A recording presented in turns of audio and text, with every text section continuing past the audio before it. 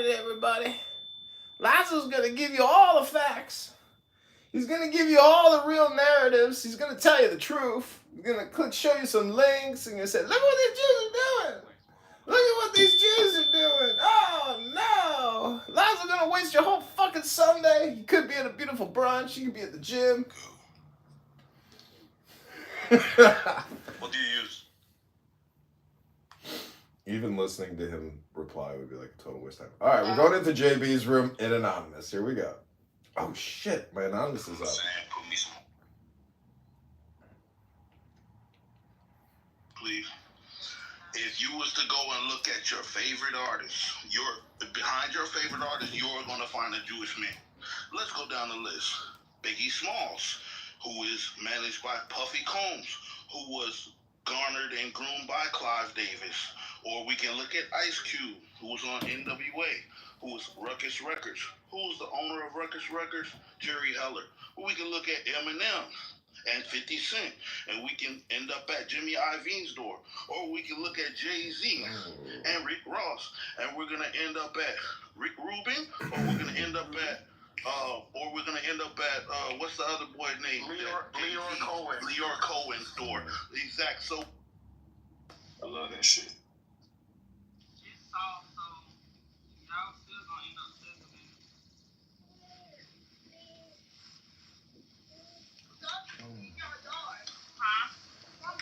Yeah, but you definitely have to send some care packages to the tribe. God. Gotcha. Yeah, cause some shit I try to grow up here, and that it ain't turned out. Spaceships, I think.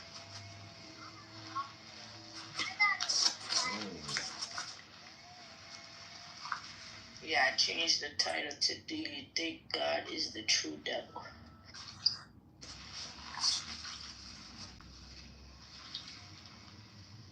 A lot of folks gonna be mad today. Hey, you know.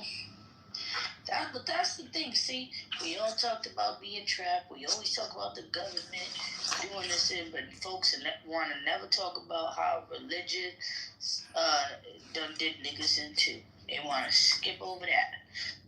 You know? Nobody want to have the hard talk about shit. English words always mean something different. Coming from a Bible back. When it come to them. When it said killed, it didn't mean that God killed those people like that. Nigga, murder is murder. What the fuck is we talking about?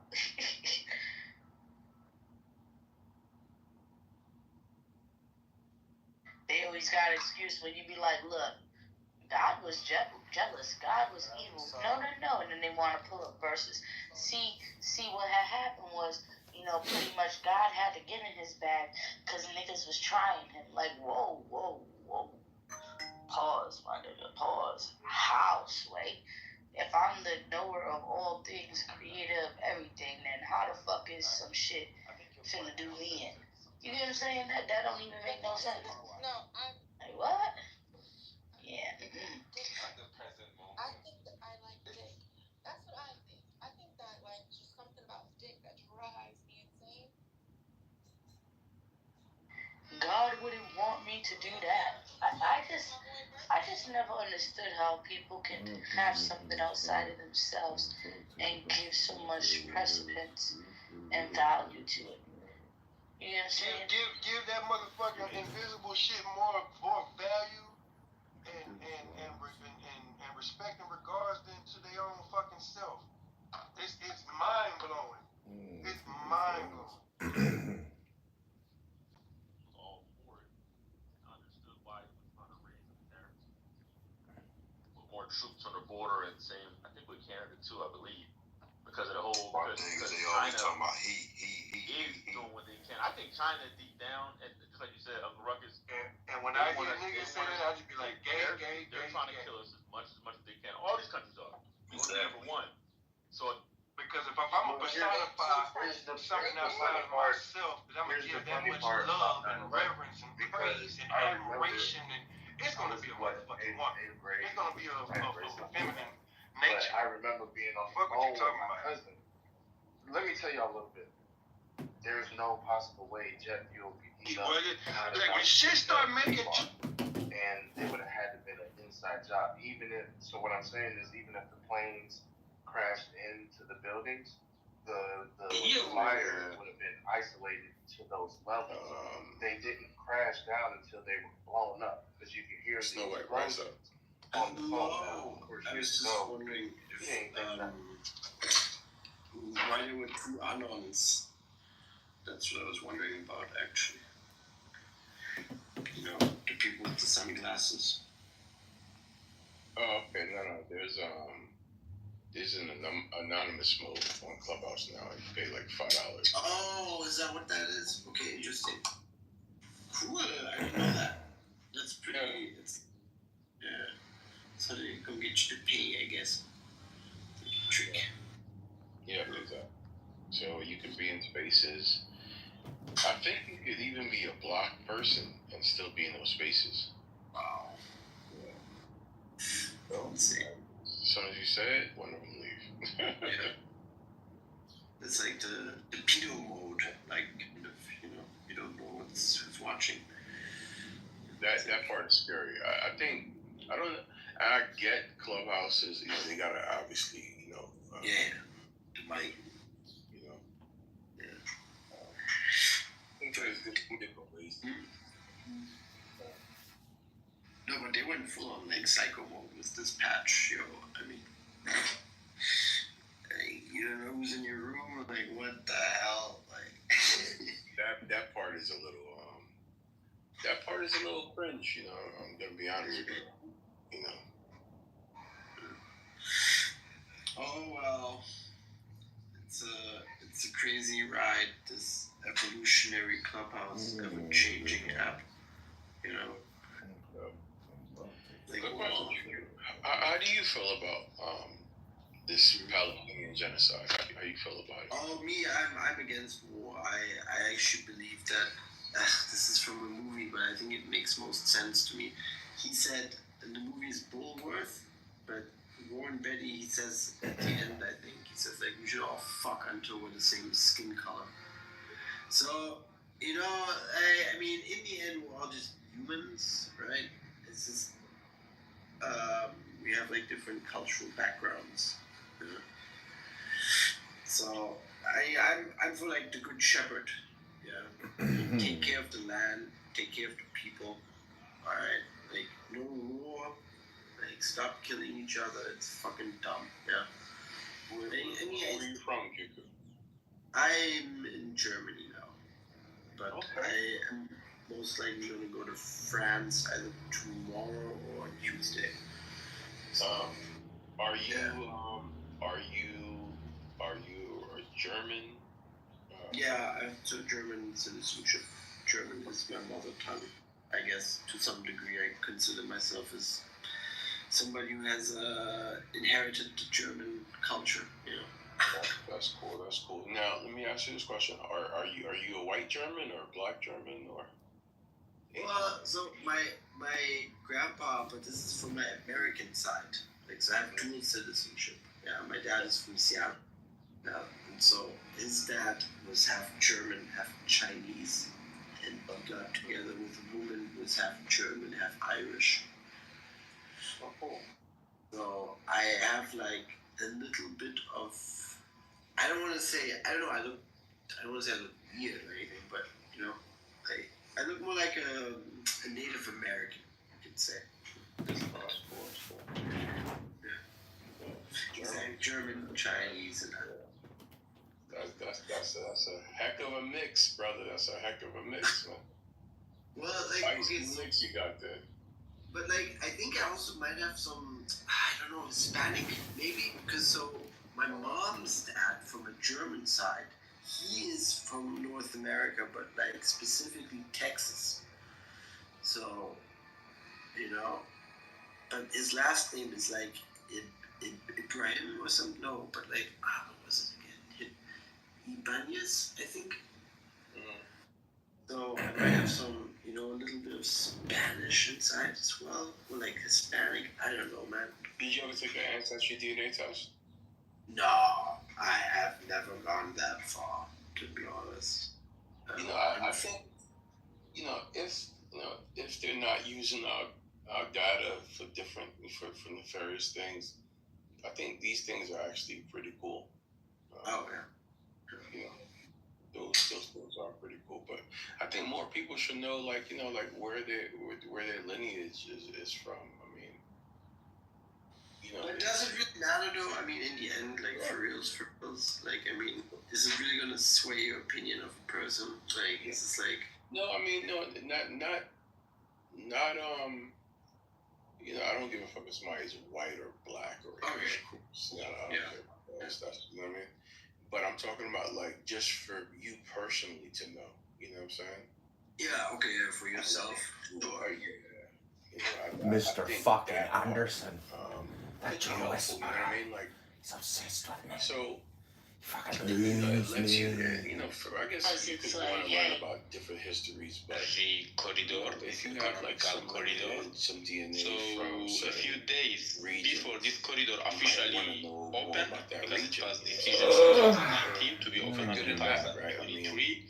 there's In October 2023, history is Turkey and a Iran, they thing, activated Hamas. Do that. There's good, there's bad, but what you can control is what you do in your life, you know what I'm saying, to make it better, you know what I'm saying? Even if it historically was good or bad, you know what I'm saying, you could be the better,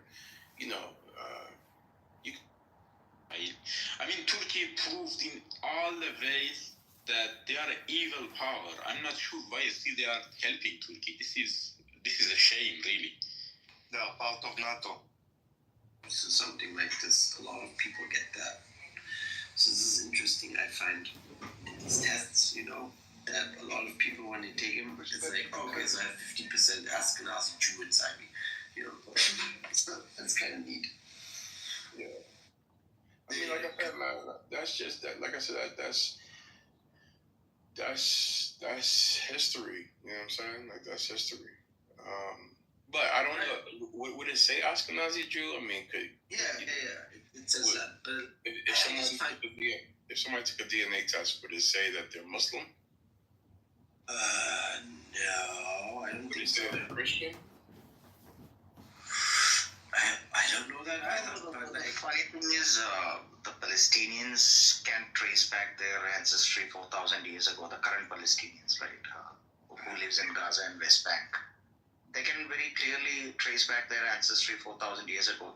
Just because they converted. How do you know? Have they been tested? Because Israel bans ancestry testing in that region. No, it's not banned. It's not banned. No, but have they been tested? Is my question. They haven't banned DNA testing, but they've. It's not banned. Sir, it's not banned. We all tested our stuff. It's not banned. It is banned.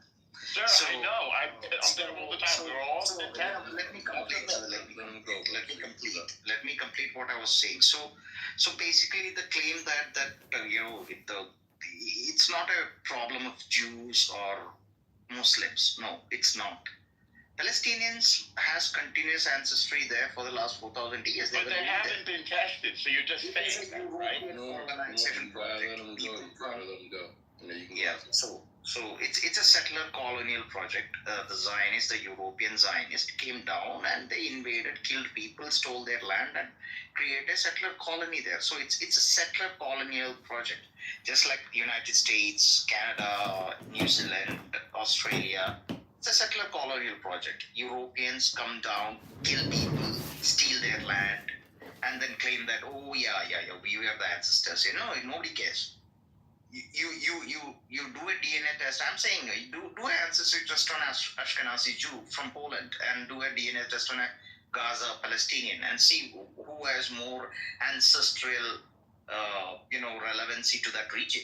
It will be a Palestinian people. It doesn't matter whether it's a Muslim. You haven't tested them. You're just saying. Just because they converted their religion. So Palestinians were pagans. Palestinians were Jews. Palestinians became Christians. Palestinians also became Muslims.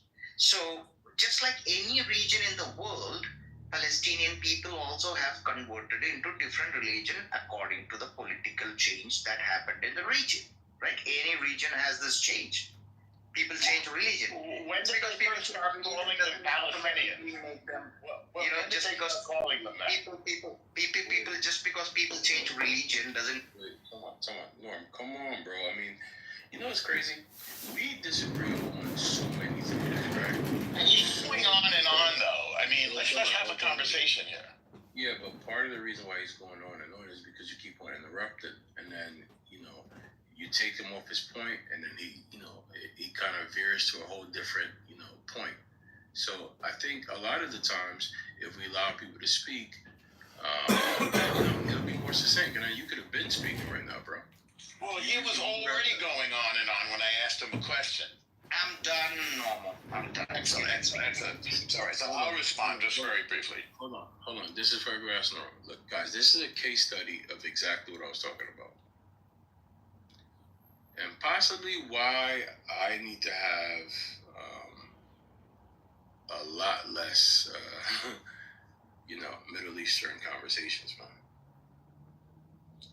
Because you get a lot of this. So we're a tiny country. One of the tiniest on the planet. We're indigenous. Somebody tells somebody something about Poland. Poland has nothing to do with being a Jew. It's sort of a weird way of denying our existence. There isn't any question that Jews are from Judea. The Jews are from Israel. There isn't any question about that. It never has been questioned, except by those who know nothing. The same idea that it's illegal to test your DNA, also nonsense. The term Palestinian wasn't used before the late 20th century. But okay, there are people there. That's fine. The only reason there's a war there is because they attacked. If they didn't attack, there wouldn't be a war. Not only did they attacked and they said they're going to keep doing it. And they don't care how many of them died because they want to use this lie, genocide, to justify killing us. Under no definition of the term genocide, which we created. I'll say it again. The Jews created this term and gave it its definition. It was created by Raphael Lemkin after we were wiped out in the Holocaust. There is no definition that suits what's going on now. It's a war. They get in the war with one phone call that says we're going to give you back our hostages and we surrender and we're never going to kill you again. That's all they have to do. All they have to do is be peaceful and then have a beautiful life. But they don't want that.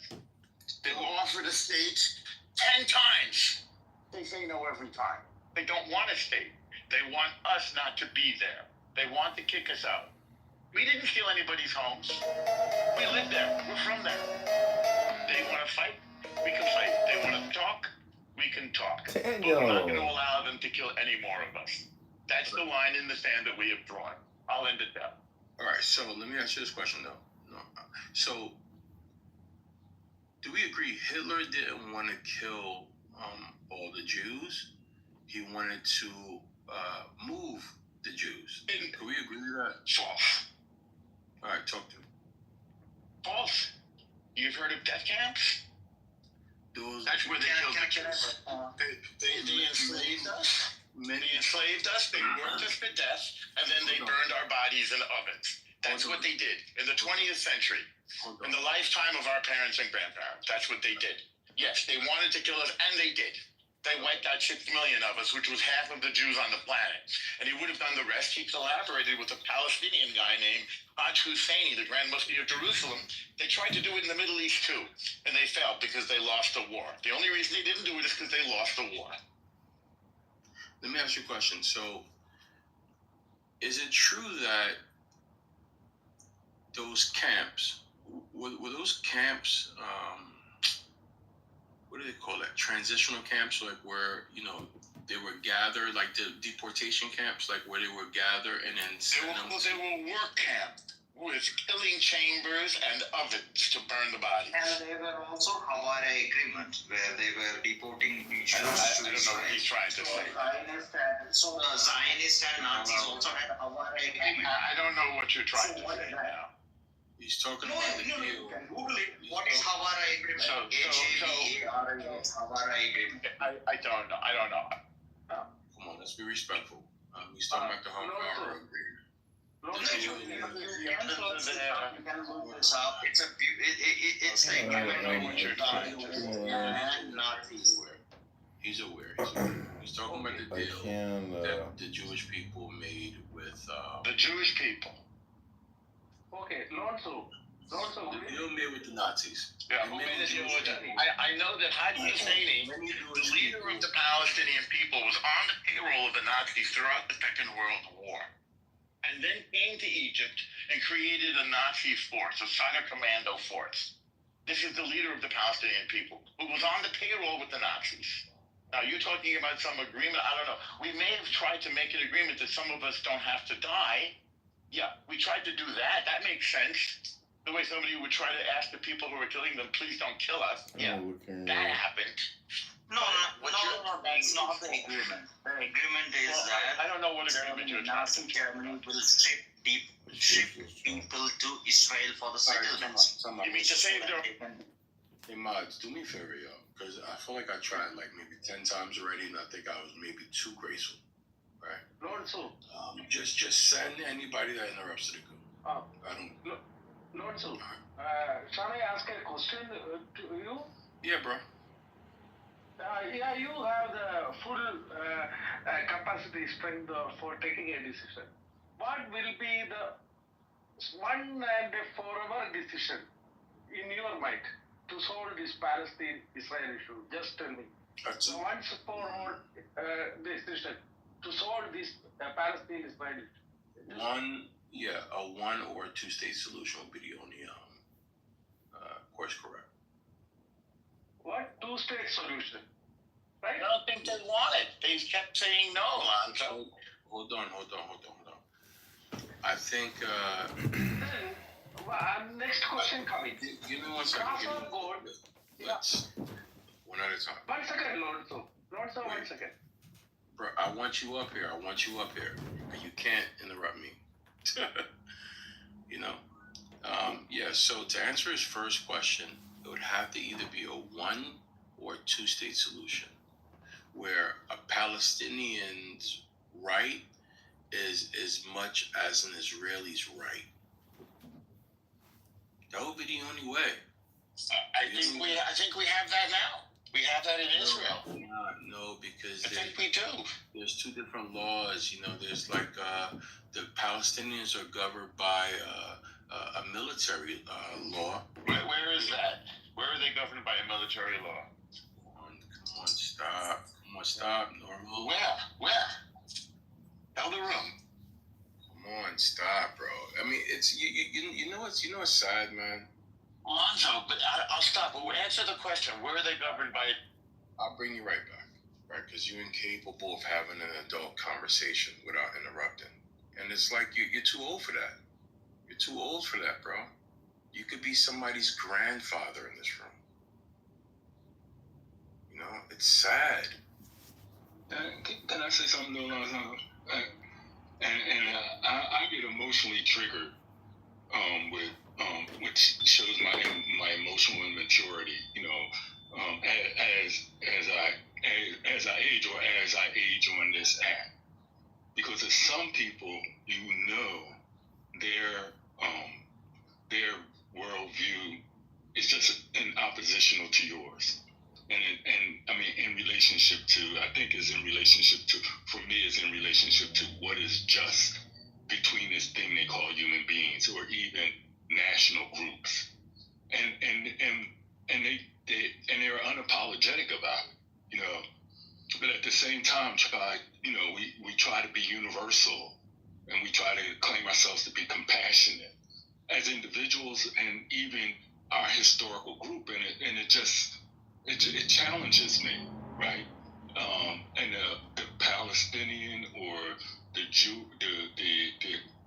Jewish question, you know, which may be two different things, you know, in my limited understanding, you know, because the Jewish question in relationship to power, influence on states, and a particular group of Jews, because all Jews are not the same. I mean, based off of my limited understanding, there are different groups of Jews, and they have different power relationships as it relates to nation states. So, and when individuals seem to take to being, which they have the right, but they're, not necessarily, being honest in relationship to how they're interacting. They're not interacting for exchange. They're interacting, as agents of a ideological thrust. Well, that's my perception.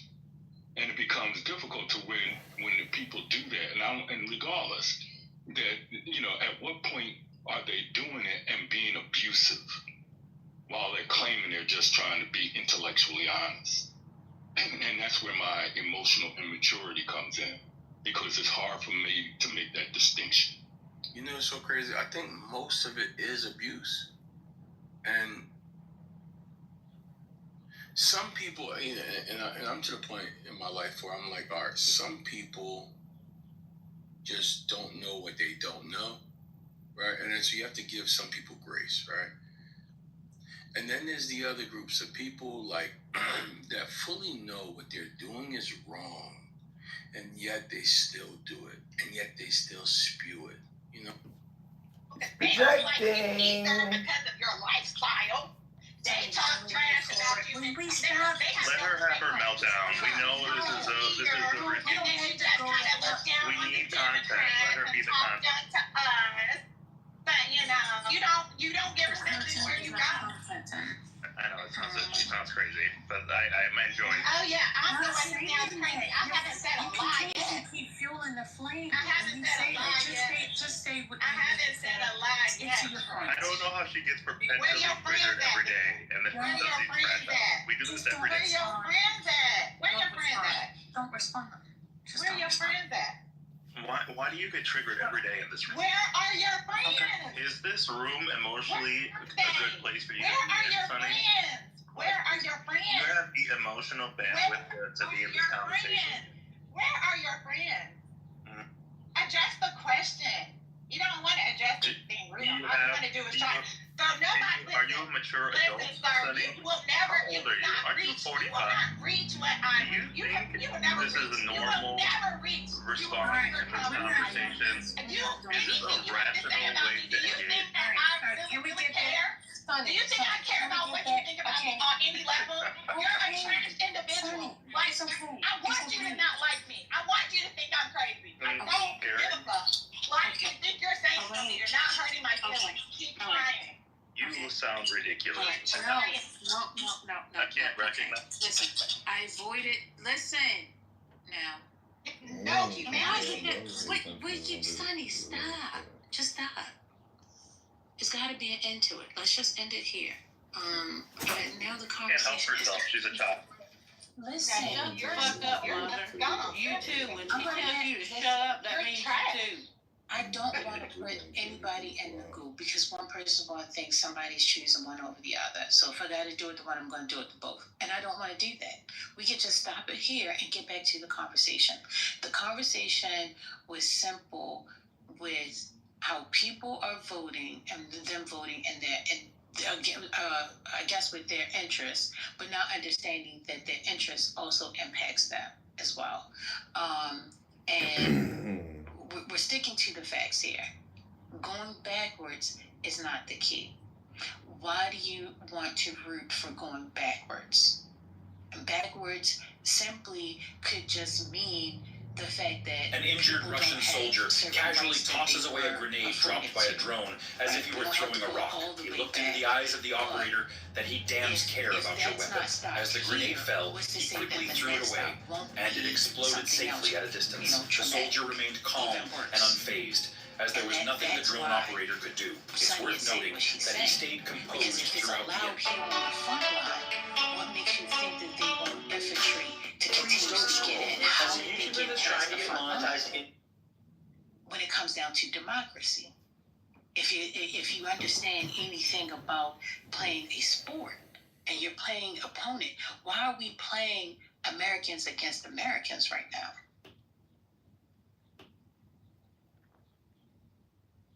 Right? Today is the day the war is made. See, and then my take is that the world needs to recognize Hamas as a terrorist organization and push it to step down, and the war is going to end. That's a very simple thing. It could have happened the first month after the attack, but it could have happened. Oh God! Oh my God! Oh God! I mean, many people are not even claiming that they're a terrorist organization. They're just claiming that those are just Palestinians for some reason. Let me ask you this question. Mm-hmm. All right. Would you also have that same condemnation for what other groups of people will call a terrorist, team, like the Israeli settlers or Daniela Weiss, who's advocated to burn down the houses, steal or take the property,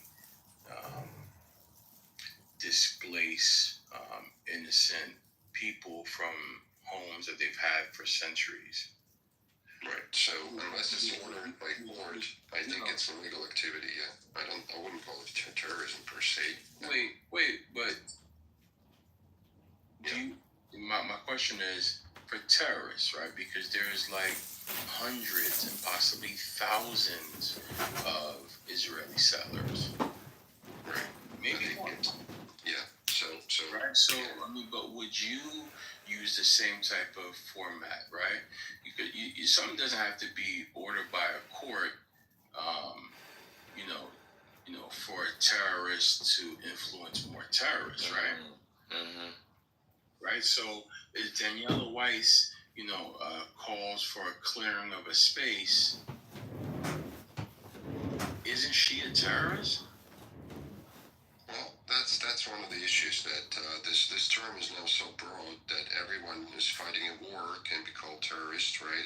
Anyone who's bombing and civilians are getting caught in this in the war and in the fire or whatever. Every soldier can be called terrorist. So that's one of the issues that you just take this word that has a very, very specific meaning. It was used to. Like killing civilians indiscriminately, taking hostages, demanding ransom for hostages. This is a very specific thing. And then broadening it to anyone who you just dislike, who you think is doing the criminal Let me be activity. his 13th reason why. Let me be the 13th reason for that one. Welcome back to another Sunday episode of Wasting Your Time here in Chillism with Lucky and Louie Acknowledge. They will waste your beautiful Sunday brunch hour with their stupid hypnosis spam as they always do. Welcome back to another episode of Low IQ Dumb People Spamming and Talking About Nothing! Wasting all your fucking time! Ops group is in a particular position. You don't care about the circumstance that's there. As long as you're clean off the ops, yeah. Listen, when it comes to countries that you need something from, you're not just gonna bomb it like that. How come? I mean, I'm in Kenya, right? I'm from Kenya, and I've seen this happen multiple times. Countries that these outside countries, yeah, these westernized countries. When you know you're gonna mine something from these countries or get something from these countries, you're not just gonna bomb it like that. You're not. So you have to, that's where you apply the strategy, isn't it? That the way you'll be like, we need to find these people strategically, not just bomb the place. But you see, for countries like that, you just bomb. My point is this. For countries Welcome like that, back to another episode of Clubhouse Spam, where Lovick will waste your time with his low IQ opinions. Lovick is a spammer and anti-Semitic Jew hater, and he's nothing but a fucking... I think maybe he was drinking a little bit. Yeah, so, Bells, A terrorist is someone that uses unlawful violence and intimidation, especially against civilians, to pursue political aims, right? Mm-hmm. Daniela Weiss has a lot of friends in high places, right? She uses police, some IDF forces, right? She has protection. As she's, harming civilians, there's so many videos about I can, tell you some of the things that she said about the Palestinians. She's responsible for so many possible deaths of Palestinians. She's a terrorist. Do you condemn Daniela Weiss as a terrorist, fellas? Is she? I mean, she did kill people. She is the reason why so many Palestinians died. Yeah. Well, did she kill people? Did Saddam Hussein kill people specifically? Did Hussein isn't a terrorist, is he? Many people called him terrorist. When he was alive, many Israelis were calling him a terrorist. Well, I mean, you can call anyone you want, but I mean, you can call him an idiot or whatever. I mean, the term terrorist is something that you have to apply very strictly to people, again, who kill civilians, as you said, for their political gain, take people hostages and demand ransom for those hostages, again, for their political gain. Is that something that she's done? That's one of them. That's one of the things. Unlawful violence. Is that something that she is responsible for? Like the burnings of people's houses? I don't know. I mean, did she burn houses? She's responsible for the burnings of many houses in Palestine, yeah. So she did it herself. She burned houses, so she ordered someone to burn it. She's a cult leader. Right. Okay, she's a cult leader. Yeah. But, so, yeah, I'm against cults. I'm against people who are inciting violence. But again, you have to be very, very accurate with your terminology. She's a terrorist. I can say that with 1,000% assurance. She's a terrorist, a known terrorist. She has advocated for the displacement, the deaths, the property, stolen property, the harm of thousands of Palestinians. It's so interesting. Like, people throw around the terrorist word when it comes to Hamas. They throw around the terrorism word when it comes to many people that lead what many other people will call resistance forces. From not becoming into a desertification, because those states right now are struggling because of desertification, and they don't want that to happen. Jewish people, so it's all about survival, at the end of the day. I'm not really sure.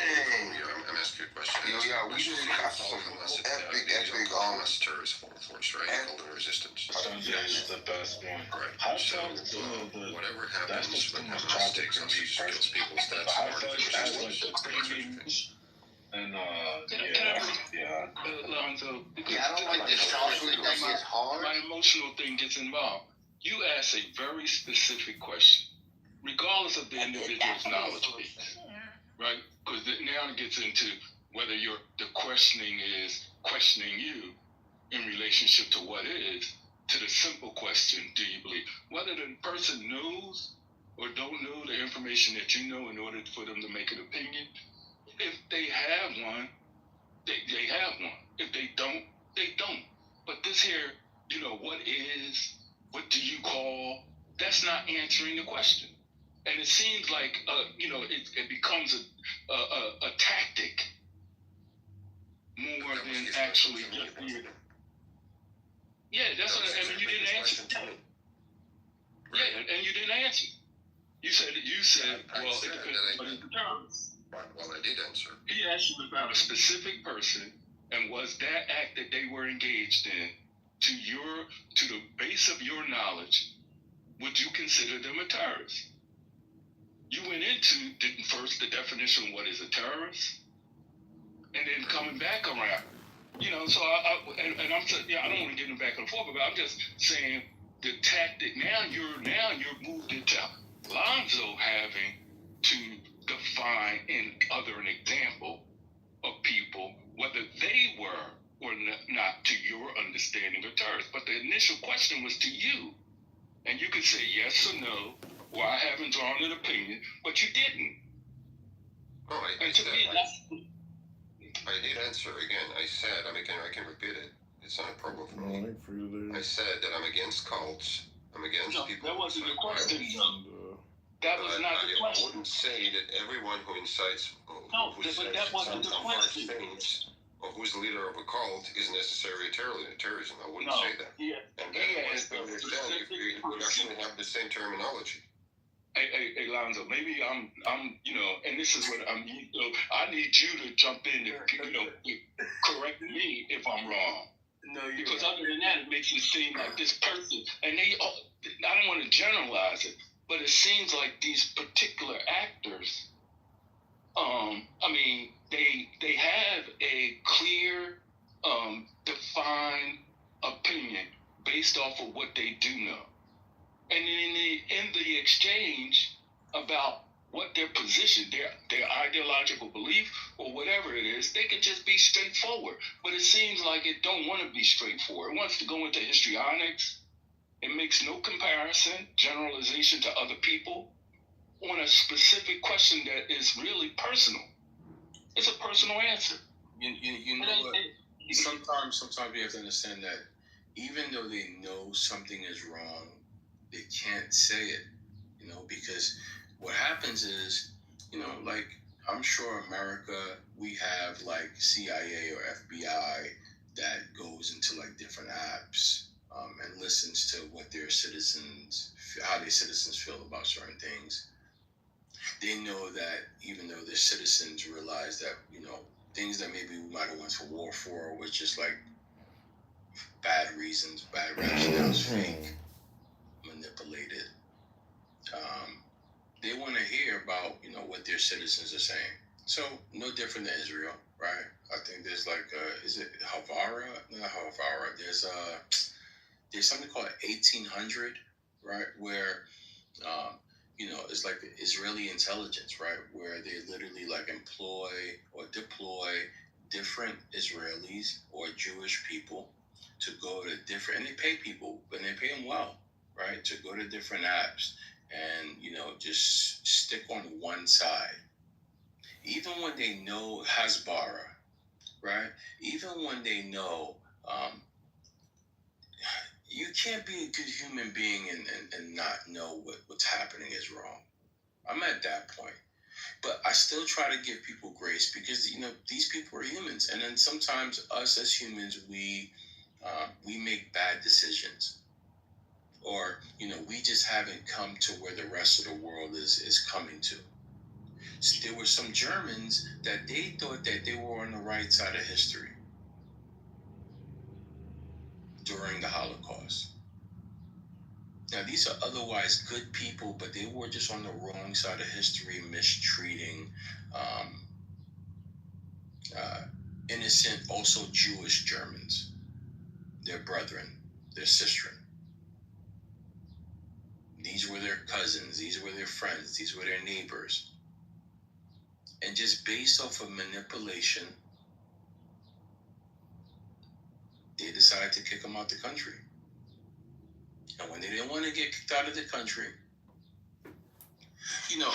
I keep on going back to, I don't know if it was like November 11th, 1938, when like a 17-year-old 1738 Jewish assassin.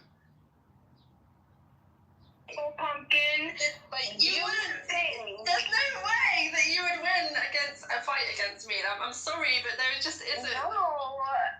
Let's arrange this. Let's arrange this. Come on. You're gonna come here, and I'm gonna. I will happily. Everyone from Clubhouse would pay to see this shit as well. That would be. I mean, I have an older brother. I have a younger sister, and we spent 20 years fighting each other. I was in a gang, Sally. I was in a gang. I don't think we're the same. Well, half my school was, but I'm not. Danny, let's arrange a fight, okay? Let's me and you arrange a fight somewhere in Manhattan. You can rent out an arena. And people could donate to watch it, and we could make like $800 each. If we said on Clubhouse, if we get to this amount of money, we'll fight each other, people would definitely pay to watch. You're so dumb to think that me and you fighting would only net us $800. Like, what? You're thinking small. Okay, come on then, let's go. Yeah, especially if we make it like we're wearing like white t-shirts. Wait, how tall are you? People are cheated. How do you get a U.S. citizenship in 2 years? If that's the case, everybody would be over here.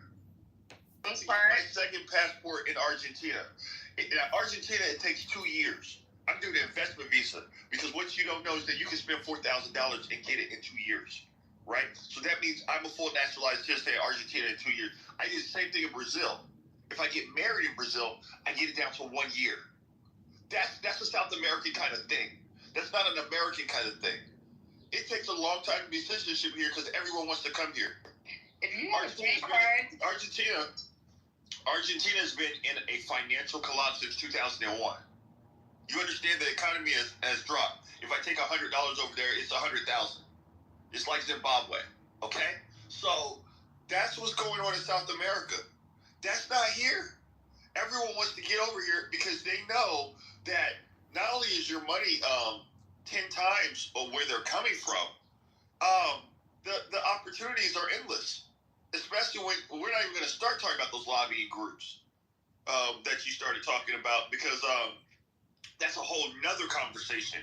And the remittance banks where they take $100 billion, they tried to shut them down, but they were taking $100 billion tax free and sending it back to their families. okay, Which is another major threat. I'm not talking about South America. And I'll go out. No, I'm just saying the South American culture, if you have the money and if you have a plan, you can quickly become a naturalized citizen. And the Caribbean, too. There's a few places in the world where you can become a citizen of a country. Dominica. Look at Dominica. Or Grenada. Sahar. A citizen of a country in 1 or 2 years. So for her to sit here and talk about America like it's Dominica or Grenada is crazy. Especially for people that know the process. Okay, I'm not going to put my business up there, but I'm telling you, I know the process. If you are a U.S. green card holder and you've been here for 3 to 5 years, it is infinitely easier. They know everything about you from the time you were born, this United States government. Infinitely easier to get naturalized citizenship, and it's definitely not done 9 years. And if somebody's had a green card and they're saying 9 years, it's because they haven't applied or they haven't completed the process, done the paperwork or what have you. But I'm telling you, if you're a U.S. citizen, U.S. green card holder, and you've had that status for 3 to 5 years, it's much easier and a much shorter time to apply and be granted U.S. citizenship. And it's definitely not 9 years. If somebody's doing that in their 9 years, they either haven't paid their lawyer, they haven't completed the paperwork, or it's some other thing that's going on. But it's not standard practice if you've been here and a green card holder for 5 years or 3 years to have any long time 9 years. I don't know any law like that. There's something going on. That's not standard practice. And I'm not conflating this with South America, Caribbean. I'm talking specifically about the United States. What I have done for some of my students who are international is you write a letter about how talented they are and they use that to help them stay in the country and get their first green card. And I don't know if you guys already talked about that. It's the O1, right? Yeah. And I've had students and that has worked for them. And that's how they start out. And a lot of them have gone on to become citizens. That's the first step, though, after they graduate. But I guess they're going to muck that up now.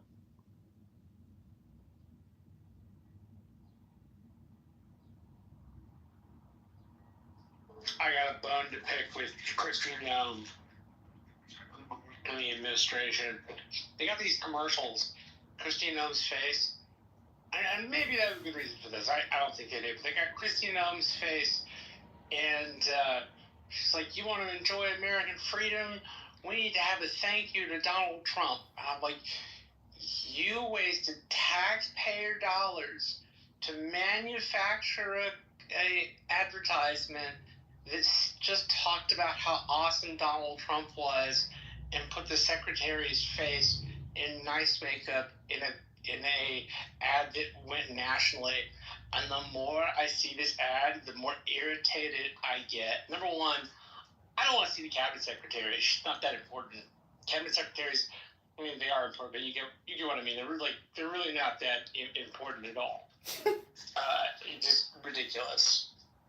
Like I said, the more I think about it, the more irritated it makes me. I'm like, we wasted money on this shit.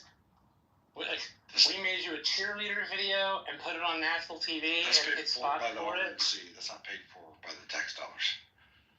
It's paid for by his campaign. There's a $500 million war chest right now. Going on. These are not PAC commercials. These are commercials written and produced by the Department of Homeland Security, in which Christine Nome praises President Trump for shutting the border down and then talks about enjoying American freedom. Like, she didn't need to spend Homeland Security's money to make an advertisement that said thank you to the president. Thank you for what? Doing the bare minimum? And, why should we waste taxpayer dollars on that when, we want to save money? That doesn't make a lot of sense, Matt. There goes my husband's Christmas bonus. Thanks, Christina. I don't understand why we are paying taxpayer money to hold people that are deported in other countries like Panama and hold them in, hotels. Why aren't they just deported and just let go? Why are they being held in essentially, and we're paying for their housing? Why don't we just deport them and just set them free? I don't understand why we're paying for their housing. I'd like to just point out, I put a Rolling Stones article in there. The very beginning it's all paid of the article said, you gotta be the paid. department, click the X on it. I did, but I can't read it because I'm not subscribed to the Rolling Stone. I'm going to read it to you so you don't have to do shit. Sit down, please. Hey, Phil. Yeah, okay, good job. You're learning. The Department of Homeland Security has budgeted up to $200 million to run anti-immigrant ads in the United States and overseas that repeatedly thank President Donald Trump for leading an immigration crackdown. Literally. Why are people fucking lying for guys that they call their fucking daddy? We're done.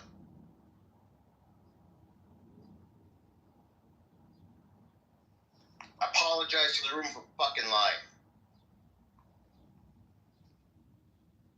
I apologize to the room. I'm so sorry from the bottom of my deep black, cold, libertarian heart. I was wrong. Going on. Bills. The Department of Homeland Security is allowed to spend as much money as they want. They have a limitless budget. No, they have a limited budget every fiscal year. Congress if they want more money, they have to go ask the appropriators for more. So, say she runs through. But she has been ignoring that. That's why she was called in front of Congress. And she was called in front of Congress because she spent 83% in a matter of 100 days. Exactly. She got told. Yeah. So she's blowing through it. So spending 83% in 100 days would be blowing through it, don't you? Mm-hmm. I want to know if taxpayers paid for those fucking lip fillers that she obviously. I can't. I think she was requesting for a plane as well. This lady is I don't know, that Botox is going to her brain. She's not having judicious oversight over the purses of her department. We're so concerned about all this fraud and waste and government spending, and yet we get stupid shit like this. What about the cost of the military parade? Another almost $100 million. pissed down That's the fucking essential. drain. That's essential to our survival in praise of Donald Trump. And yet, you know what? Instead of spending that money on things, we are cutting SNAP benefits. We're putting kids in zip ties. We're cutting Medicare for millions and millions of fucking people. And yet, we're spending hundreds of millions of dollars on commercials from the DHS that thank Trump and for a fucking military parade. That's who these people voted for. That's why I call them villains. And we had a ketamine-addicted fucking psychopath who now has the information of every American. Go mad. At his disposal. But that's okay. We still love Trumpy. For April, he said he's not taking drugs. He's not on drugs. Okay, LeVon. Sure. Clearly he's not. Don't forget. We've seen videos. He just rolls his head around just when he feels like his eyes going a different direction. April, don't forget don't forget Job Corps. That shit is so sad. Brooklyn. Oh my God, that Brooklyn. I went down the rabbit hole of Job Corps and how they get literally kicked out.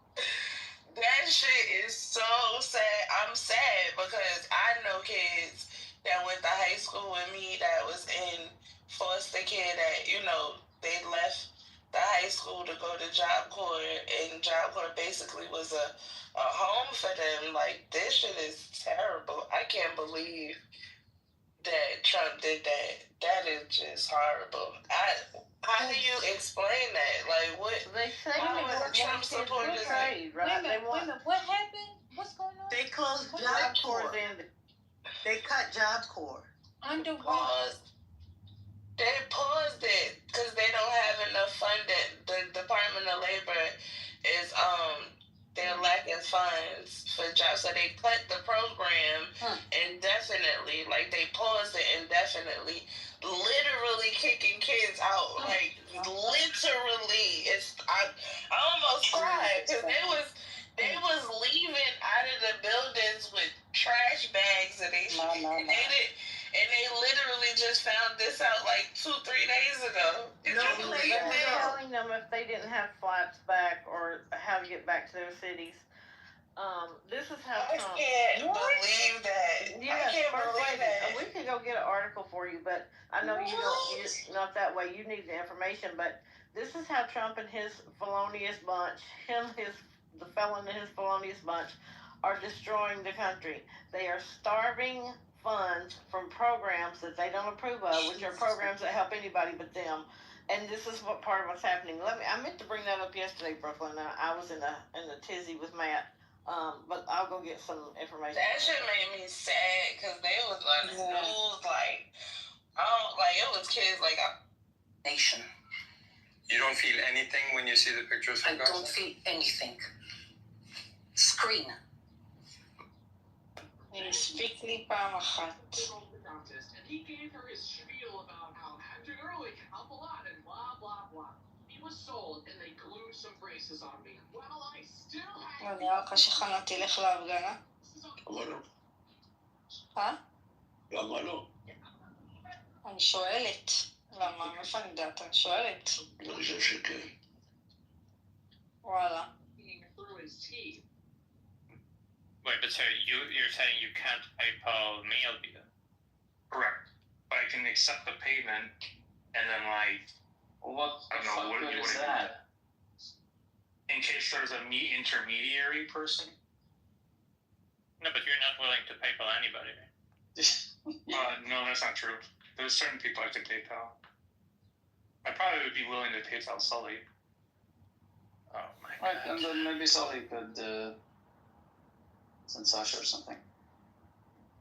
Yeah, Sam, you should check out that Stanford Encyclopedia of Philosophy article on contemporary use of PSR Section 7 when you get the chance. Yo, can you post it? I want to go through it. Yeah, I just put it in the chat. Thank you, man. No, I don't think so. Christian? I don't know that either, but funny thing is, the Palestinians can trace back their ancestry 4,000 years ago, the current Palestinians, right? Israelis believe in the greater Israel. Very minor. Now she says that most Israelis believe, lie and say exactly what you're saying. That they don't want that. Do you want that? Well, greater Israel? Yeah. No, I don't think that the price is worth it. Do you want it? The price is not worth it. Again, I mean, if those were the deserted lands, I wouldn't be against it if people in those lands would agree that Israel would extend its sovereignty. If it will be a peaceful process, why not? I mean, again, I know we can bring democracy to this part of the world. That's the only democratic country in this part of the world. So it would be a good idea. But I mean, if they don't, we're not going to fight them. We're not going to conquer them. That's not what we do. We actually give more land than we conquer. Well, you can't give land that's not yours. Yeah, that's what we did. If you know history, that's exactly what we did. Okay, how long is this going to take? I mean, he's full of nonsense. He will never answer a question. He has never heard of international law. He's full of shit. He's not like Mom. He's not like a boomer who will go on and on and on. I'm talking. There's no need for you to talk over me, even though I'm obviously insulting you. You gotta live with that. But there's nothing coming out of this conversation with him, honestly. I mean, I know Norm is lurking in the goo, waiting to get on stage to do his thing, but this is a very nonsensical back and forth. I'm not gonna lie, because he's not going to answer any question you ask. He will deny anything. Every statement he made is more or less false. Of course, outrageous, but it's mostly just false. But Black, what's shocking is the Palestinians didn't kick him out and send them to the world like Danielle Louise is advocating for. She said to the world, that's where these people should go. Yeah. She wants what allegedly happened to her people to happen to the Palestinians. She's advocating for the same type of illegal expulsion that allegedly happened to her people. It's like, damn, some people just don't learn. And if you do have a gripe, shouldn't your gripe be with the Romans? Aren't these people now the Italians? No, Italians are not Romans. Who are they? Romans are long gone. The same as Greeks. Wait, you think the Greeks are gone too? Of course. Oh, God. The original Greeks, the Greek culture, of course, is gone. What are you talking about?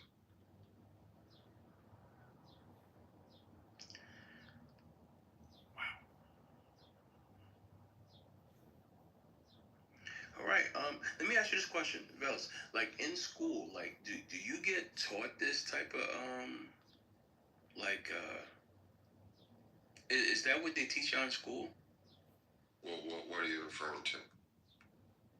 To not answer certain questions and gish galloping. Like which one? Which question did I not answer? I'm saying, gish galloping. Is that taught in school? Which question did I not answer? No, my fault. Maybe my mic was kind of low. Gish galloping. Was that taught in school? I have no idea what it is, so I probably never studied it. All right, ordinary sister, Elmi. Amy just came up. I think he had something to say. What's up, Elmi? Nancy, how you, brother? You good? What's up, bro? Chillin'. Yeah, it's a long time. I think our time zones are preventing us from discussing more politics issues. How's our minister doing? It's crazy. I haven't spoken to him. I shot him a message. I hope he's alright though. But I suspect. Check in on him. That's a golden brother, man. Yeah. He's an asset to the community. Yeah. Philosopher. That's a good one, yeah. I'll give him a call later, actually. Give him a call now. Yeah, check on him. Yeah, guys. I just want to come up and I'm gonna say the quiet part out loud. And I think all the podcasts and all the people and everyone's discussing it. American First policy, British, the laws, the Jewish question. People need to really understand that. What does it mean to be a Zionist? Now, before someone tells me, Elvi, you have to differentiate between Zionists and Jews. They don't. It's a Jewish state. They'll tell you we are ethnically Jew, even though they're European. They, the Jews, refuse to tell you that do not separate me from my ideology. Zionism and being a Jew is all in one. Now, I don't hate Jews per se, right? I think I get along with them in the real world. I know a couple of Orthodox ones that are against genocide. But I want to expose to you a concept which is very well documented in the Talmud and how they operate in the world. Mind you, they have been kicked out to 106 countries for 2,000 years. Self-awareness is quite important. They infiltrate, they take over the media, take over the banks, charge interest, and they enforce usury on the Western world, even though Muslims and Christians despise it and hate it. They own all the pornography. They own all the degeneracy. If you think I'm lying, when it comes to news corps, right? Who owns all Fox News, CNN? It's them. If you go into how they started as well, I'm not talking conspiracy, you can ever not. Once you start to notice, you can't stop noticing. What's the hashtag for that online? Historically, they have constantly been involved in subversion, intimidation, assassination. Every war that has been initiated in the Middle East has been them. The lobby in America, there is the AIPAC lobby, and in Britain, they have enormous power, enormous influence. And they will emotionally threaten you with anti-Semitism. You'll be called an anti-Semite for what? For anything. Now, the irony of all this is, the war in Palestine, the war currently, the Gaza war, has massively exposed the consistent lying of the Zionists. They are liars by nature. They subvert, they intimidate. You've got countries bucketing to them. Netanyahu telling people what to do around the world. It's because of the influence within the corporations, the banks, the organizations in which they own. How is it that 2% of the population is 50% of the billionaires in the United States? Now, if you're an American, you believe in, let me ask you, you're an American, it's your First Amendment, it's your first given right to believe in free speech. How is it that there's a law now being introduced not to criticize Israel or Zionism? I mean, it's a fallacy. It's incredible.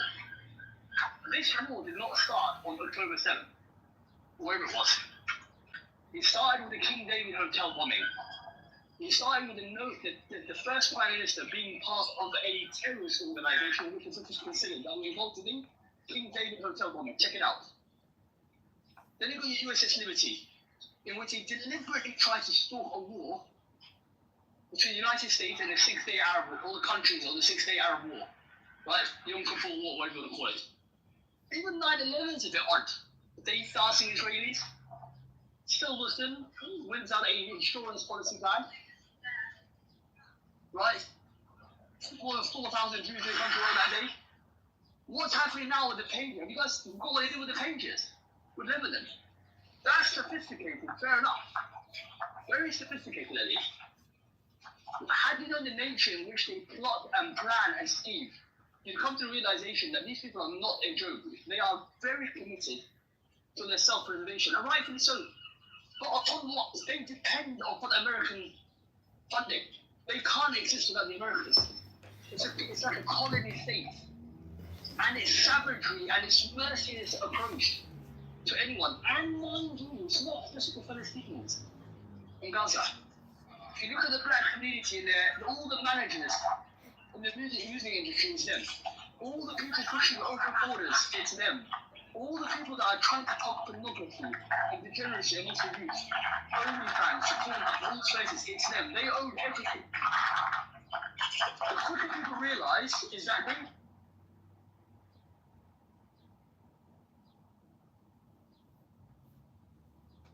Is it me or? Yeah, I think he went out. And also, just quickly check your back I know that you are saying that you guys understand transgender identity, white ladies, them to have delusions, which are obviously false beliefs that are not based in reality, but they also have. See, in order to destroy the Anglo-Saxon or the Roman, and to dominate them and to subvert them, is to have them drown in debt, destroy the institutional systems. 2008 crisis, all the bankers were Jews. Wall Street in Jewish, Hollywood in Jewish. Wait, how is that a conspiracy? The numbers add up. 2 plus 2 is 4. These are the only people you cannot criticize. As it famously said, if you want to know the one who controls you, who oppresses you, is the one you cannot criticize. This is a protected group of people that you are not allowed to criticize.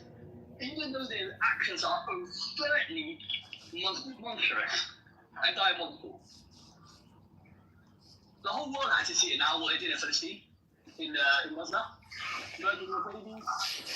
We need to be advocating to rape people. We need to be advocating to rape business. Just let that sink in. They advocated for the rape. They've come out. More than 60% of Israeli society now believes kill everyone, kill any babies, kill everyone. Their life is meaningless. They are an extreme nation. I was in here anonymously. I guess. About Job Corps. I think Rico thinks I was talking to him.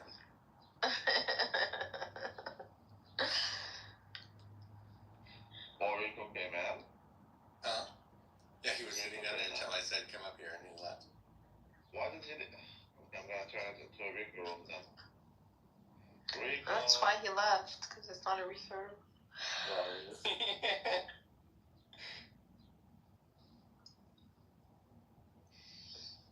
What should you put? Rico.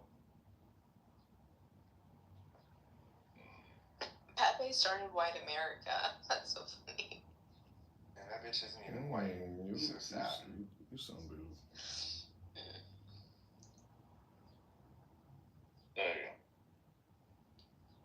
Maybe if he just titled it etiquette class or whatever, let's talk about etiquette, people would be more open to listen to what he has to say. It hit differently for me yesterday. Because what should I eat today? Oh my God, what is today? It's Sunday. Let's have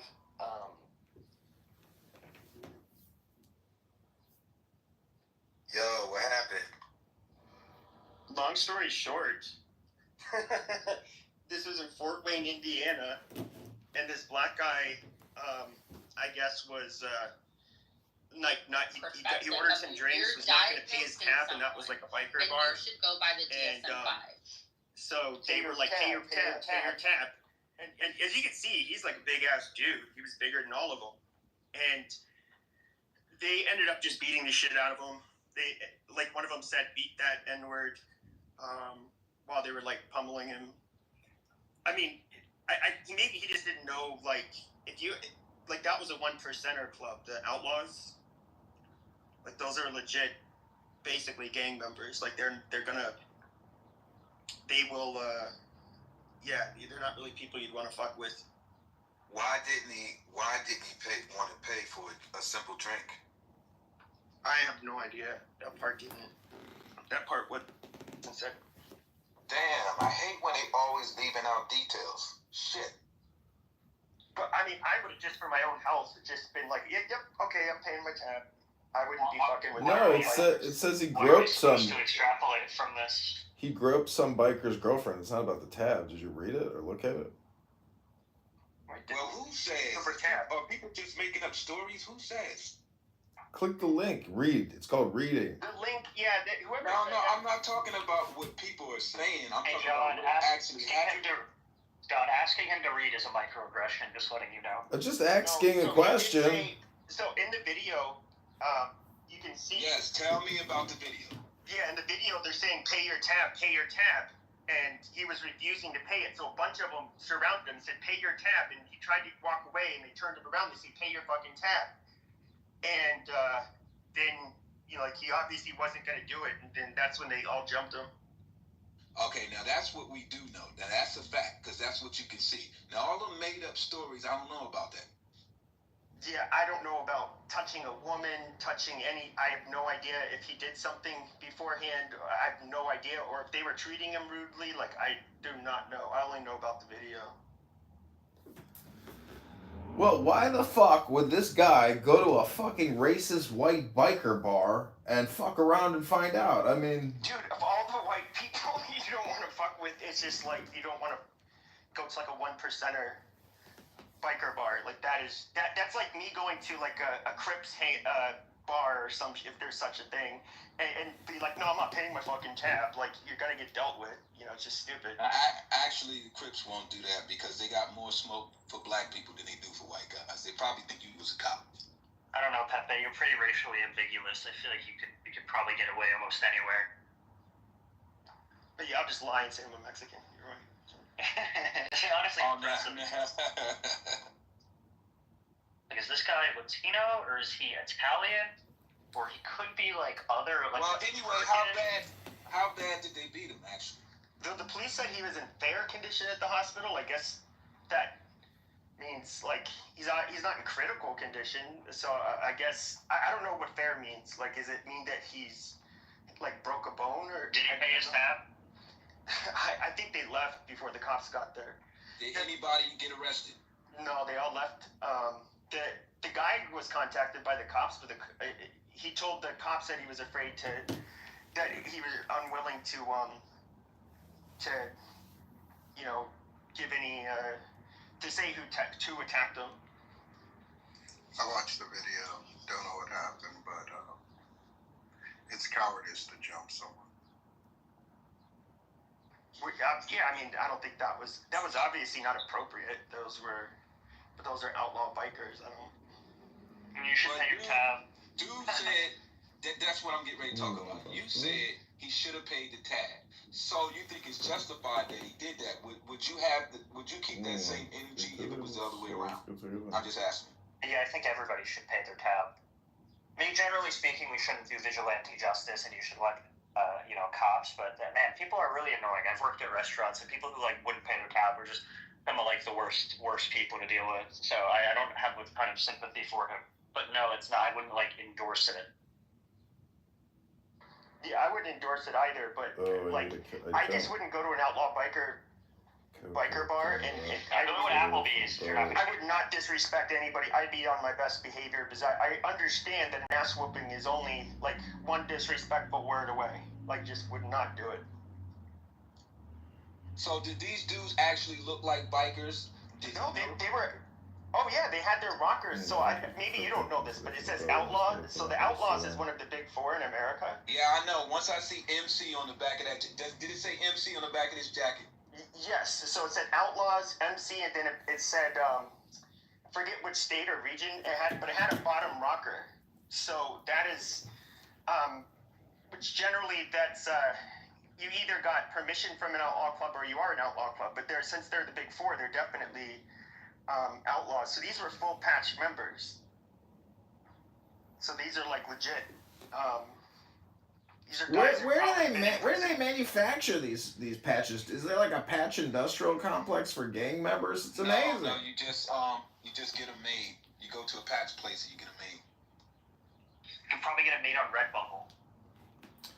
I'm gonna start the first Pepe Outlaw Biker Gang. Pepe, you will be our logo, I don't even know the how to ride a essence motorcycle. of our gang. It'll be a frog with Mexican frog, cell phones everywhere, live social audio, former I don't think I'm Bang built for Room that life. creator, Nah. you and Mon, legends. The legend The thing continues. is, though, is every time I've seen outlaw bikers in the U.S., in real life, they're usually pretty big individuals, and I'm just gonna say I wouldn't be wanting to get in a brawl in between them and another biker group. Probably just not built for that.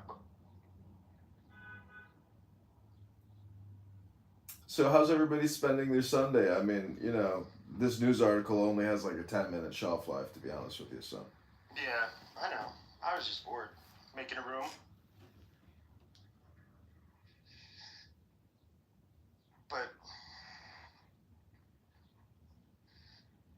Maybe that dude was drunk and he just like didn't know what the fuck he was doing.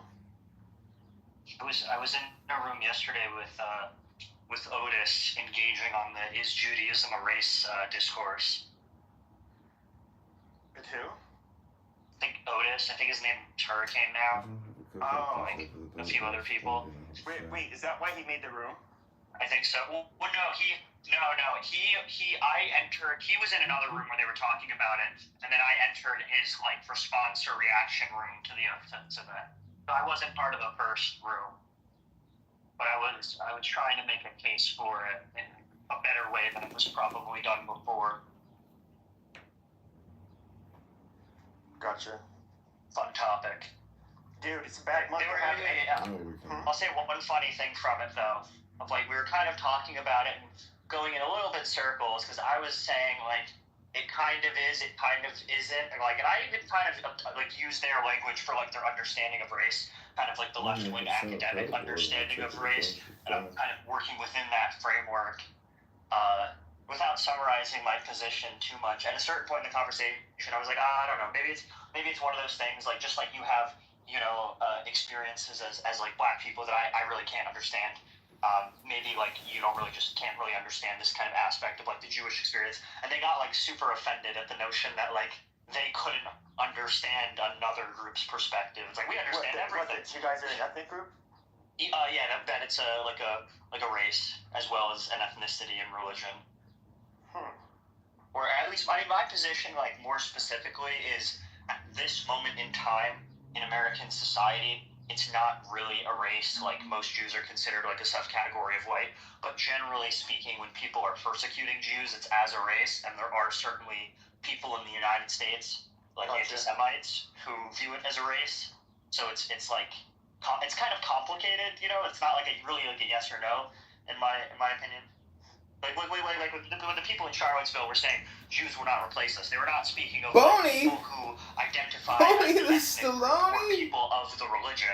They are talking about it as a race. True. I don't know if you agree with that. I mean, yeah, they're ethnically Jewish, I guess. So, I mean, I feel, and yes, an Anon guy, yeah, they could hardly maintain that dude. You're correct. He was a big black man. And that black man, you know, which is probably a good thing for him. Imagine if he was like an average sized guy. That guy would have gotten beat up pretty quickly. But he was big and strong. But is that how people generally like to spend their Friday nights, in like bars that you'd absolutely never want to go in to begin with? I didn't see like any attractive women. You know, what a shit fucking bar. He was wearing like a construction like reflective vest, so at least we know this black man works. And he you know, maybe he was just like, hey, I'm gonna take it easy tonight, have a few beers, you know, maybe he just, you know. Yeah, I mean, have you ever been in a bar with biker gangs? I immediately generally leave right away, because I'm like, oh shit, this is a takeover and it's not fun, and there's no hot young ladies here to have any fun with, so I'm leaving right the fuck away. Bye. You know, rape them. I went out last night, you know, it's June 1st. There's just so many beautiful college girls in town having fun, and it's just like, wow, like, this is where I want to be, around beautiful young people, you know, looking amazing, perfect 10s everywhere. I don't know, that's just me. I like, that's the kind of bar I like. Yeah. We should start a GoFundMe for these bikers. Yeah, that would actually, I guarantee you that probably would go viral. I mean, that... Don't cancel these gentlemen for punching that dog, eh? That piece of shit guy at the park that was filming that white woman with her children, and she called him the N-word. I mean, that's like the perfect example of essentially how cell phones, you either capture somebody being a total piece of shit, or they film themselves being a piece of shit. And, you know, it's really just the piece of shit who generally gets exposed when the camera is on them. It's not the other way around. I think we should start a GoFundMe for these bikers, and yeah, I mean, since these motherfuckers still want to, with zero evidence, say that Carmelo Anthony. That was crazy. Yeah, it was crazy. But since they want to still say that Carmelo Anthony was not guilty and that the victim was actually the perpetrator, and they wanted to give him a whole bunch of thousands of dollars, fine, I'll give these guys, I'll donate to these guys. And that's the consequence of it. If they want to act foolish, then fucking roll it like that chick who, called that little boy, the N-word out in that park, which normally would be fucked up. But if you guys want to play stupid, fine. We're not going to let you ruin that woman's life, and I guess, she doesn't have to worry about working again. It's not like it's a reward, but if you guys want to be fucking foolish with this Carmelo Anthony thing, then fine. We'll lift up people too. But I think the bikers are in the right, dude. Like that dickhead. They invited him in that bar. If they're racist, they wouldn't have done that in the first place. But if he doesn't pay his tab, yeah, bro, it's not going to end well for you. A lot of people are going to let you get away. And if they're like-minded individuals, they're going to beat your ass. Yeah, I mean, maybe he knew, maybe he didn't, like, what those guys were about. I mean, I would have known. I would have honestly just left the bar. It said outlaws on the back of their fucking jackets, dude. They were outlaws. It was an outlaw. Really, the Outlaws biker gang. And yeah, I mean, like, they're nice to a point if you're respectful, but you try to walk out of that pan, dude, and, you will get your fucking ass kicked, or worse, so, He didn't get beat too bad. I mean, that guy was just kind of tapped him in the face was losing. Yeah. Well, the gang's all here. Pepe's gang has formed. It's like the old times. Wow. It's the old school clown house. The Howard Stern, Robin Quivers gold that we all came to love. Yeah, it looks like they people have black fatigue now, and it looks like they found some people that were a little too fatigued in the wrong place. Yeah. Create what do you say? Absent. Well, yeah, I think people are, the world is healing, thank God, with that shit, It's nice. I think that we need to start calling it out, like, it's just starting to get to be too fucking crazy, and there's definitely lots of black people going on. I probably shouldn't even be talking about hey, whatever. This app does, unfortunately, it does attract a lot of scrubs. I'm not saying you guys are, but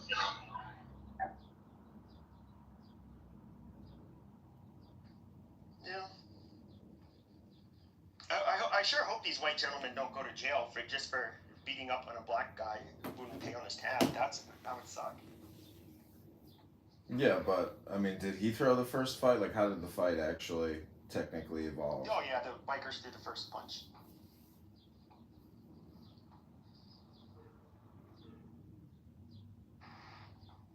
Was it really for not? I doubt it'll be a hate crime. Well, that's why a hate crime, but they definitely beat his ass. It's okay. Zoom in and see what's going on. If you have the sound on, they all keep on telling him to pay his tab, and he tries to walk away, and like they're again like telling him like pay your fucking tab, and that's when they ended up beating him up. But it's not a hate crime if you say it after the fact. Like I think it's only a hate crime if you'd have to be able to prove that it was racially motivated, which it doesn't appear to be. It definitely doesn't seem like it, because if it was racially motivated, they wouldn't have allowed him in the bar in the first place. I think that it was just like, bikers don't put up with a lot of shit from anybody. They tend to like to fight. If you disrespect their normal place or their hometown bar, they're going to be the first ones to start putting their hands on it. It's just, I've seen it, it's just the truth.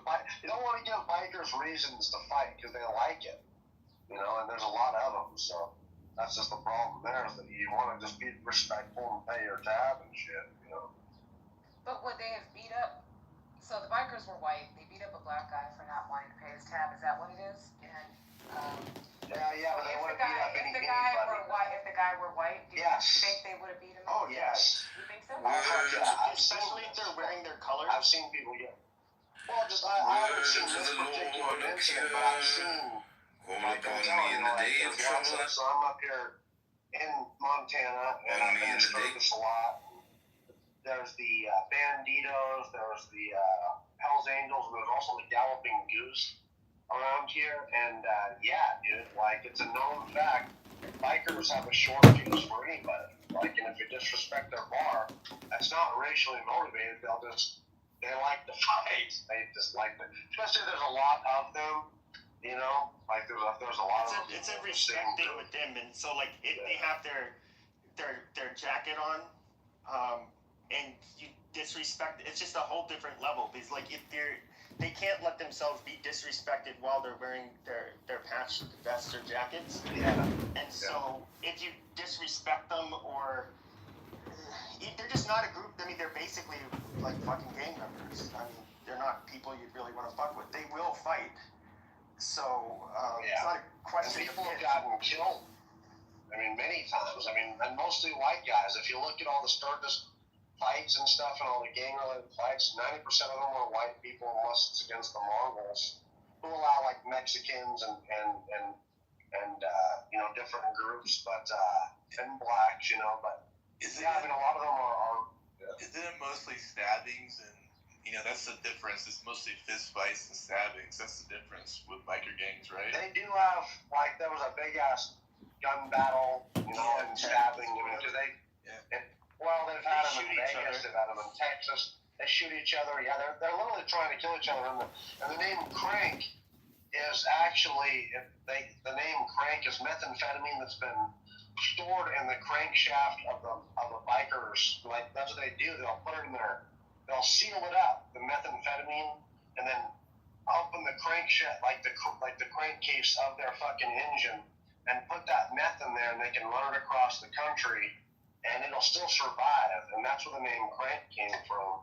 And that's what they really run, is methamphetamine and probably fentanyl now. And yeah, they play for keeps, dude. They're dangerous. Like a lot of these people. And yeah, Matt, the Galloping Goose. They're like a 1%er gang that is pretty dangerous, man. They're small, but the smaller ones tend to be hyper violent. They're almost like the cartel of America, to be honest. Ain't nobody scared of bikers but bikers, other bikers. Stop it.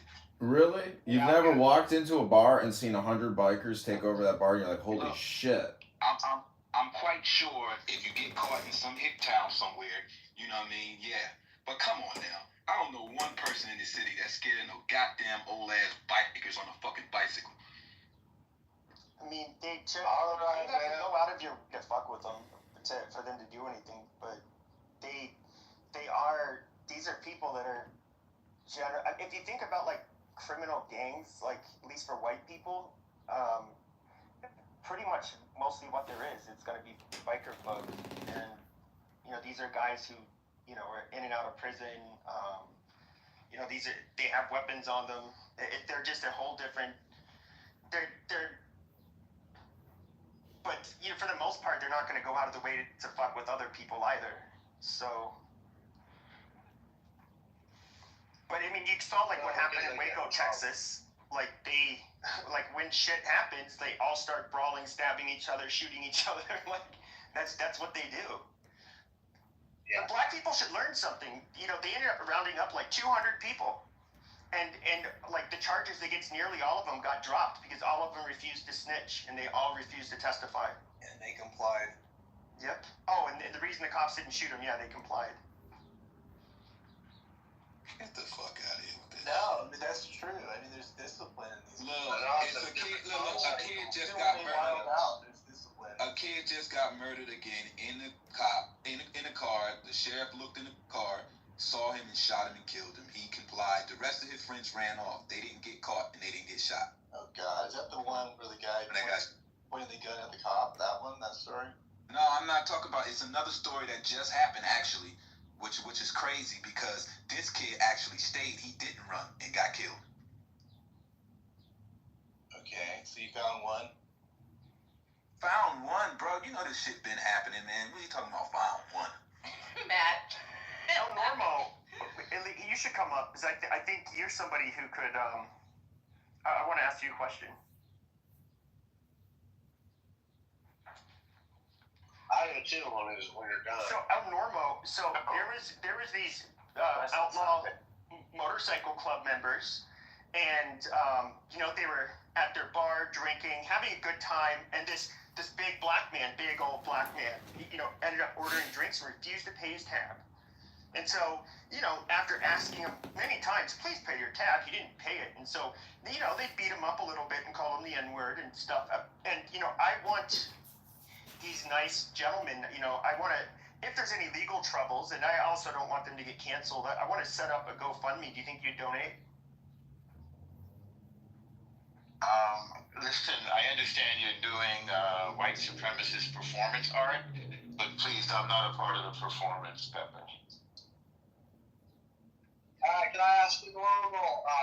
Some big cat like a month ago was planning you like cancer. I hope that's not true, dude. And if you do, I hope you're okay and stuff. Hope everything's going well. That's Baruch none of my Hashem. business, though. Baruch Hashem. I have not. God has not given me that affliction. All right, good. Okay. El Normo, what do you think about El Pepe's room? I mean, is this kind of what Lonzo does, but another aspect of hate speech? To be honest, Lonzo's much worse. Everybody knows that Pepe is just doing performance art. He's kidding. But Lonzo, I think, really believes this shit. Norma, are there any Jewish biker gangs? Yeah, I would tell us there's Jewish biker gangs. There are. Yeah, sure there are. I've ridden with Sonny Bar. I have to go and really look it up. I forget. But I've ridden with Sonny Barger of the Hells Angels, and I celebrated his birthday with him, and I did a piece about him. He used to live right near me. Screwed up about the Hells Angels. What did them the worst was they had really convincing cops that were, infiltrating the Hells Angels and were able to do real damage to that group. 2 or 3 times, I think. I think it's happened to all of the big clubs. Yeah, probably. Yeah.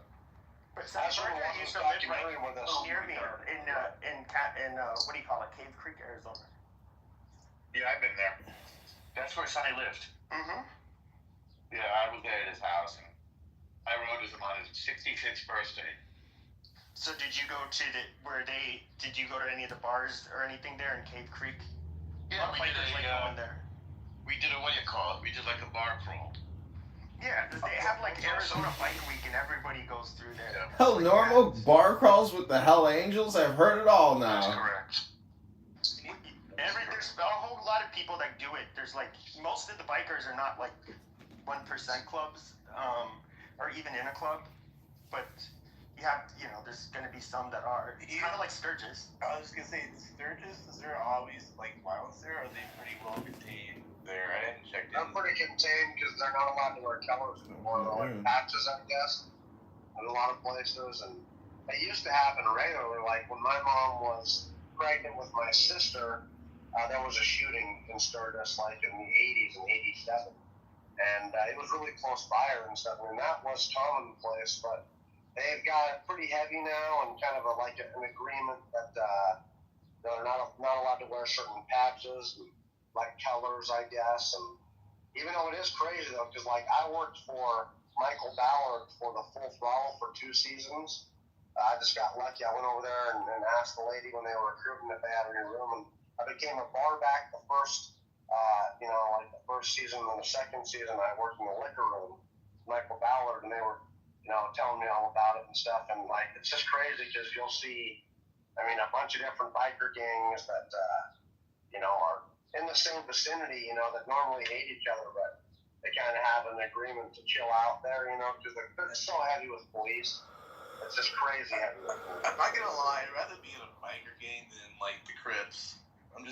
Yeah, absolutely. Right? Oh my God, Matt. Have you ever heard of Cook's Corner? Yeah. Right. I'd rather be in Cook's Corner than in fucking Long Beach. There we go. You got it.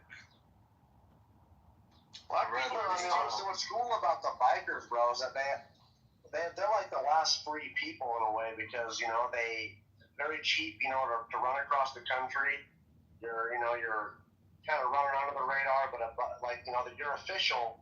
They know the police know you're a gang, but you still try to operate under the radar. It's just kind of weird, like it's and it's camaraderie. The cops kind of let you do what you want to do, where if you're in the Crips, they're looking. Here's a list of stuff your car insurance company does, but is actually illegal. Number one, they do the whole business they do to you. But Matt, charity events like the Hell's Angels. What'd you tell them? I told them when I came out of prison to make things right with you. Different things that kind of, like literally they'll. You just tell us we all knew the chances we would take. Yeah, we did. We knew the chances we would take. What they do. Have you ever seen that shit? They'll do giant charity drives and charity events. Santa Claus events they throw. I did give you 20. You ever heard of a guy named Big? I give you 20. Listen. Yeah, I mean, that's kind of what they do to try to act official, but at the same time, they got people running drugs and definitely killing murderers. Like, you don't want to fuck with, but goddamn here, like in Phoenix. I'm sitting here doing a live for that drum rock cop. I'm telling you right now, Ernest, you can't handle any prison, boy. You're better off telling them what you know for your sake, for your family's sake. Before you pleasure. You know something, you're as dumb as a washboard. You know that, Alabama? Yeah, you gonna get it first chance you get, huh? Like it. You're supposed to be partners, and it ain't my fault that you. It ain't my fault that you got caught with the car, you dumb bell.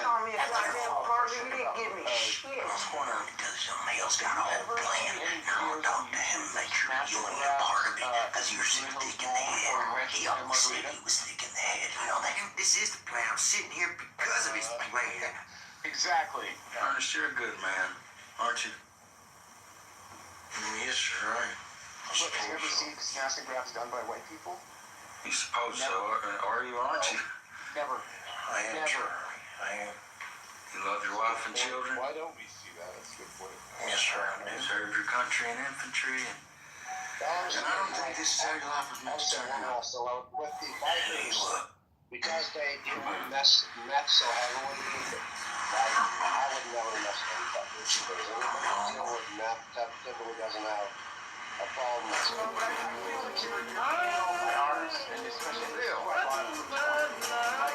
Bikers are doctors, lawyers. I'm sure it's turned myself in. Actually, what you told her talking about the one just something like that. If you believe it for now, Dale, I wouldn't go that far. Arrest me, son. Yeah, we don't need to do that. There's a lot of more doctors.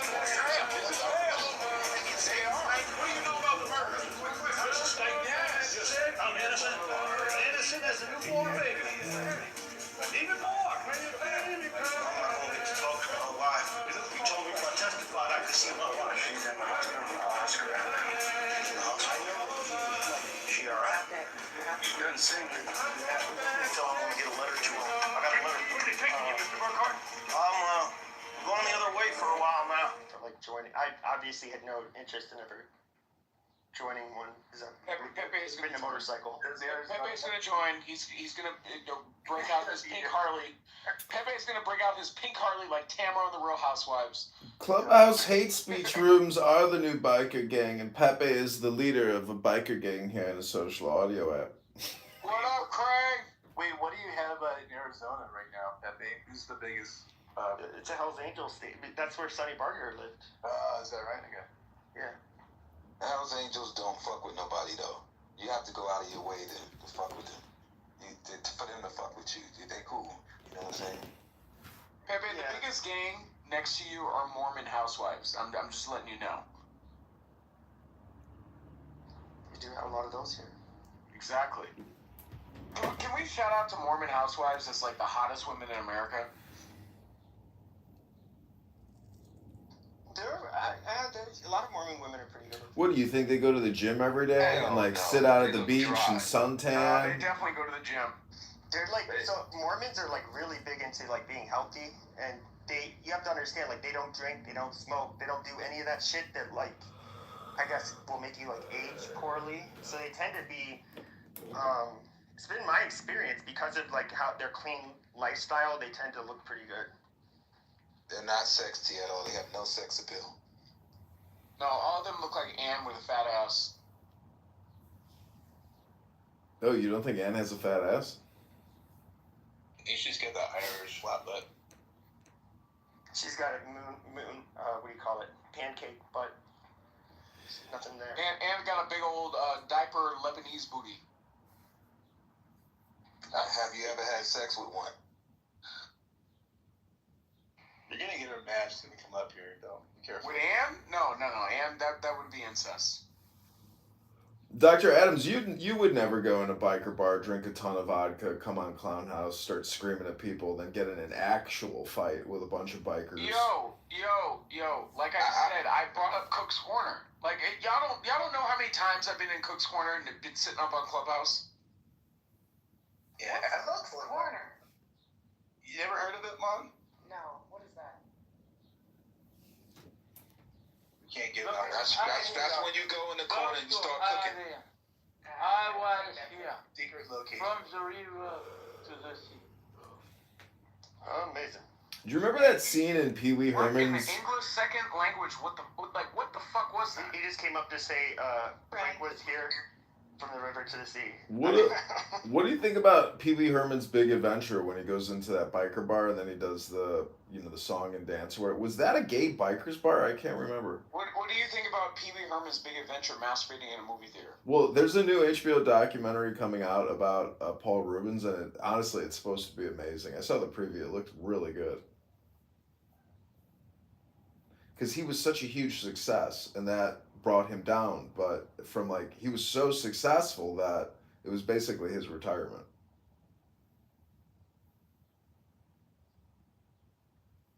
I know the Pee Wee Herman song's playing in everyone's head.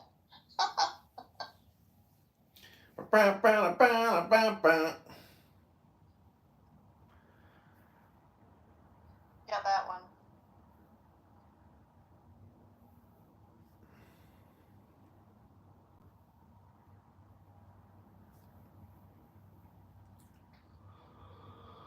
Yeah, I haven't watched that. So is black fatigue a real thing, Pepe, or is it just like spam? If you have to live around them, yeah. Yeah, but there's obviously an index. There's a percentage of every group that you would prefer not to be around, but then there's a percentage of the group that, you got no problems with. I would say, I would say in the online sphere, since the BLM bullshit, yeah, there's a lot of fucking black fatigue. It's kind of dying down.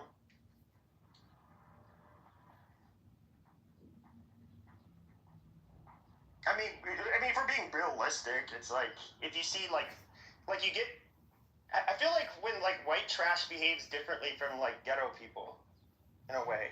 You right about that. I'd rather live next to white trash than ghetto people, in my personal. Well, I feel like if you're gonna get May 3. if you get black, if you get ghetto black women, for example, they're the ones that are loud and obnoxious, get an attitude.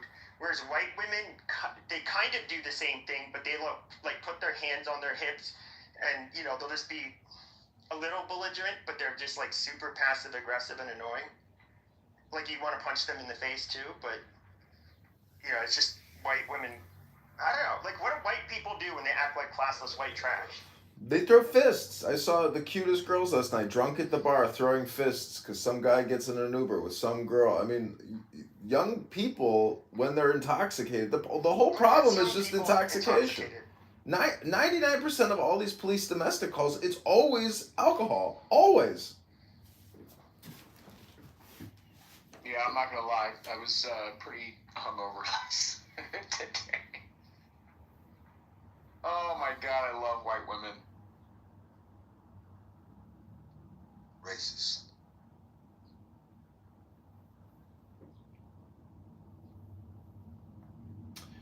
So Pepe, do you think there's a predisposition within the African American community, a predisposition towards violence, or is it just natural? If you go to the zoo and you see, Superior, a silverback with, his 10 female gorillas, and he's the physically dominant and most violent, but not the most playful, because I've witnessed and observed how animals are super playful, but then there is like this alpha primate type of predisposition in the index. I don't know. Like gorillas are known to be a lot more gentle than chimpanzees, for example. A chimpanzee is way more likely to fucking kill you than a gorilla.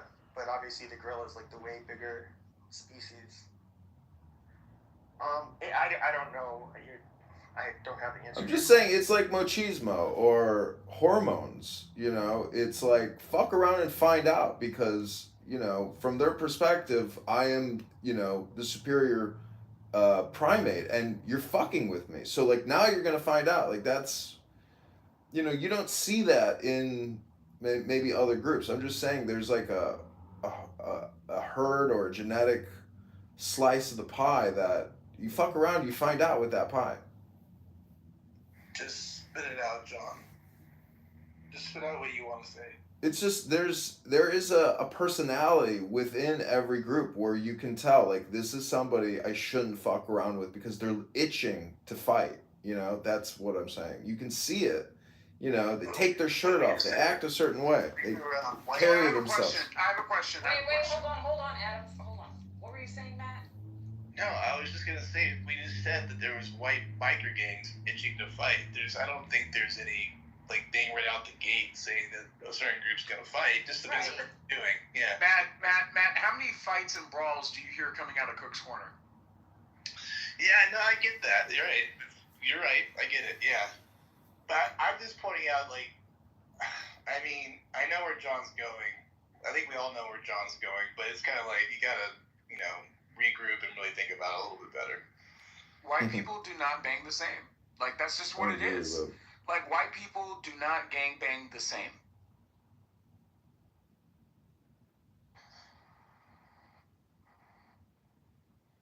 Yeah. Like I said, for me, it's all context. And yeah, you're right. We all go about it our different business. But if we want to, we will fight. You know what I mean? It just depends on what the context is. So let's go to a different group that experiences gang activity in California. Shout out to the Vietnamese, right? Let's take a little trip over to Westminster. Do you see smash and grabs happening in Westminster, Matt? No. Right. So do you see liquor store robberies, smash and grabs, and the different types of criminal activity that exists in the Black America? Do you see that happening in Westminster? I mean, yes. Garden Grove? The thing is, though, that exactly. You brought up the Vietnamese. They're violent. I was about to say they're probably more violent than especially in the 90s. They were a lot more violent than the black gangs. Even. No, but we're talking about today. You don't see smash and grabs. You don't see anybody hashtag trending Vietnamese fatigue. You don't see that. No, you're right about that. We're just talking about Pepe. Somebody mentioned that the Vietnamese back in the day were like one of the most violent groups. You know what I mean? But I don't know what happened. I mean, there were a lot of them. So when they first came over here, they were basically refugees. So like the Laotians, Cambodians, and Vietnamese, and they came over here. They were like literal peasants that fled war. And they grew up really poor, and their gangs were they were just vicious. Even here in Phoenix, they were just known to, they killed each other a lot, but they were, other people tried to avoid them because they were a group that would just absolutely will not hesitate to kill you or kill people close to you if you fuck with them. And then the Hmongs were probably the worst. I don't know. I mean, they definitely were violent. That wasn't my experience with the Vietnamese people. Like, I went to elementary school, private school, in, Garden Grove. I don't know if you guys have ever heard of school. I mean, yeah. Yeah, I went many gang members in private school. You might be asking what year, basically, or because. So in the 90s. So I believe when I finished, like, elementary school, it was like 2000. So, I mean, for me, growing up in southern Orange County and going to private school in Garden Grove, I went to Christ Cathedral. I don't know if you guys have ever heard of Glory of Christmas. Like, my school was actually pretty lit. We used to ride camels and fucking horses, like, as a part of our curriculum. But, it's one of those things where growing up... Was it like driver's ed and sex ed on the same day? No. Anyway, go ahead, Adams. So, growing up in an area that is predominantly, well, at the time, before the Latinos came in, that was predominantly Vietnamese and, Asian, I will say that, in the 90s, in that specific area, it wasn't the Asian people causing the problem. It was actually Latinos. Yeah, I can get on board with that. I had both of those going on where I grew up. Like, we had a nasty Vietnamese gang. That's why when it was brought up, I'm like, oh yeah, I can totally relate to that, because those guys were just like slaughtering people down in San Diego. So, and then like, yeah, the Hispanic gangs were all over the place. So I think both groups, at least in my era, were like going berserk. Matt, do you think there's a lack of emotional intelligence? Is there a lack of emotional intelligence in these gang members, and is that why they have such a proclivity towards violence? Matt, have you ever stole a candy bar? Yeah. How did it feel? What the fuck? Who steals a candy bar? Like, what the fuck? I had a credit card at like 11. Like, why would anybody steal a fucking candy bar? When I was like in 4th grade, I did it for fun. Whoever said, why would anybody steal a candy bar? That's one privileged motherfucker.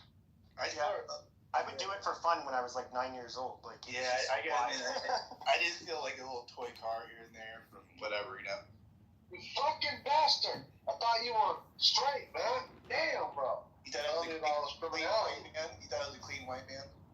Yeah, dude. What the hell?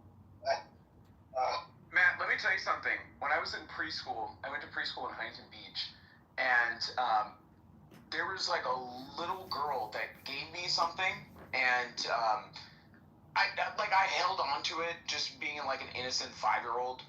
My mom noticed that shit in freaking Rancho Santa Margarita, drove back over to Huntington Beach to have me go return it. Like, that's the type of values that I grew up with. I had the same thing. I had to return it. And this, I'll be honest, that wasn't the first time I had done it before. And each time, you're right, Adams, we were disciplined, in our family enough to go, you have to go return that. And by the way, it made all things better because I didn't get in any trouble. The people that I returned it to were like, okay, well, there we go. Where if I was to run out of the store and put up a fight, then that's a whole different story. You know what I mean? Like, and I wouldn't have done that, by the way. I would have just given it back. But, we're in a different era now where people are stabbing the people that are stopping them from, like, Oh, no, we're definitely in a different era. Like, my aunt, for example, my older cousins, they're now in their 40s. My aunt literally took my older cousin and had him put in the Moreno Valley jail. Okay? Just to show him exactly what happens when you don't follow the law. He was literally, like, this was, like, before I was born. Like, he was literally, like, 10 years old, crying in the fucking Moreno Valley jail, right? Because my aunt took him down to the jail and wanted him to experience, like, it was, like, our own family's version of, like, Scared Straight. I love that show, by the way. I don't have so much... My parents used to make me watch that shit. I don't have so much black fatigue. I have more of clubhouse fatigue. Yeah, but you're addicted, fool, so don't even act like that. Aren't they one and the same, John, at this point? No, because, yes, there is black clubhouse, which is like 80% of clubhouse. But, that's like unlistenable because it's such a waste of time. And so... But John, you curtail your own experience. No, that's not true. I have more profiles than anybody, and I go into more rooms than anybody. In real life, you cannot avoid black people. On this app, you can definitely avoid black people. In the real... You don't think we're exhausted with you? You're exhausted with me? Is that what you're asking me? How did I exhaust you? And you're in the black rooms quite often. And you come on stage and you say something goofy. Well, I'm a comedian. What do you think comedians do? But you haven't said anything funny yet. That's just like your opinion that I'm not funny. I hear lots of laughs. Really? You're so delicate, Mon. You're just emotionally sensitive. No, but John, she has a point. Like, you follow, like, British humor patterns. Like, nobody in the United States thinks that British humor is funny. Well, I'm sorry that I'm not as a successful comedian as you would, prefer that I am. But I'm trying. And, I'm just saying I'm fatigued. Well, you should take a community, a community college course on comedy, and then come back to Clubhouse. I think you're actually very funny. Last night was hilarious. If you would do that, John, you would actually be more educated than the average black person on this app. If I did a community college comedy course? John is black and he's running for Congress. See, that's comedy. That's what funny is. And unfortunately, and I know that there are so many crybaby people on here. If I were to declare that I'm black and I'm running for Congress, it would. Thank you, Adams. I'm appointing you to my new campaign manager. I think your strategy could be effective in getting people to pay attention. Don't encourage it. Don't. I mean, Cory Booker is doing Heil Hitler's, doing, whatever that salute is called. I mean, not too much on Cory Booker. Not too much on Cory Booker. He's fatigued. That guy sucks. Cory Booker can suck my... Not too much on Cory Booker. Nigga, Heil Hitler. I think Kanye is taking too much nitrous. That had to be low-key the dumbest song I've ever fucking heard. That's kind of dumb. It is come on, rap actually, bro. So, have you ever heard of black people just getting a certain type of stage fright? When they reach a certain peak of success. Do you feel like that's what Kanye is experiencing? No, I think that he literally is so egotistical that he thinks he's the main character in the video game, and he's wondering why things are fucking up for him. So is Kanye really the victim? He bought a $60 million house, right? Ripped the shit down to studs, okay, and ended up selling it for $30 million. Is that the Jews to blame? No, I really think he's taking too much nitrous. No, I think that Kanye is taking too much Kanye. For example, his mom wanted to go and get a bunch of plastic surgery, okay, at damn near 60 fucking years old, right? She ends up dying in post-acute care, and all of a sudden Kanye wants to blame the doctor. Yeah, I mean that's were the Jews to blame for his mother's black plastic surgeon that took her off this earth? Are the Jews to blame there? Dr. Adams, remember during Hurricane Katrina when that dumb motherfucker came out there with that white comedian, and it was like, George Bush doesn't care about black people. Nobody said that shit. That was my first experience with Kanye, man. He's been nuts the whole life. I feel like George Bush should have had a better press secretary in saying that Kanye doesn't give a shit about black people. Yeah, Kanye continues to say that slavery was a choice. Kanye continues to, date, white Armenian women that were implants from Hillary Clinton and the Clintons. He said this, right? Kanye continues to, overcharge black people for cheap Chinese sneakers, right? That we know as Yeezys. So, I mean, where exactly is Kanye showing up for said black people? Wait a minute. How do you know that Kanye said black people, slavery was a choice? Because he said it on live television. And you was paying attention, right? Again, paying attention is not a choice. So I think he did what he wanted to do. Right, and it had nothing to do with Jewish people. No, just like Candace Owens going in on Jewish people too. She's throwing her career down the toilet doing that shit too, bro. I just think that it's Not every fucking thing is because of the Jews. I'm just saying. I mean, Jews. I will say this: I haven't met a lot of. Kanye had a net worth more than the average I've not met a lot of Jewish person. pleasant Jewish Yet, people. yet he is complaining about the said average Jewish person.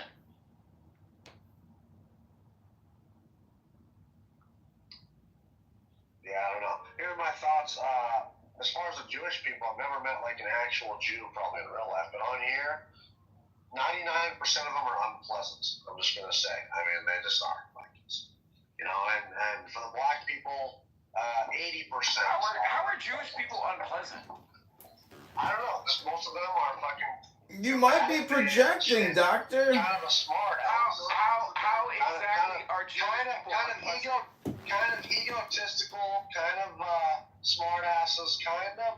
You know, and listen, I'm pro-Jewish. But you sound like you're describing black people. Egotistical, 80% of them are the same way. But I've met some really friendly, nice black people on here. But most of the Jewish people on here are fucking fighting, arguing. They're smart asses. We're talking about Steve, the atheist. We're talking about most of the Jewish people I've met on this app are very kind, very humble. We're talking about JB, the Guido. Kind, we're talking very humble. I can keep fucking going, dude, about the Jewish people on here. I like El Normo. He's probably the nicest Jewish person on here.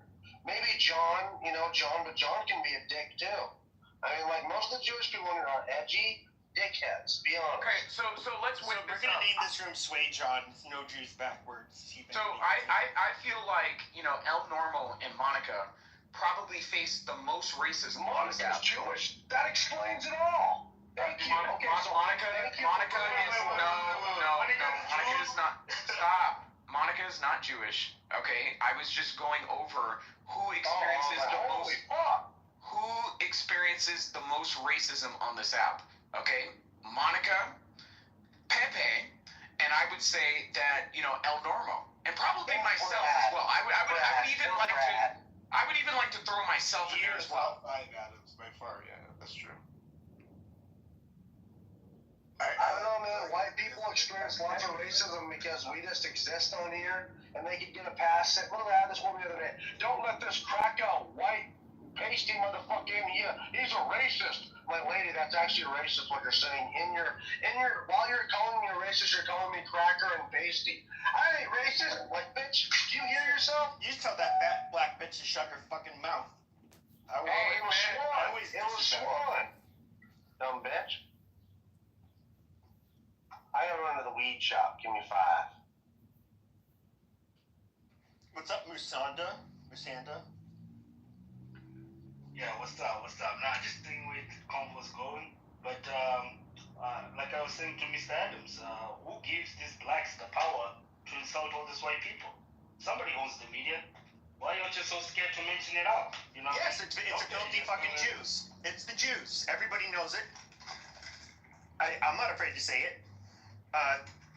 The Jews, when it comes to music, news media. Wait, Pepe, let me ask you a question. Wait, hold on, let the guy finish. Is Rupert Murdoch a Jew? Adam. No. Oh, so now we're getting somewhere. Rupert Murdoch's not a Jew. Was Walt Disney a Jew? No, but you have to look, if you go back to the 1970s, when it came just to, first of all, Hollywood was 100% Jewish in the 70s. It was not.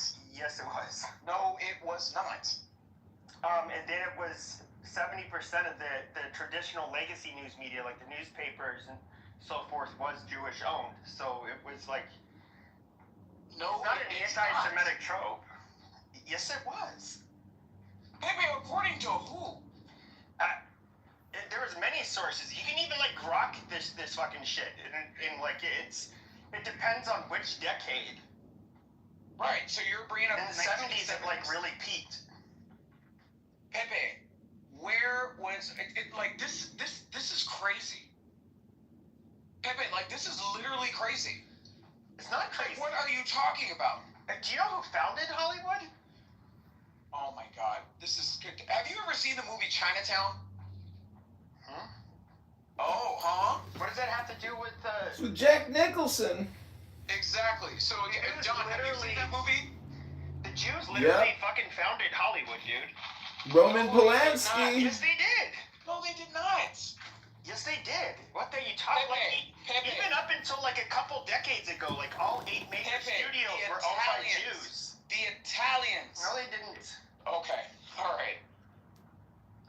They weren't owned by Jews. Like this is, like even up until a couple decades ago, all of the big 8 studios in Hollywood were owned by Jews. Like, and most, I don't even meet Jews who contend with that one. They literally were the pioneers and founders of Hollywood. It's not anti-Semitic.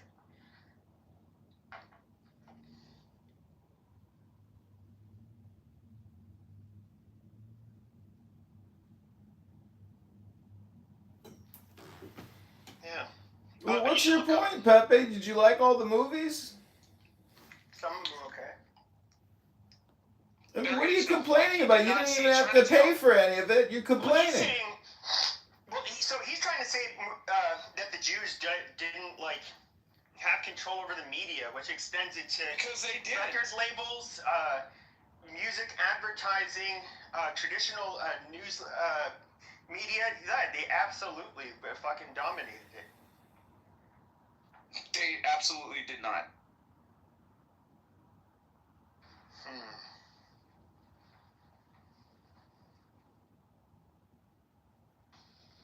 Nice try, Diddy. Can we get back to hating on whites and blacks? I prefer that. Yes, thank you. I'm just saying, I've never seen a white person come up to a group of black people at a table in a restaurant on a nice patio and like throw shit at them and stab some shit in their purse, or it's like, why is it always black on white or black on black crime? Why isn't it ever white on black crime or white on yellow crime? That actually happened to me in Tennessee when I was 10 years old. This fucking white cracker bitch, she came up to my family, like, I was sitting with it was me, my dad, my little brother. She came up to me and she was like, I fucking hate you niggers, and she like threw a pancake at my face. You should have punched her in the fucking crotch and said, I hate you. Yeah, you should have. My dad pushed her, and then we all got free meals. Oh, so that bitch, did you guys... It's a happy ending. Exactly. Not in your favor. That's not a really. Yeah, I've been called nigga twice in my life, and these are the 2 states. Once in Massachusetts and once in Nevada, and they were all driving, by the way. Well, I stand corrected. I mean, that was a perfect example of white on black crime, and those are Karens. Mm-hmm. So I've only been called a nigger a handful of times in my life. Once was actually a clubhouse bash. Do you remember that? The white lesbian woman. Come on, that don't count. No. The white lesbian woman that called me a nigger no less than 80 times on recording. She ended up going back to the 7-Eleven and burning the shit down. It's crazy. I've only been called a nigger by Mexicans. When we first moved to California, going to school, and it was the Mexicans, and I would go home crying and tell my mother, and she said, just call them wetbacks, but I've never been called a nigger by anybody white. Yeah, I've only been called a cracker in person maybe twice, and it was one surprising Hispanic one. It's kind of funny you mentioned that, and one black person. So there we go. But it don't hit the same, right? Oh, you know what? I take that back. No, it hurt. It hurt me a little bit, Do you think I take about that back. We moved into an upper class white area when we first bought our house, because when I was being called a nigger, I was living in Whittier. Most of the people over there were Mexican, but we moved to Orange County in an upper class neighborhood, and Buena Park, and that's upper class. It was back then. Go on mute. Good God. Anyway, so when we moved in, one of the neighbors said to the other neighbors, did you know that we have some niggers on our street now? So, but we had the happening house. We had the best house on the block. It was in one of the magazines. I can't remember what magazine. I'd be really mad if some moon crickets moved on my street too. I mean, to be fair. I mean, my childhood home got sold on $1 million real estate in Orange County. But I will say this, I remember It's all Asian now where I grew up. The whole entire neighborhood. They took the grocery stores, the Ralphs, everything is Fucking all, gooks. all Asian. My neighborhood is all Asian, it's all Persian, like it's crazy. Yeah, but chinks are fucking annoying. But my friends used to call my house the Persian palace. Persians are tacky. They are. You know, you drive down the street and it's like single-story homes, but in the middle of the street, there's always some crazy-looking. Persian palace. Yes, and it just looks weird. And like, why would you put that house in the middle? You know, they added on 100 times over, and now there's a big gate, and it looks tacky. It looks retarded. Tackiest fucking Sounds like people. home to me. That's racist. I love Persian people. The women are beautiful. The food is amazing. The music is intoxicating. How dare you say Persians are tacky? No, I love Persian palaces. Amon, it's really crazy. I will never live in anything other than a Spanish and Mediterranean home.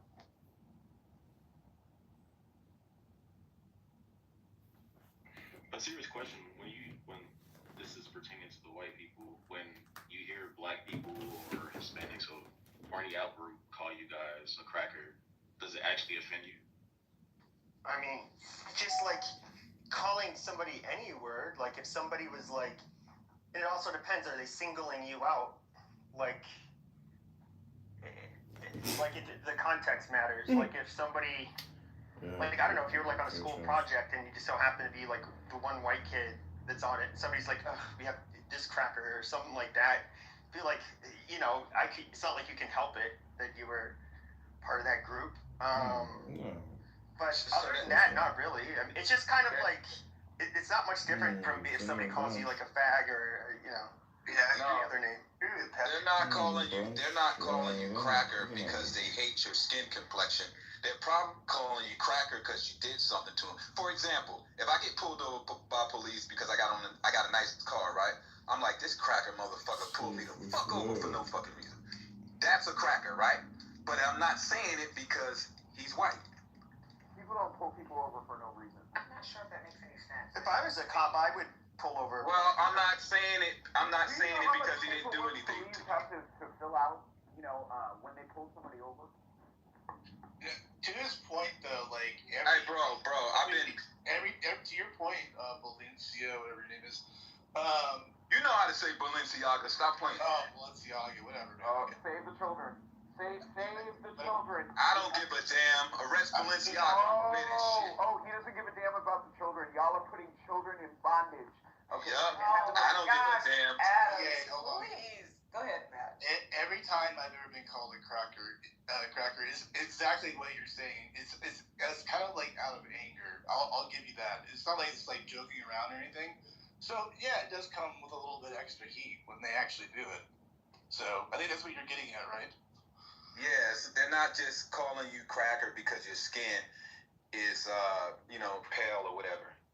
Well, that's like if it's like so that's where it's kind of like if somebody says cracker and there's already kind of like tension or like something's happened between like me and some like a non-white person, then the cracker thing doesn't like it's just like any I'm not even gonna really care. Yeah, I mean, I treat it like that too, Pepe. But I do know that they're using it not as a like a joke. Like they're actually trying to get you off your game or whatever. You know what I mean? So yeah, I don't take it seriously like that. But there's like people No, it's not just that. They call it cracker. They call you a patient. They call you troglodyte. They call you. All sorts of fucking shit. Mayo monkey. My favorite. In real life, like it was, you would get like the few. Snow roach. There you go. You would get like the few. Bleach demon. Okay. You'd get the few like maybe Mexican people that they just did not like white people, and it was well known. Or and I can even think of like a couple of black people. Like, because most black people, if they like preferred, like when I was in high school and stuff, people did stick with their own, but they were always at least like cordial and friendly with each other. But there's some that you knew they just did not fuck with white people, and I just avoid them. I don't really care. Joe, if you ever want to, you know, clap back at a Mexican person that calls you a cracker to say Selena was transgender. Selena is a transgender. That is John Leguizamo in a wig, right? So again, if you say that, I'm telling you, Latinos will get so pissed off, like it's like the second Mexican-American war. Whites and Mexicans, at least when I was growing up, we all kind of made fun of each other, though. It was Like, never all they serious. call them, you were cutting out. Like, we can call them beaners, we could do all kinds of things. Like, if you're, you know, in a joking way, they didn't really care. Oh my God, it's even more fun when you can speak Spanish. I can't think of a better time to bring up a personal matter that I've been thinking about. Are you getting deported? Well, maybe. We'll see about that. Maybe I'll get deported somewhere that's reasonable. Matt, are you going back to Africa? Oh my God, let him get his point out. FBA, maybe FBA officially. At some point here. No.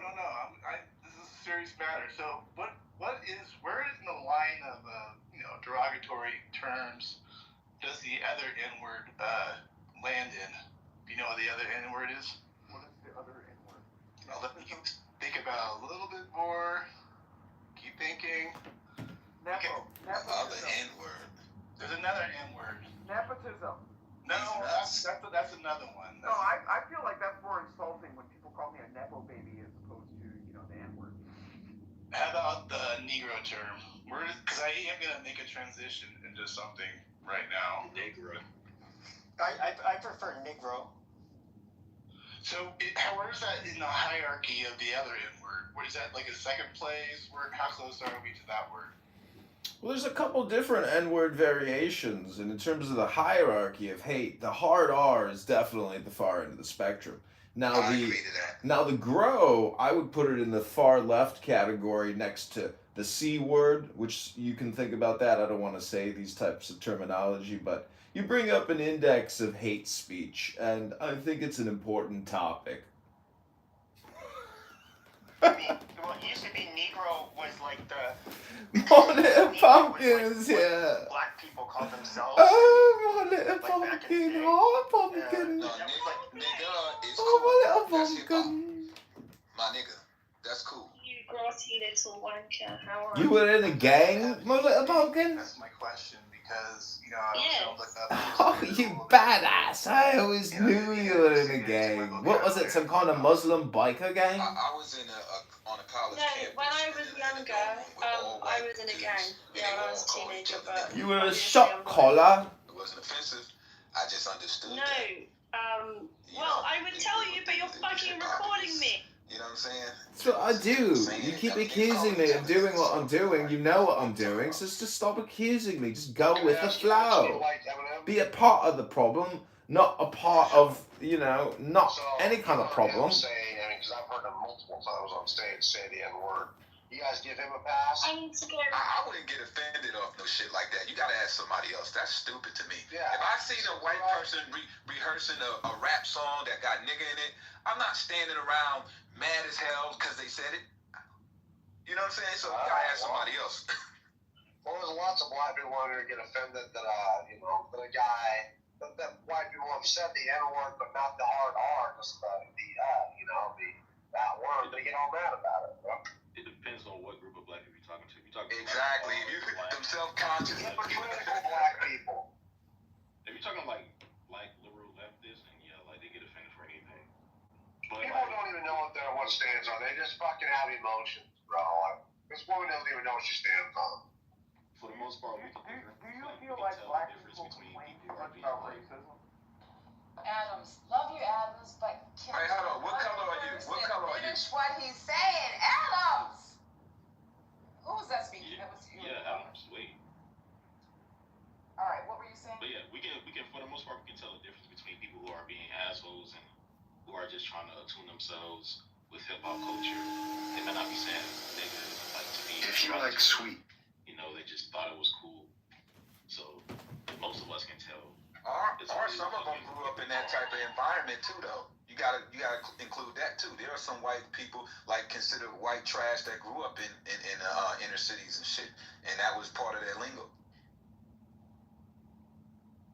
But aren't they if you grew up around black people, in I don't know, the projects, and like I'm guessing they kind of treat you like maybe, I don't know, they think of you kind of like one of them. Which is weird to me because you admit that a white guy from the projects is white trash, but what are black people from the projects from the they're not. They just use the term ghetto. What is that? They just use the term ghetto. Oh, we already have names for us. Trust me. Yeah, but you guys like embrace that shit. So no, they call it. They say trailer rats. You know what I mean? All of that shit. I mean. Well, I'm saying is you guys embrace the whore culture, the hooker culture, like Cardi B and the fucking Sexy Red, all this gangster bullshit. But you admit that white people from that same fucking area are white trash, low down. What the fuck? I don't get it. Like, you guys admitting that you're trash and you embrace that culture, that's fucked up to me. You know? Wait a minute. Crazy. I don't know what he just said, but. Wait. Cardi B is from New York. I don't know what he's talking about either. So you want to tell me that white people in New York are white trash? Yeah, I think Cardi B is trash. Okay, you didn't answer my question. No, what I'm saying is someone that is considered from the ghetto of the project, but they're white, they're considered white trash. And what are black people from that same area? They're not considered trash. So this is where I'm confused. White people don't live in the ghetto. They live in trailer parks. What I'm saying is, Dr. Adams, listen to what I'm saying. No, the white people that are from the hood, that guy just said back there, Valencia. Just said. Yeah, but Valencia. Yeah, there fucking is. There's no such Yeah, there is, bro. Nowhere. Yeah, you think I think there was, especially like Boston, when I was a kid, there was white hoods, but they were called They were called derogatory terms like townies, southies. Like they were seen as like being low class white trash. That is racist. Okay, hold on. But they did have but it is correct that generally poor white people are going to be more on the far ends of suburbs or in rural areas, and blacks that are poor are more likely to be inner city. Not always, because there's a lot of them in the south that are rural too. Right, not always. But calling people hood rats, ghetto, project hoes, like whatever, like they do have like the same link. They do call them names based on how some of them might behave and because they're poor. And you see some people embrace it in the black community, just like you see, there's people that are like proud to be rednecks and, all of that shit. So, I don't know. So, let me ask you a question, Pepe. Do you feel like, had black people understood the message behind white flight and not have followed white people out to suburbia, do you feel like black fatigue would be a thing today? Well, I think people still are separated based on class, where a lot of the black behavior is going to kind of, low-class black people are not going to really be around, upper-class people or even upper-class blacks, but that's again. But I think it's more like when you hear black fatigue, it's more it's more having to do with like having to deal with them in public, like when you're at a store or that kind of shit. And that's my whole point. Had black people not have followed white people out to suburbia, white people would have been left in peace. Oh my goodness. No, but it's true. It's true. Hey, look, if y'all wouldn't have bombed Tulsa, Oklahoma, we would have been left in peace, goddammit, because we had our own stores, shopping malls, hospitals, and some more shit. We was kangs.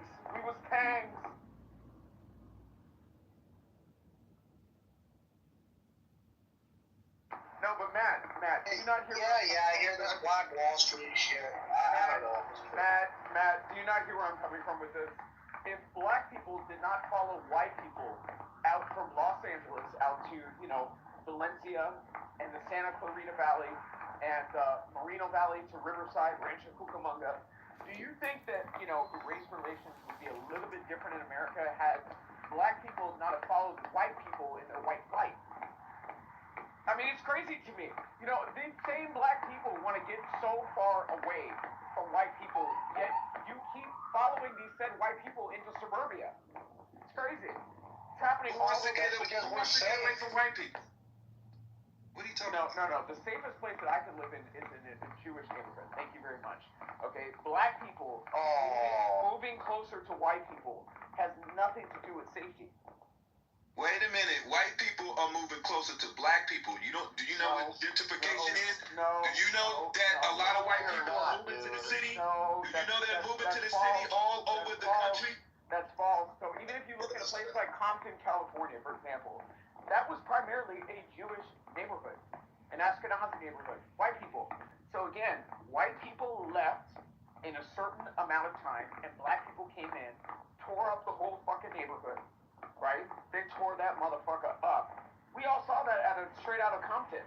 So again, when I go back to my point, maybe race relations would be a little bit better in America if black people would stop trying to follow white people.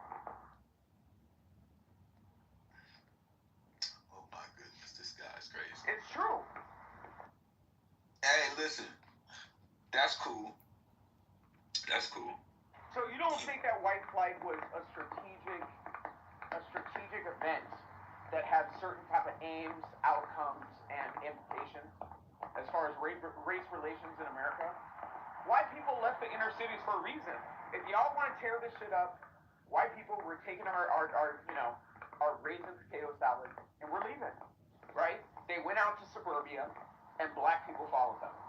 So again, at the end of the day, okay, you cannot sit up here and say that the racial tension in America is solely predicated on the activities of white people. Black people have to follow. Like, what are y'all talking about? Well, who created the system? Black people.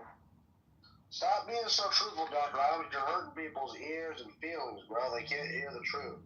You guys are so damn stupid. No, he's not. He's stupid. He doesn't know the history Shut up, you of racism in America. Shut the fuck up. Eyeliner wearing sissy. Shut the fuck up. You own Shut the fuck up. by laws. You are a pro sodomizing queer. You're a sodomizing queer. Be quiet. Be quiet. Be quiet. Be quiet. Petting zoo. Petting zoo voyeur. You're a petting zoo voyeur. Shut up. You want to cuck for white people so bad. White people are always racist, have always been racist, and there are the reason why there is system.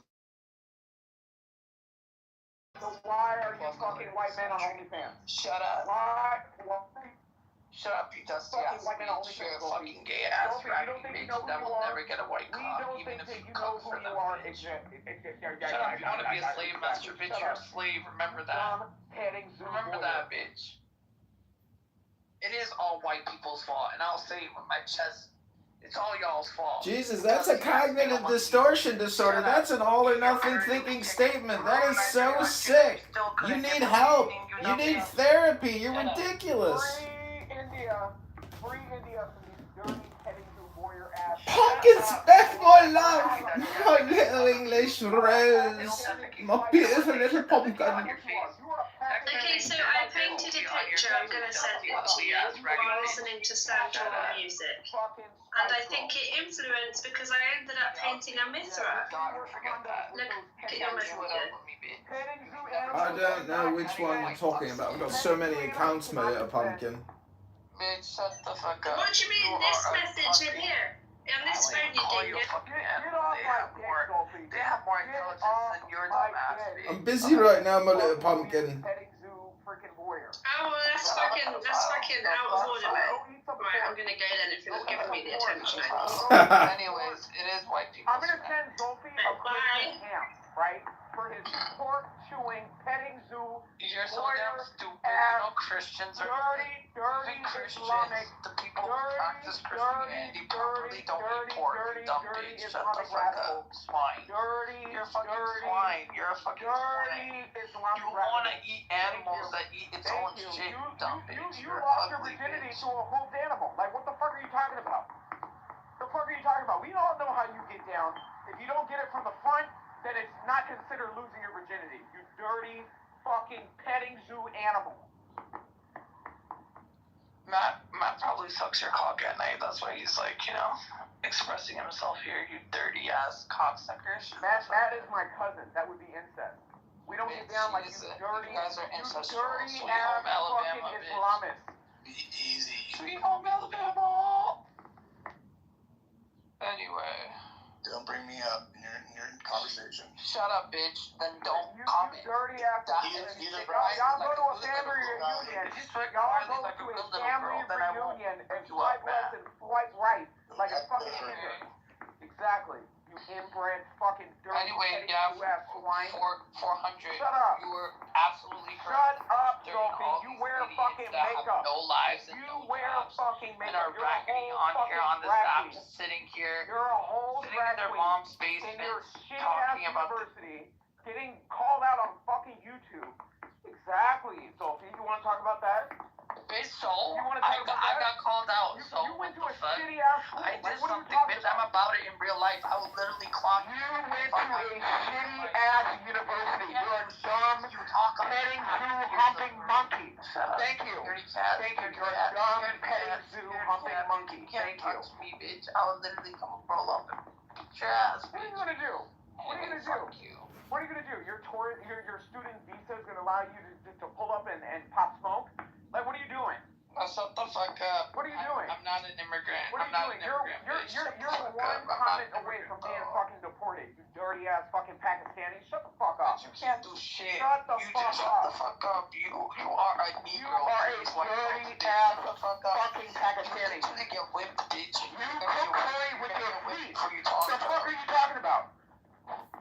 Shut up. Anyway, I'm done. Cooking I curry with your digress. feet. I digress. Who fucking called me the N-word? You cook curry with your feet. Get The out. fuck? Welcome to another room. I need to put a hijab on this motherfucker and stuff the ends up in his mouth.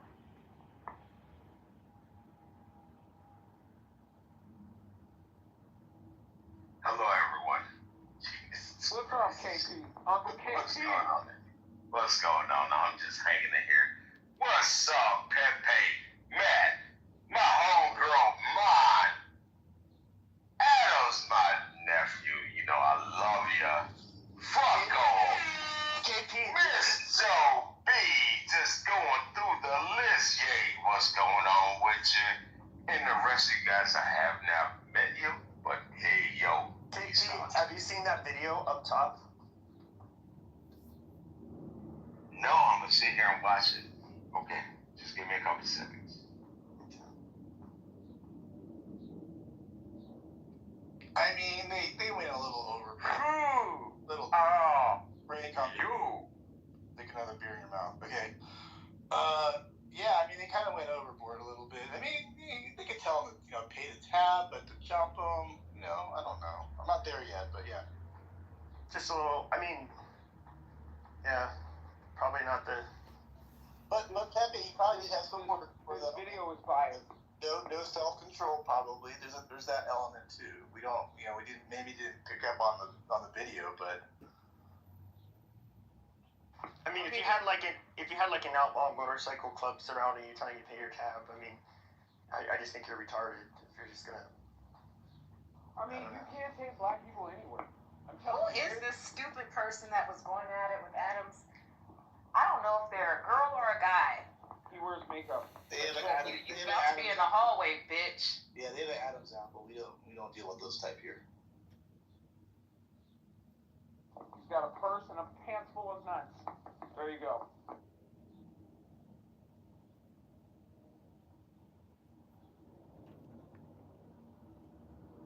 Yeah, I'm not big into the unibrows. We gotta go. Adams, where do you get your energy from, Adams? That's what I want to know. What do you think is responsible for the powerhouse of a personality that is Dr. Adams? I go to the gym 6 days a week. So you're saying going to the gym actually makes one more effervescent, healthy, gives you energy. And so Do you think a lot of the people on this app... When you like looking at yourself in the mirror, right, it invokes a certain different level of confidence than a lot of these wide back, big back ass, pimple face fucking losers on this app.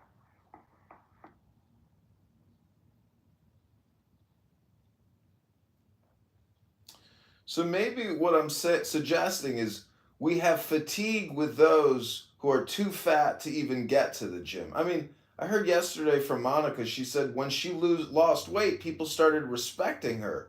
Oh, I'm sorry, that actually wasn't Monica. You're not gonna attack that beautiful white queen. It wasn't Monica, it was what's-her-face. Not too much on Monica. I'm just saying that fat people are actually fatiguing, not maybe low IQ racist. It's actually the fat people who are the most egregious in society. I mean, Monica is the victim, right? I mean, wouldn't you say that? Well, everyone is their own worst enemy, and so you become a victim of yourself.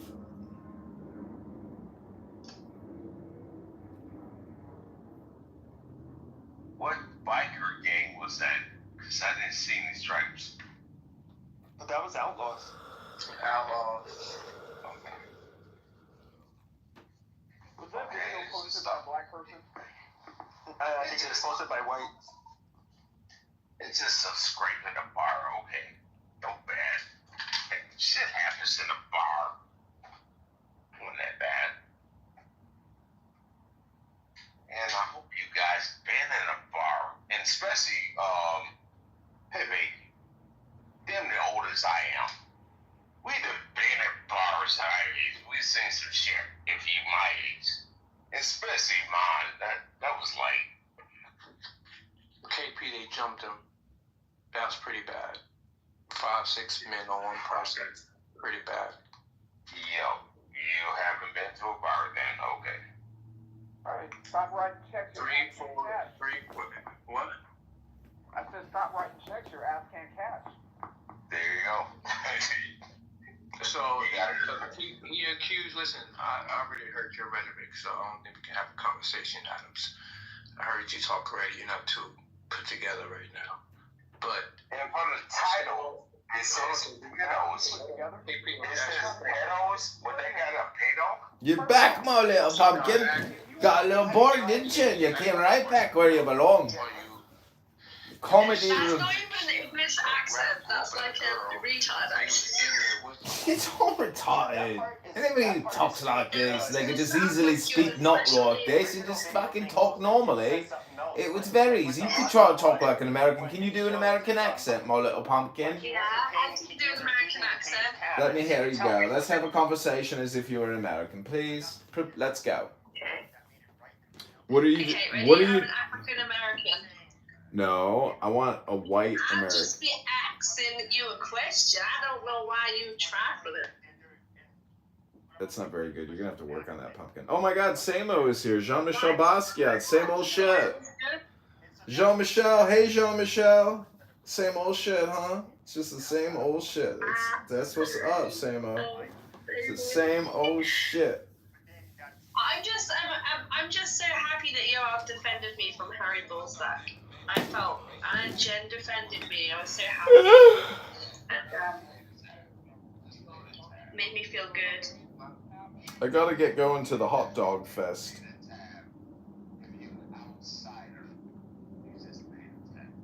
Oh, by the way, I got my Santor. Did you? Yeah, I've been playing it at the church. Oh, excellent. Are people hypnotized? Yeah, the old ladies really liked it. I think it was giving them like ASMR or something. Mm-hmm. That's what it does, yeah. Yeah, they were like, relaxing, like reclining. I can imagine in ancient Mesopotamia, you'd be like in a big room with loads of pillows, smoking opium and playing it and just stroking each other's hair. That would be awesome. Mm-hmm. Yeah, that would be cool, right? Yeah. I actually had a dream that I was a mistress inside an ancient Mesopotamian, Mesopotamium, big stone building, and it was a really good dream, but unfortunately my lifetime was really short because I died at like 23. But that lifetime that I dreamt of was fucking awesome because I got the most luxurious feasts. And I also had a girlfriend in that lifetime. She was a member of my harem. Cool. It's fucking awesome. That's so cool. I think that was one of my lives for sure. One of them is called the Outlaws. And those guys all had outlaws, rockers on, and these are obviously like gang members. They're generally people you don't. Like, what do you think about Harry Bullsack? I think he's a young kid, he's exploring who he is. I don't know. Maybe he's a little immature, yeah.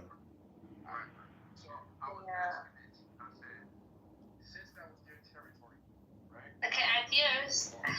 Samo wants to say something. What's good, bro? Same old shit?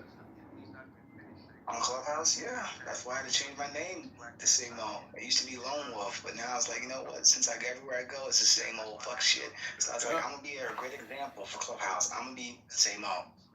I tell people, y'all are on the same old shit. Yeah. It's the same. It's the same old industrial complex. Yes, bro. And I love art. So my canvas painting is gonna be how some people on Clubhouse do the same old shit, complain about the same old shit every fucking time. I actually leave Clubhouse to come back, and guess what? Same old shit. Every day, all day long. I had to be the example, bro. I had to be the example of, same old. It's pathetic, is really what it is. It is pathetic how people can't change. So, you know what?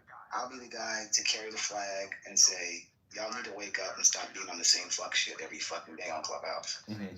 Complain about the same shit every fucking day. That's ridiculous. Yeah, it's a waste of your time. It is. But some people can't wake up, bro. They don't know how to be a philosopher of love. They don't know how to be a philosopher of good energy. You know what I'm saying? They don't know how to be kind. They're always trashing each other. Yeah. Always talking shit. Yeah. I basically think it's I think it's pretty much actually just comedy. Yeah.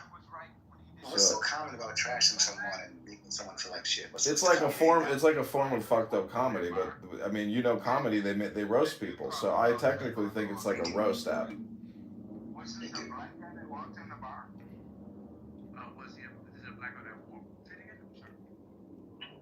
I try to be as real as possible on here, bro. I try to be real. Try to expand people's mind and wake them up. A lot of things I realize, a lot of people come on here, I guess, to get away, maybe. I don't know. No, people are their own worst enemies. They just, they're too stupid to know that they've had the same conversation 1,000 times. In different rooms. I love you, man. I love you. You get it. You get it. They literally have the same conversation in different rooms, and they complain and they bitch and fuss and say, fuck you don't know what you're talking about. Like, bro, I was just in another room where you said the same fuck shit. Yeah, that's... And it's like everywhere you go, it's the same thing. You don't even try to change the conversation. You just care about the same old shit. So I said, you know what? Salome will be same up. Every time people see me, they know I'm going to call them out for the same old shit. Same old shit. Okay, listen to this. This is the same old shit. Right now, like, did you ask him? Did I call I would say what's Adam, wake up. Breakfast for breakfast. Yeah, I would say what was likely is that you see that the black guy, he has like this big, bright, like reflective vest. Like he probably just got off of work. Right. And then, I don't. Maybe he drank too much. And he was saying like offensive shit. Maybe people were being rude to him. I have no fucking idea. They did call him. Somebody did say beat that fucking N-word. Like at the end of the video. As they should have. That porch monkey was chimping out. Why you trying to trigger me? I'm not gonna listen to this fucking cake monkey. You're a monkey too. You know what I mean? Bet off in a cave. You know what I mean? It's like grown people talking like children. Oh, someone did that. I saw it now. Cake monkey. I never heard that one. I saw it. What do you think? Is that a crusader talking? Well, this is what I would think. Is that a monkey asking?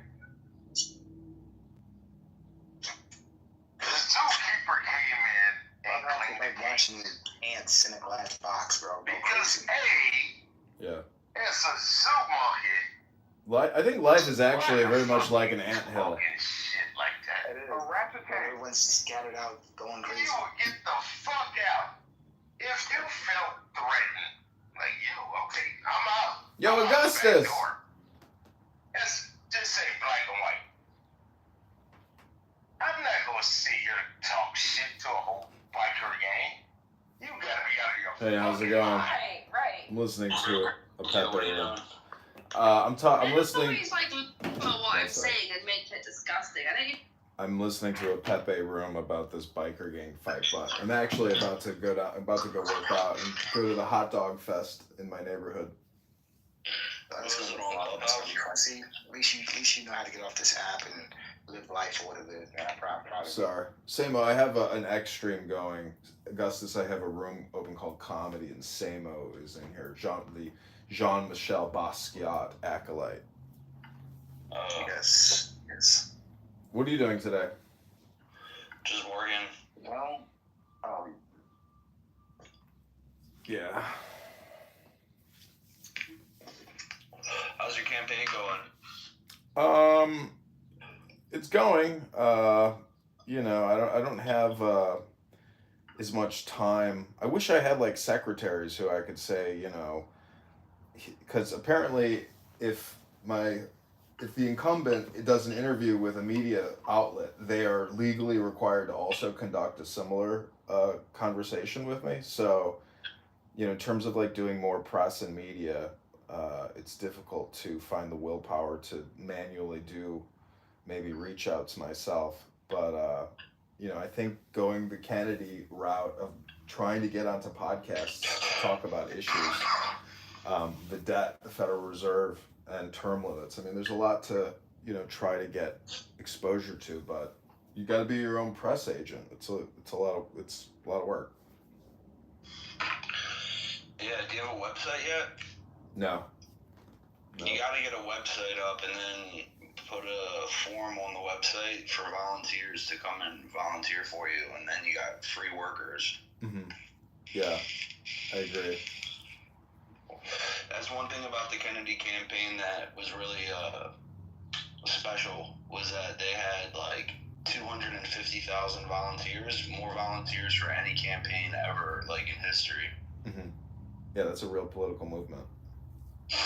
Yeah, I mean, you don't need 250,000, you need like 25. Yeah. That would be a big win. Yeah, I agree. Let me send myself some notes. Yeah, write that down.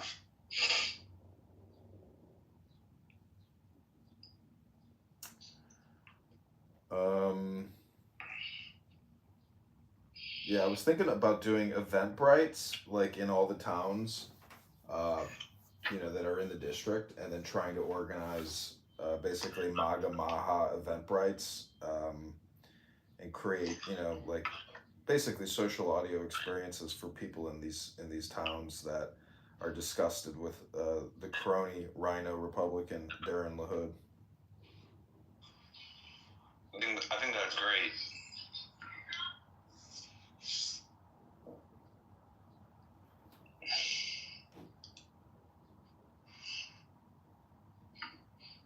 Really, I think that's amazing.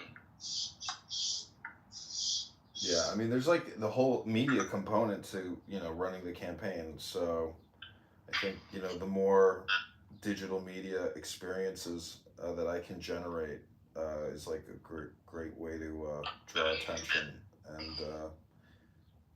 Yeah.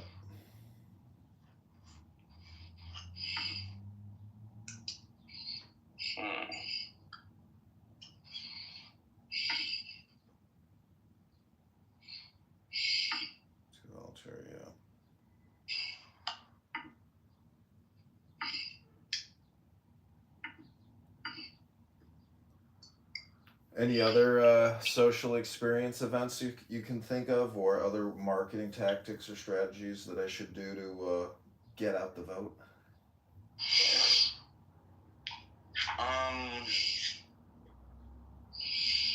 Yeah, you need to have a fundraiser event.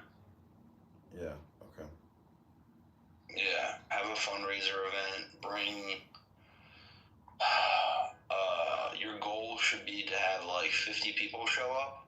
Mhm. And at the event, you should have like silent auctions going on, and basically like raffles, like even doing like a 50 and 50 or whatever it's called. Mhm. What's it called? The 50 and 50? Yeah. Where they like buy a raffle ticket and they get 50% of the winnings or whatever, and then the other 50% you put towards your campaign. Just simple fundraising techniques like that will get you some coin to start to actually like build out what you need to be building out for your campaign. Yeah, that's what Max Rice kept telling me. You know, I've got the bank account, and I'm gonna do like Give, Send, Go, Patreon, and he says silent. What did he say?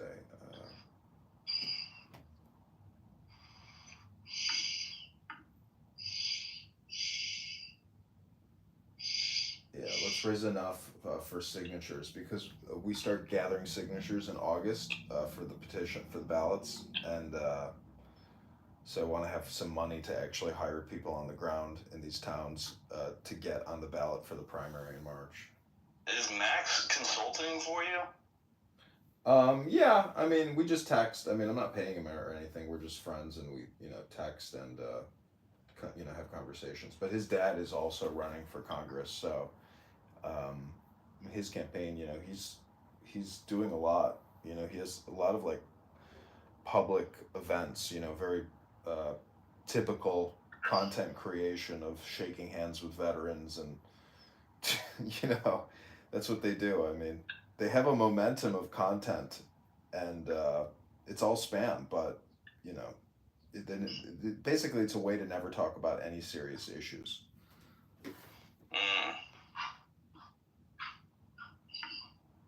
Deflect and maintain power.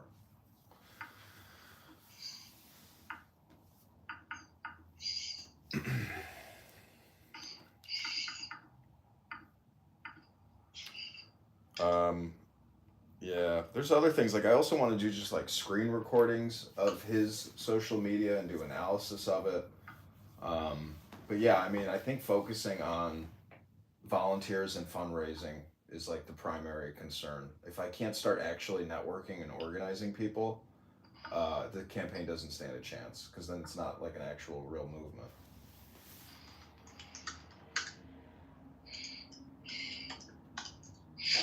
Yeah, you got a good idea of what to do. Just get to it. Yeah.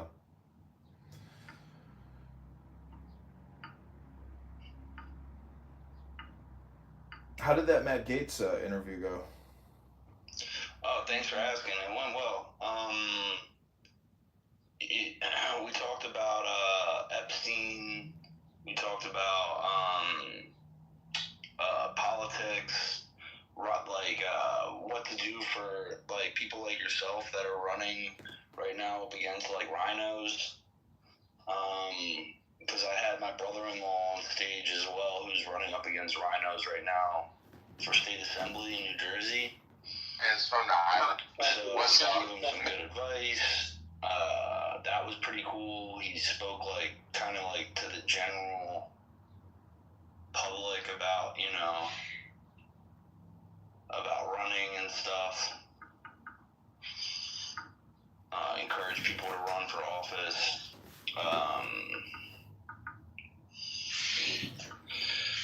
And then we started to talk about like the UFO phenomenon, because when he was a congressman, he was like one of the top congressmen that were like investigating the UFO phenomenon, like on a government level. So that was cool. What do you think about all these chemtrails? Because like I see chemtrails, every day of the week, and I'm just wondering, like, if Kennedy or Trump, or they're going to do anything to stop this. I mean, that CIA director Brennan's, there's that speech he gave where he says it's his most exciting, technology to combat climate change and shit like that. So, And I've seen the videos of what the actual technology looks like when they do the essentially spraying, and it's just like, damn, they're doing it in every major city. Like, how much is the fucking government spending on this? Like, this is a Doge type of, transparency audit that we need to see. It's like, oh, we're spending $50 billion a year to spray major cities with chemicals. What in the fuck are we doing? It's the same thing as the vaccine, but up in the sky. It's fucking crazy. There's no transparency. It's right there in front of our faces, and it's like, oh, you're a conspiracy theorist. It's like, no, I'm not, dummy. It's like, here's a video of showing actually what that plane looks like up in the sky, and why is it doing this? Why are we spending our taxpayer dollars to do this? It's a climate change hoax.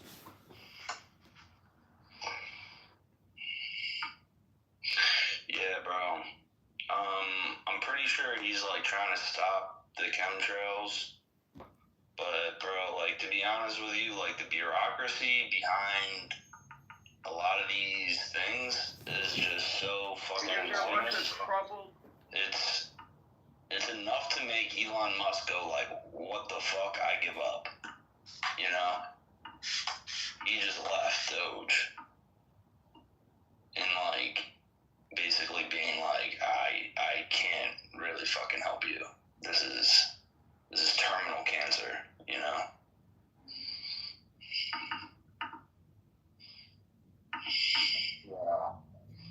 it's really fucking bad. With the Matt Gaetz interview, I just have a quick question. Yo, it's hard to hear you. Oh, it's hard to hear me? Hold on a second. Can you hear me much better now? Yeah. With the Matt Gaetz interview, did he talk about like the drones at all?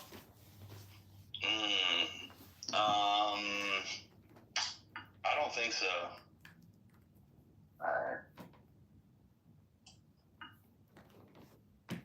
Like, what do you think those drones were?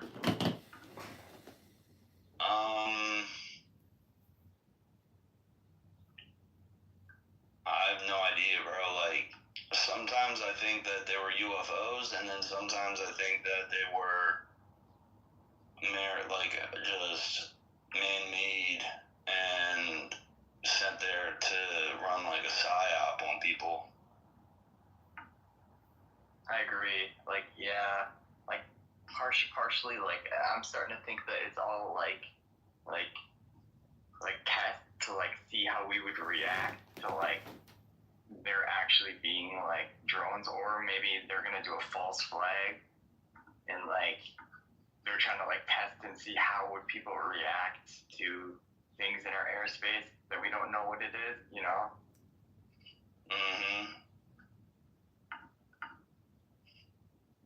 Yeah, you gotta remember, it was like under the Biden regime, who basically was like, they're trying to create panic in the public for them to take your rights away.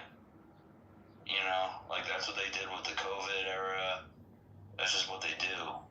So yeah, that's what they did during the Patriot Act. Yeah.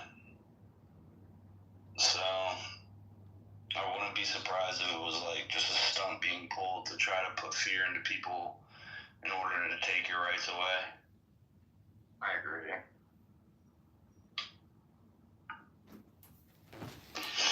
Did you see? That's a good question, though. Did you see the article that said that Elon Musk's black eye was not from his son, Little X, but it was from Scott Bassett or whatever, the head of the Treasury? So, I mean, Elon just burns himself out. Like, he is Adrian Dittman on X, and last night he was live for a couple hours. And I don't know, you can really get to know somebody's personality when you listen to them on X, and you can see how he's maybe not the highest functioning individual in terms of like relaxation and peace and chilling out. Like, he's just burning himself up. He had that surgery on his neck, and he's overdoing it. Like, there's just too much communication, and you become your own worst enemy. It's like taking care of yourself and protecting your own well-being is essential. And like, if you start neglecting that and you start trying to do everything, but he's exposing it. I mean, he set up the groundwork for Doge. I mean, it's not just him, it's a team, and it's in all agencies. He's got Doge AI tracking on every agency. So it's like, he has automated. He's all about automation and taking things at scale. So it's like in 6 months he has essentially uprooted government fraud, waste, and abuse. Like he has left a platform to essentially, hopefully, expose a lot of the fraud, waste, and abuse.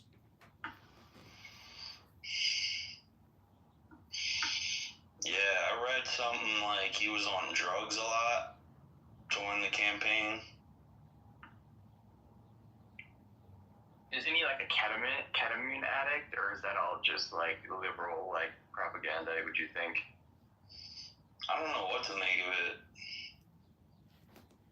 No, he's definitely on ketamine. I mean, on X Spaces, he's hyper-verbal. He stays up all night, plays video games. I mean, it's like, dude, go to the gym, read a book, stop playing video games all night. I mean, it's driving your brain, in a loop. It's like, I'm the number one player in this. It's like, dude, really? It's like, don't you have 16 kids and like a compound and like multi $100 billion business? That too. Like he's not actually good at video games. Who cares? It's like a troll to say that I'm the number one. It's ridiculously stupid. It's just spam. But, it's like, if you're worth $800 billion, it's like, I would drop out of society. I would go to every measure to not be connected in a way. I mean, you want to be left alone. You want anonymity. But, anyways, I'm just saying that, he's not out of the administration, but in a way he's doing public relations work by saying, hey, I'm stepping back and now I got a golden key, but I'm not actually involved anymore. It's like PR. It's a PR strategy to alleviate a lot of the pressure on him.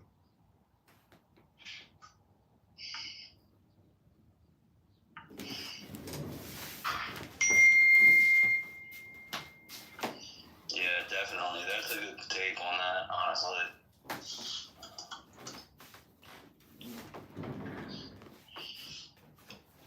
Low-key though, like I'm kind of mixed about how I feel about Elon Musk. Like I don't think he's like a full-end like conservative. Like he definitely has an agenda to be doing this stuff.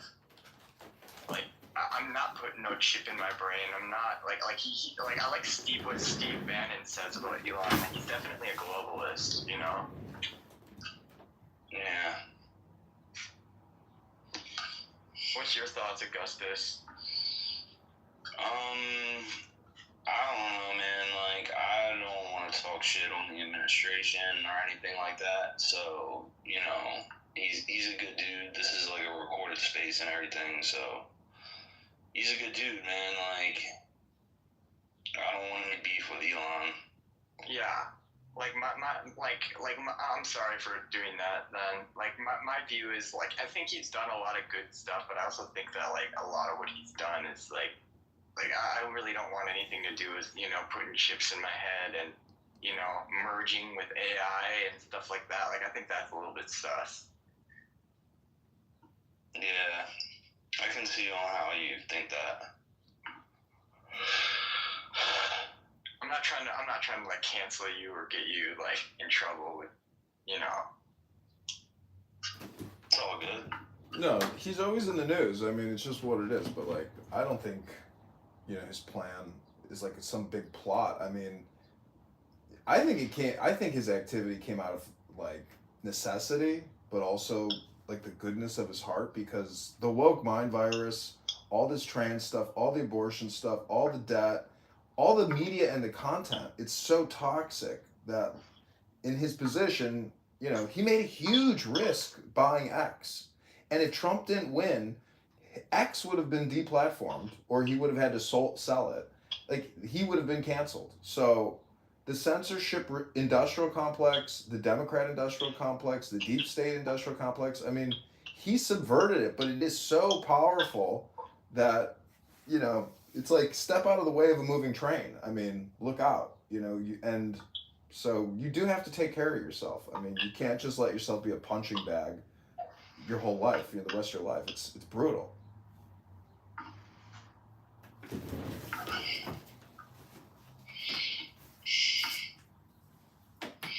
Yeah, there's no way I'm gonna get a chip in my head or whatever.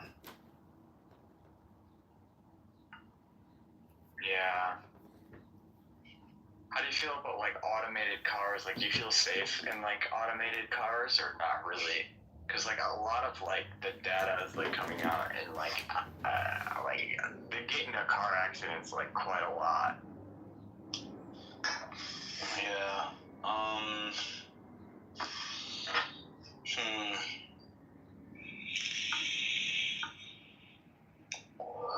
don't know. I'm more of like drive your own kind of car kind of guy. Yeah. Like I don't know. I only ever get in Teslas like through Uber. Yeah. But if the person was like driving autopilot and just like not driving, I would kind of be sketched out. Yeah. Yeah, I'd be sketched out too, bro. If you get into an Uber and the Uber's just like driving itself. Yeah. Did you see the $6,000 Japanese electric vehicle that a lot of people are buying? I think it looks cool. Yeah, I did like those taxis. No, I don't think the technology is there yet, though, for like it to be like legal and safe. I'll give you one thing, Vital. You always ask good questions. Thanks. Yeah, no, thank you for always asking me good questions. It's nice. Yeah, I was on like a space with Rick Doty and I asked him one and he like took a second and he just like wouldn't answer it. That's cool. Were you on that space or nah? Nah, I blocked Rick. Oh shit, yeah. Didn't you have beef with like Rick and what's his name? The guy, his handler, Mr. Dulce. Yeah, I feel like, I don't know, I just don't trust these people, so I block them. Yeah.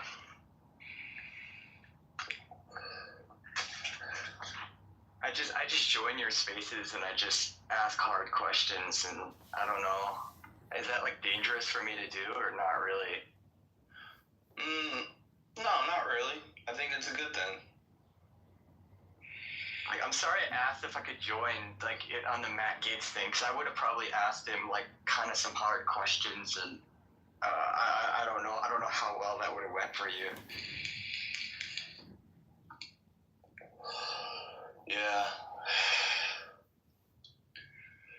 Well, I appreciate the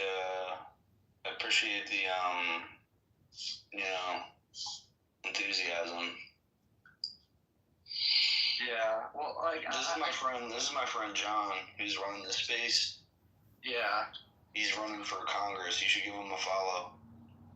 Can you give me a follow? I'm sure he'll follow you. Yeah. Augustus, can you follow me? Yeah, sure. But yeah. And it's like I kind of like your spaces. Like they're kind of interesting. Like. I appreciate that. Augustus has been doing this a long time. I don't know, Vidal, if you know him that well, but on Clubhouse, he was organizing what's called the preservation of the human race. And during the COVID-19 lockdowns and this scamdemic, I mean, you know, he was organizing, you know, significant amounts of listeners on that platform. And he's, you know, I consider him, what he did, he like regime changed the U.S. government. Through Kennedy, so you know he's achieved a significant accomplishment. I mean, in a way, he like saved America. Him and his wife. I was thinking like maybe because you have like all these connections to like politics and stuff. I was thinking maybe you could like have like these spaces and like have more people like ask politicians like actual questions rather than like the left-right narrative. You can bring back transparency to our politics, like. I know that that's kind of a lot to ask, because that's kind of difficult to pull off, but, like, honestly, like, it would be really cool if you could do something like that. Yeah, I mean, that's a goal of mine, honestly. That's actually a goal of mine, but it's definitely difficult to do, bro. So I'm just taking it one person at a time, taking it a week at a time, and trying my best to... just trying my best to keep it, you know, keep it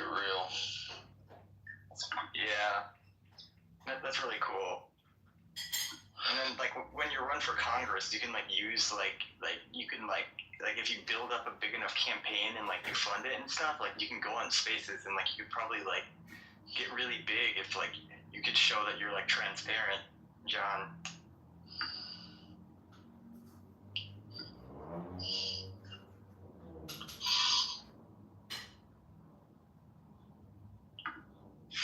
What district are you running for Congress in?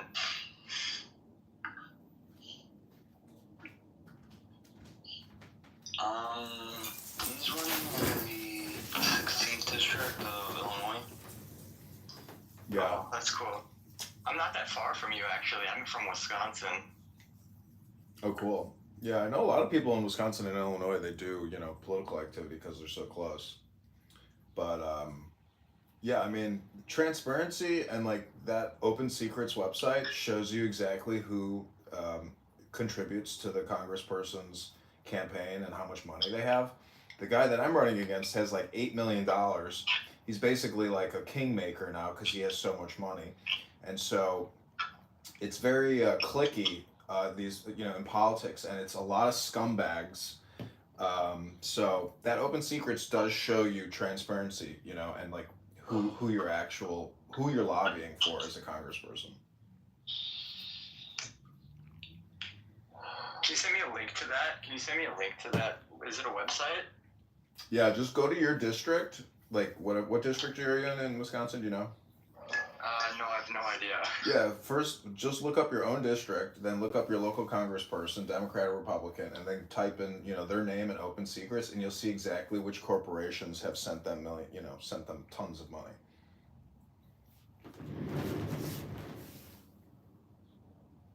I'm in Wisconsin's 8th district.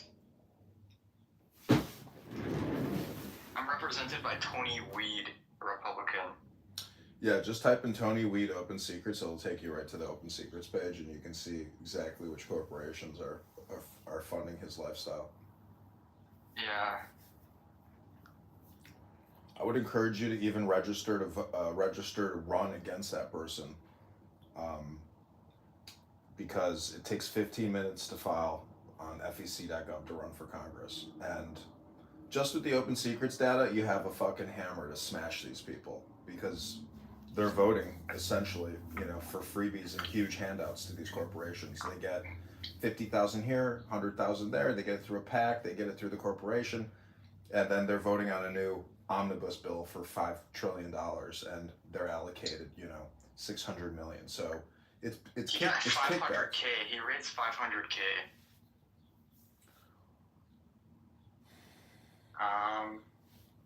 Is that a lot? Is 500K a lot to be raised? It's a nice chunk of change. You can do a lot with $500,000. Yeah. The Democrat that he ran against ended up spending $2 million though. So there's that. But yeah. Like, I'm in college right now, or like I'm about to go into college. Like, should I like get into politics and stuff like that? Like should I like start like volunteering and stuff like that? And like, where would I start? Because you said you know a lot of people from Wisconsin and stuff like that. And like currently, like I was gonna like volunteer because I wanted to get into like pre-med and like do stuff like that. But like I could also like explore like the political route. Like, where would you recommend like I start? Yeah, I would try to get involved locally, and then just get on social media, and start creating content about your local political situation. Basically be an investigative journalist, a news reporter, and go that route, because that's a form of politics. And by doing that, you'll start building an index, and you'll start doing, research on who these people are, and you'll form relationships, and then you can determine who you think is part of clown world and who do you think is a liberator who wants to, save America. So just be politically, there's a saying, it's like, be political, be social. A lot of people are political, but they're not social. And a lot of those people are on the far left, and they have no fucking idea what they're talking about, because they live, in a vacuum. And so, I don't know, that's what I would suggest. Yeah. I don't have a journalism degree, and I'm not going to go for journalism like into college because you know where that typically leads. Like, how would I like find like where to start doing stuff like that? Like, if there are like YouTube videos that can like teach me like the format of how I should like conduct myself. I just be yourself. You know, it's all social media. You know, all these politicians are content creators, and all these bills are automatically generated. So the best place to start is, to be a social media content creator, and have, create political content. It could be a roast of your local congressman. I mean, it could also be a puff piece of your local congressman. I mean, it's basically you're getting into the spam business. Now, I know you want to have like a professional career, but this is like a hobby type of thing. You know, this is communication. No, like I don't want a professional career. I just want to explore the route and see if it would be something I'm interested in. Like if like maybe I'm interested. Like you know how like people like job shadow to like test the waters and see if it like. Because I'm still like trying to figure myself out. Like I'm kind of young. Mm-hmm. Like I don't really know myself yet. Like who knows? I could be into politics. It's a journey. It's a journey. Look, talk to Augustus. Augustus will tell you it's a journey. Like he's an artist who got political. So it's a transformative journey. I'm just saying that, no matter what you do, politics is not going away. It's a political industrial complex here to stay. And the sooner you get involved in it, the sooner you can start transforming it. Your whole future depends on it. You'll be taxed to death. The country's broke. If patriots don't stand up now, I mean, chaos will only continue, and it's just going to become hyperinflation, and eventually the dissolution of America, or, our birthrights taken from us, stolen from us, ripped out from underneath our feet without us even realizing it. And it's already there. I mean, the country's already been sold out, 10 times over. So Trump is the response to that carpet pull. And, I thought for sure Kamala and Waltz were going to win by deception and voting manipulation, but the majority of America was finally shook into its core and said, okay, we have to go with Trump. Otherwise, you might as well just sink the ship. I'm not trying to like sink your ship or anything, but I don't really like either of the political candidates. Like I don't like Trump or Kamala. Like I think there's good things Trump has done.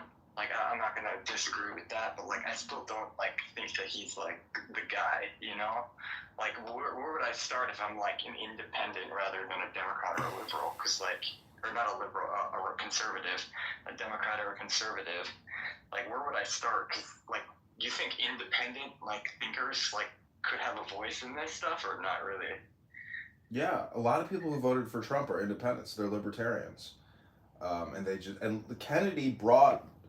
Augustus and the Kennedy camp brought a huge voting bloc. That was a big merger. That's really what put Trump over the edge, because Kennedy was extremely well organized nationally, and so he brought millions and millions of voters, and probably swayed that margin.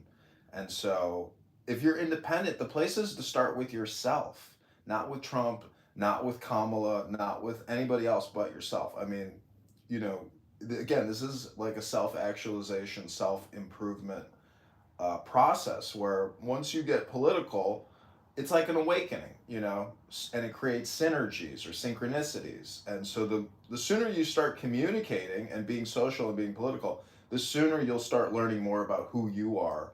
And, it's all about creating, the environment that you would prefer to have, as opposed to having the environment tell you who you are. It's an experiment. You're conducting an experiment in a way when you get political and you get social. Can I like shit on both sides? Because I know Fox News is like completely right wing and like CNN's like left wing. Like I think it would be a better idea to just expose corruption where corruption is, rather than like toe one side's like party line. Yeah, but 10 years from now, you may choose to become a Democrat. I mean, you can flip flop. It's a game. It's a communication game. That's really what it is. And Fox News, CNN, it's all spam. So, you're competing with a huge mind control psyop. Yeah, Yeah, Augustus just left. I'm sorry if I scared him off. No, it's Sunday, man. People got shit to do and real lives to live outside of social audio chat.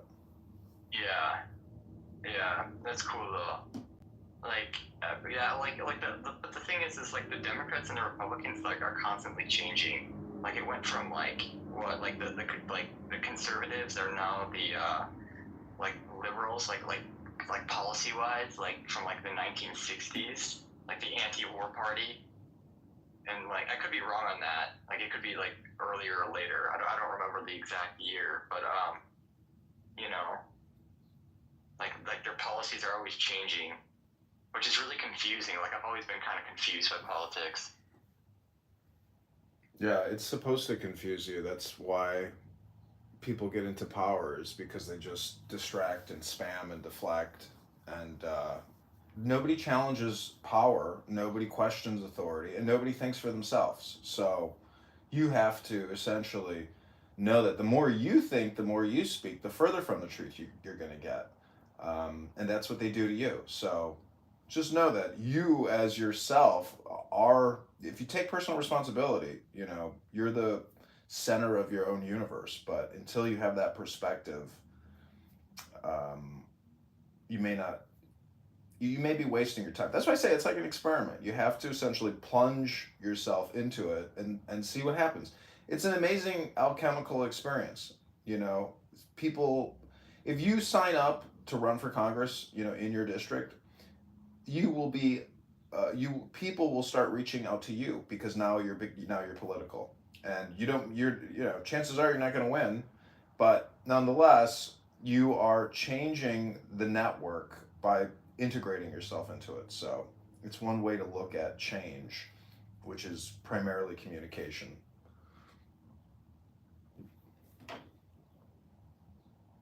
Yeah, that's cool. That's cool to think about. Yeah. I just hope that like I don't even know like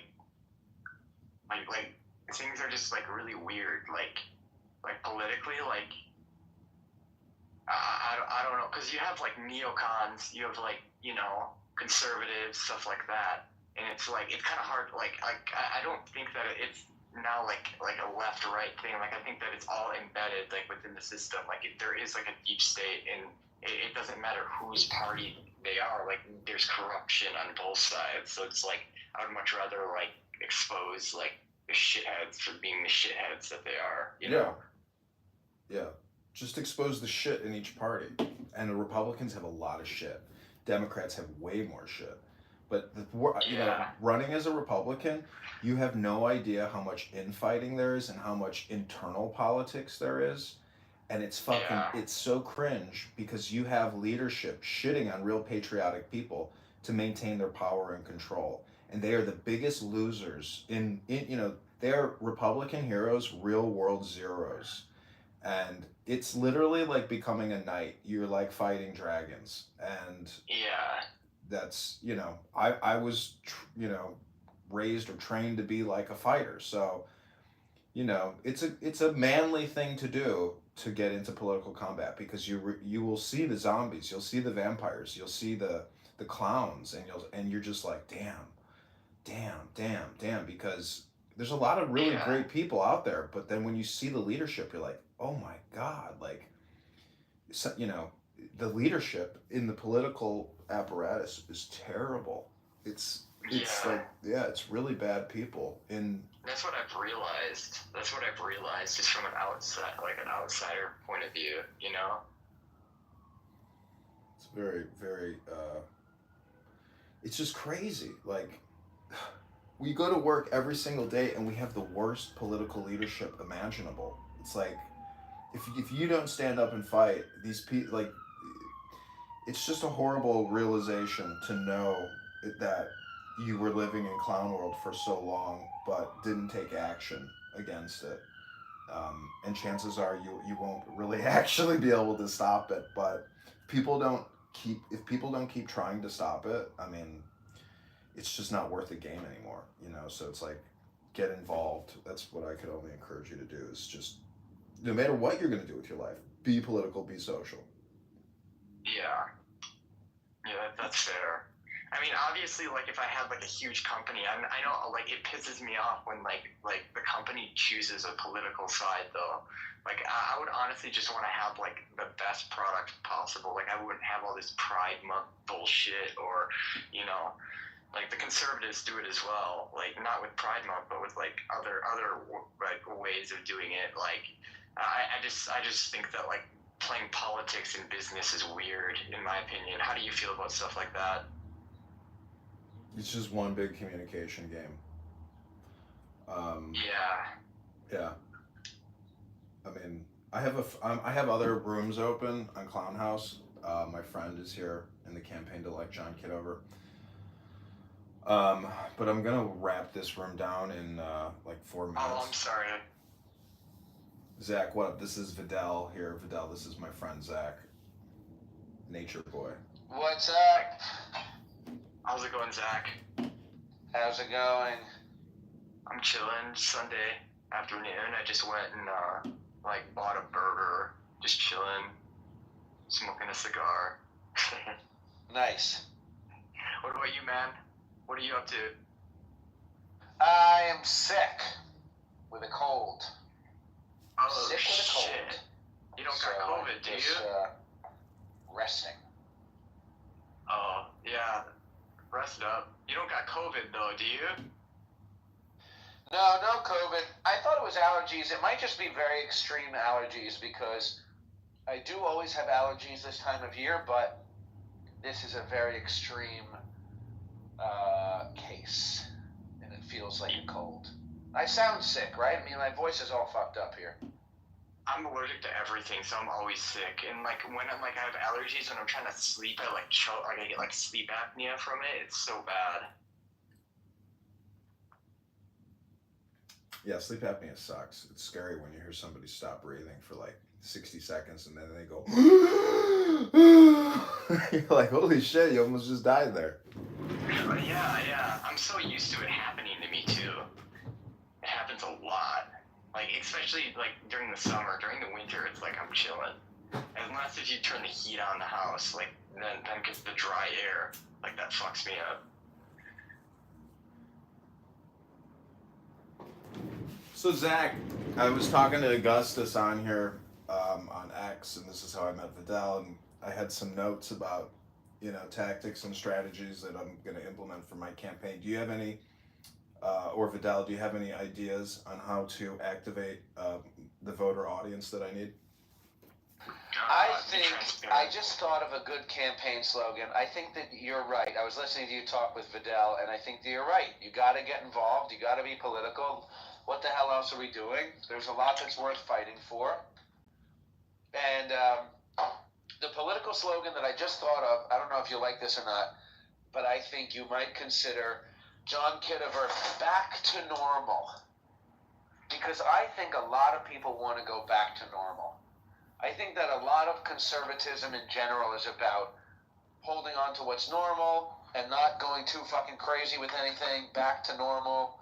Life is good, fundamentally good. Let's go back to normal. So what do you think of that campaign slogan? John Kitover, back to normal. Yeah, I mean, it's fine. You know, I feel like we can't be normal, though, because we've had such abnormality. We have to be, like, hyper vigilant in terms of course correcting at this point. I don't think people really... The big thing for me is the fiscal and national deficit crisis. The funded debt is $40 trillion with $100 billion a month in interest payments only going up. The unfunded debt is $205 trillion. So we have an impossible fiscal crisis that without some type of resolution, debt forgiveness. This was a slogan. There's only two types of people: those who forgive debt and those who don't forgive debt. And unfortunately, debt here is perpetual. We are living with bankers and organizations that do not want to forgive the debt. I mean, just think about your local college student loans and that debt forgiveness. There's a lot of people out there that are fucked with their bullshit education. But we are fucked as citizens. You know, they say we each owe over $105,000 to the government to pay the debt, but it's probably much higher than that. It could be $600,000. I mean, if you don't have $1 million now, in 30 years from now, you will basically be impoverished. If you look at the statistics. Anyways, Vidal, what's your? I know you were talking about transparency. What were you gonna say, Vidal? I do a lot of like spaces and like engage with like the community and like hear what people have to say. Like also like when you campaign, like don't just like, because a lot of like politicians, like I feel like a lot of that shit's pre-picked to like make them look good and stuff like that. Like actually like engaged in like the people, like the voters. I feel like that goes a long way with politicians nowadays. Like most politicians feel like they're so out of reach and they're so out of touch. And like they just say what you want to hear, but like if you actually like engage with the people of your district, I think that'll say a lot. Yeah. I think organizing these digital events is like the first step to making like actual in-person visits to these towns in the district. Um, yeah. The thing that shocks me is that our whole lives are dependent on this political industrial complex, but yet no one actually, like the percentage of people that vote or are even politically involved or know who is the leadership, there's no transparency, and it's basically it's a very small percentage of the population that are involved in politics, but yet it plays the most important part in our lives in terms of taxation, social, cultural, um, many other issues. I mean, everything. Property taxes and income taxes are the biggest issues. My house here, the property taxes are over $1,000 a month. The water, $500 a month. The electric and the gas, $400, $500 a month. It's like no one can retire just based on the costs of utilities and taxes. We're forced into perpetual work, and we should have a surplus. We should all be born with $600,000 in the bank. Instead, we're all born, negative 600,000. So we can, correct the ship, but I think we should be drastic about it. Ron Paul says we should end the Fed. We shouldn't let the Federal Reserve and the Congress create this financial, moral, unsound moral activity of essentially hyperinflation and borrowing. I don't know. I'm not like a nationalist or a fascist, but I don't know. There's just so many topics to contend with. Even the price of capital punishment and imprisonment. It's like, well, where do we start cutting money if we're going to pay down the debt? How are we going to raise revenue, and cut spending? I mean, because technically, if we want to pay the debt, got to start sucking at all the population and draining money from them to pay it down. But I just wonder if all of this is actually just not like a linguistic spam game, where in the future they'll just issue a writ of notice saying, "Oh, by the way, we've shaved off $5 trillion from the debt, and we've all agreed to delete the debt." It's like, oh, okay, well then all of this shit that we're arguing about is a total waste of time, because in the future they're actually just going to delete the spam anyways. I just wonder if that's like an accurate way to analyze the fiscal crisis.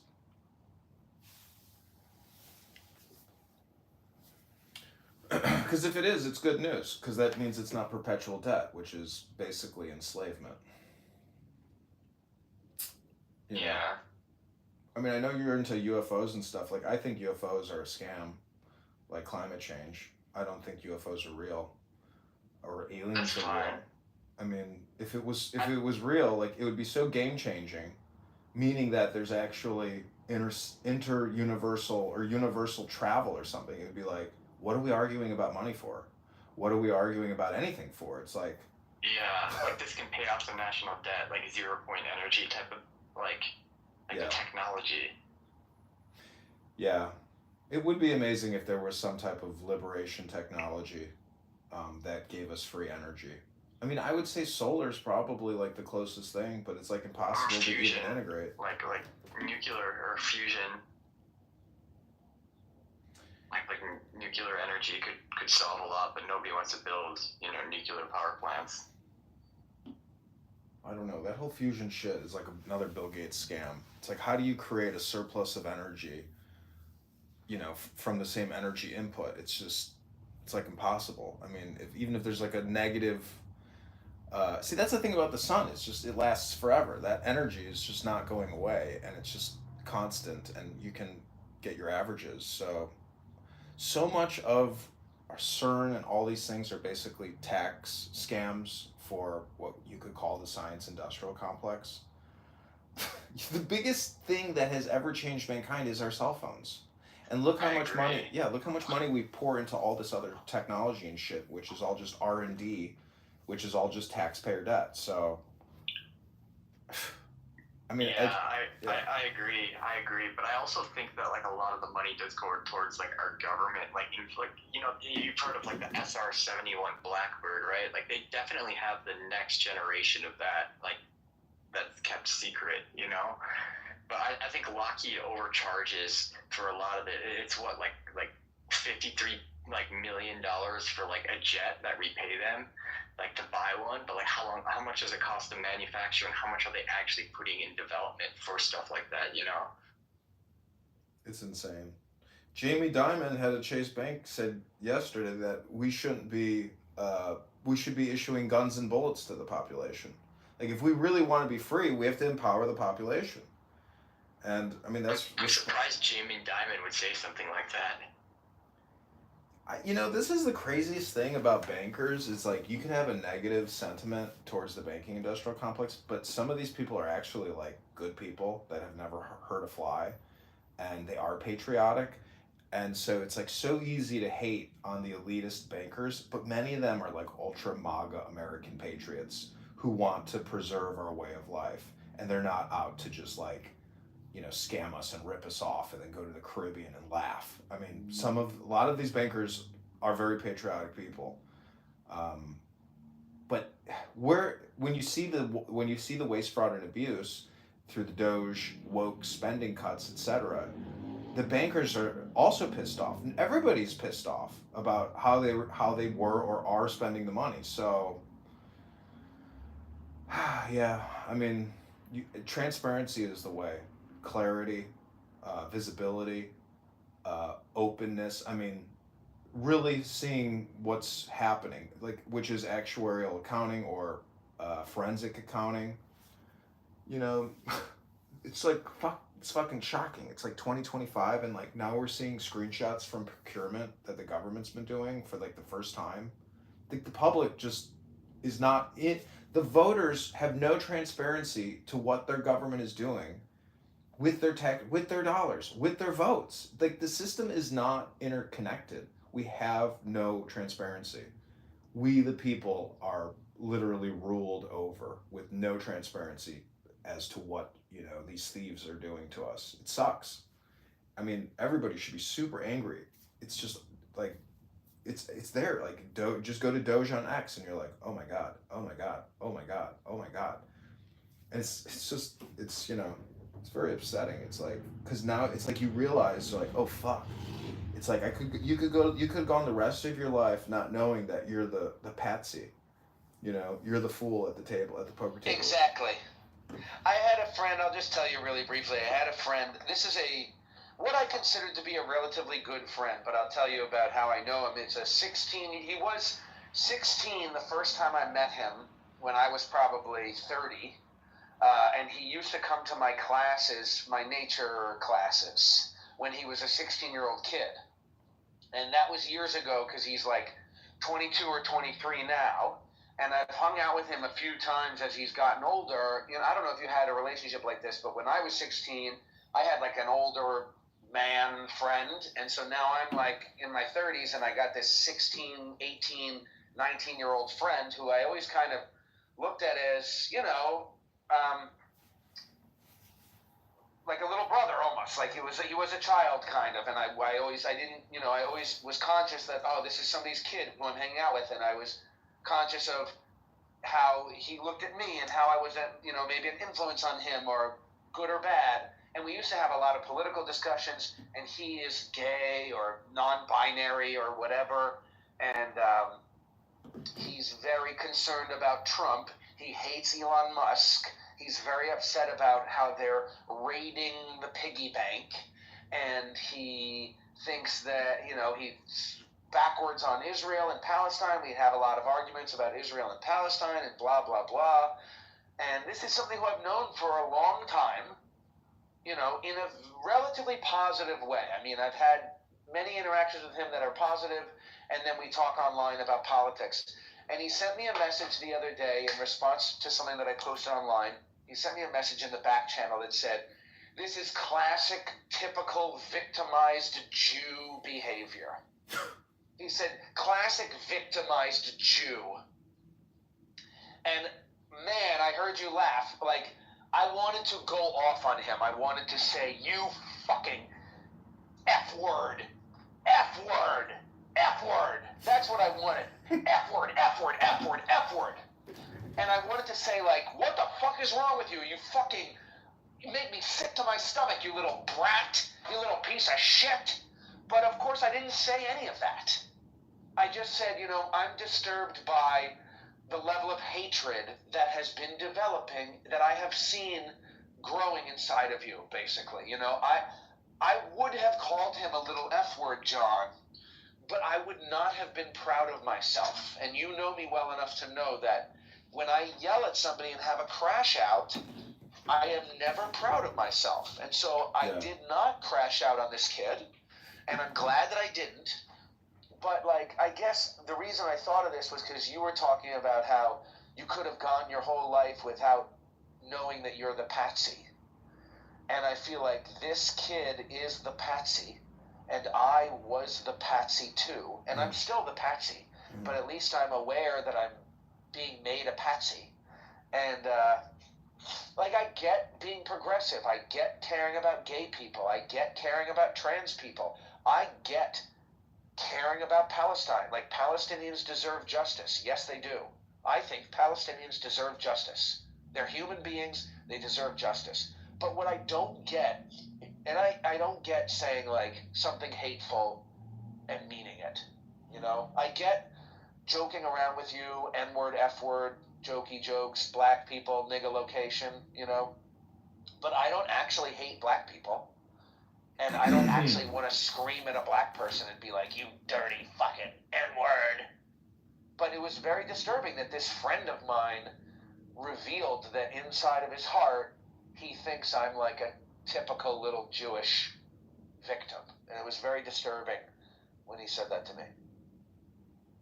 Yeah, I think everything is just for a day, though. Meaning that when you wake up tomorrow, everything you were angry about today pretty much goes away. Your system does a hard reset, but it does take a cycle to essentially, purge it from your psyche. But yeah, I mean, communication is this political game. So I don't know, dude. There's gay people out there. I went out last night and I'm friends with, a gay guy and his friend Michelle, my friend Michelle. I'm friends with people, that go to bars that are locals and everybody's different. And, but they like to laugh. They may say, just like people here on Cloudos, they say, "You're not funny." And I'm just I'm trying to be funny, but Wait, did you say something offensive? I was talking about how an orgasm is agnostic to whether or not you call yourself gay or straight. An orgasm is an orgasm, and trying to essentially say that the whole gay movement and like you said, protecting gays, that's still a political component of the voting bloc. It's a spectrum of politics.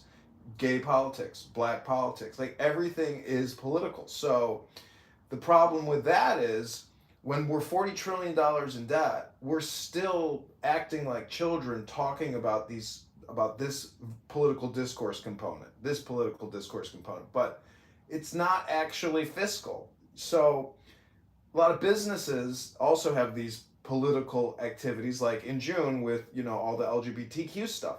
To me, that's all essentially deflection and spam from the national issues, which is essentially the fiscal crisis and the fact that we are going to have to pay taxes out of our ass for the rest of our lives.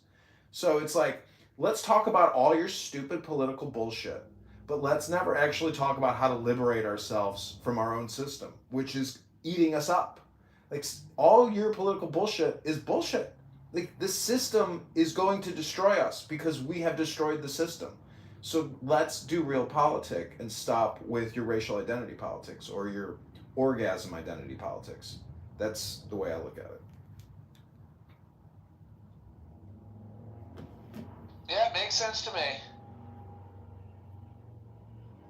I mean, it's like any You've business. got my vote. Yeah. But see, everybody is actually just too hyper engaged in the spam to get to the nuts and bolts and say, oh shit, this is all bullshit. And you're going to be the patsy forever. If you don't fight back, it's just like, it's so boring to be a patsy. You know? It's so fucking stupid to be a patsy. So I'm without my friend Max Rice, I probably never would have actually filed to run for any office. But once you file once and you realize how easy it is and how all these fucking dummies are in political positions of power, and it's just a simple filing, you start to depacify and you say, fuck, like I can play this game because this game is being played by idiots. But it turns out they're not like idiots in the way that you think they're idiots. A lot of people are very smart because they are intentionally idiots. I mean, that's what's in Zen philosophy is there's a wisdom to being stupid. But these people are playing stupid, and they actually are stupid. So, but again, it's like you throw your hat in the ring, you don't win, and you're like, well, why aren't I winning? It's because they're better organized than you are, and they've been doing the game a lot longer than you have, and it's a clique, and you're not in the in group, you're in the out group. But I'm telling you, politics is fun. It's like it is a great game. It is a lot of fun, and so many ways to play it. But I think there's like this whole psychotherapeutic and self-improvement, self-actualization component to it, like with most things, as you know. I'm a self-actualization comedian, so politics is the place to be. And patriots are real people, real things. I mean, it's a love of your life in a way. I mean, it's your culture, it's your language, it's your environment. You love it, you want to support it, you want to embrace it, you want to expand it, you want to keep it around for future people because you enjoy it that much and you think it's that good of a game to continue perpetuating. But I don't know, since 2020 with COVID-19 and really going back to 9/11 and that whole scam, like that's, to me, 9/11 is like the beginning of time.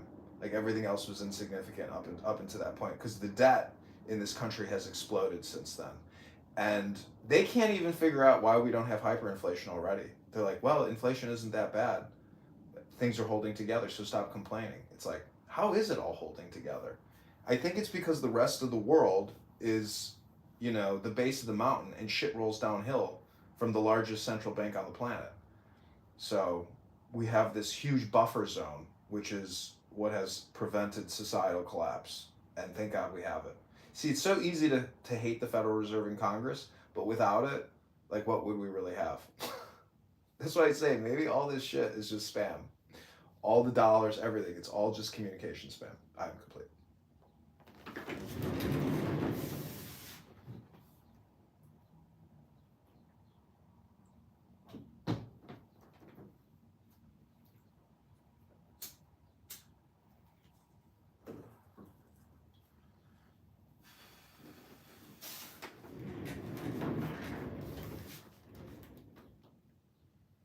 Well, I was in another room, they were talking about eating ass.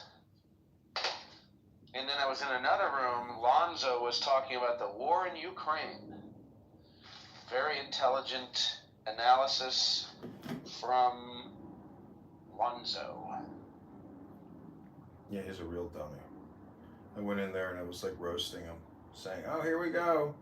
Wasting a beautiful Sunday with hate speech all day long like always. And then eventually they kicked me, but I like fucking with people's minds, that I don't like on this app. It's like dropping in to punch them and then quickly leaving without getting a scratch yourself. It's like I know I just lobbed like a hand grenade in their brain and then I ran away. And it's not a cowardly thing to do. It's like, it's me playing the game. Well, some of them have become a catchphrase. For example, if you're talking about nonsense on Clown House and then somebody says, welcome back, what's coming next. Welcome back to another edition of Low IQ Dumb People talking about what is nothing. And wait, I fucked up, but you know what I'm saying. You can't fuck it up. You can't fuck up the line. When it's time to say the line, you gotta say it. So this is the coolest thing about the brain, is that whatever you throw at it, it absorbs it. And it's impossible to deflect. Once you hear it, you can't not but absorb it. So that's one of the funnest things about communication. And on this app, when there's a public room, you can come in and just like throw a ton of shit against the wall and it sticks. Because anything you throw against the brain will stick. That's one of the coolest things about communication, I think, that I've discovered, is that spam gets absorbed. Spam works. Spam works. You can't shut up your brain. You can't close your ears and you can't close your eyes. It takes whatever is thrown at it. And I don't know, that's the coolest thing about the brain, is it's like a sponge absorption system, which cannot once it's exposed to the prompt, like it takes it. I don't know, it's like a living, breathing computer that unless you create roadblocks or boundaries, it's going to get in you. And I think that's one of the funnest parts about doing what I do, is like basically spamming people in the same way that they're spamming us. Anyways, my X space is winding down. This has been the campaign to elect John Kitover in the 16th District of Illinois, Rockford, Peoria, Bloomington, Peckins, and 10 other towns that I've never heard of. And I've lived in the state of Illinois my whole life. So there's millions of people that are underrepresented. They have no involvement in the political sphere whatsoever, but yet people consistently maintain their power over them in these districts, because nobody challenges them, because nobody gives a fuck. And it's like basically an awareness issue. The more self-aware you are, the more aware you are of your environment. And so, I believe in the words of Marcus Aurelius: be political, be social.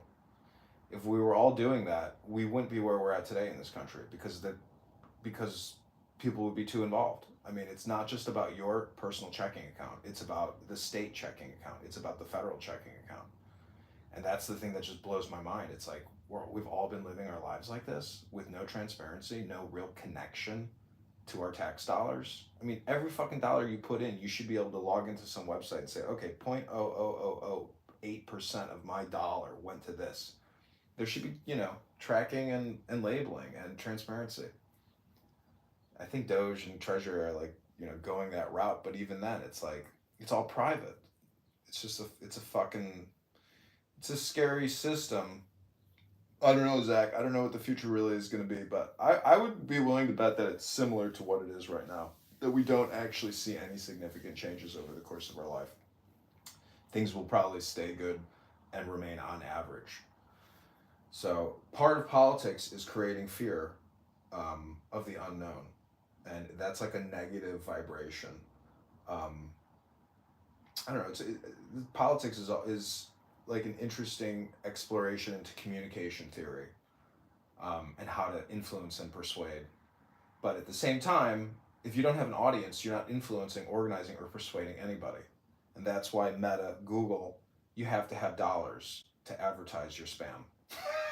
Otherwise, you can not achieve political power without dollars and advertisements. So part of my to-dos and takeaways from this morning conference call has been to essentially create like a sign-up form for people in the precinct that want to organize for change. And the Tao Te Ching is all about change. That's why Saul D. Alinsky in his book talks about the Tao Te Ching. I don't know if you've ever read that Saul D. Alinsky book called Rules for Radicals, but in the beginning of it, it goes all into Taoistic and Buddhistic philosophy and how it can be a medium for political change. So there's real power in change. I mean, look at Barack Obama's messaging. Change, change, change. Anybody got any change? Yes, we can. Yes, we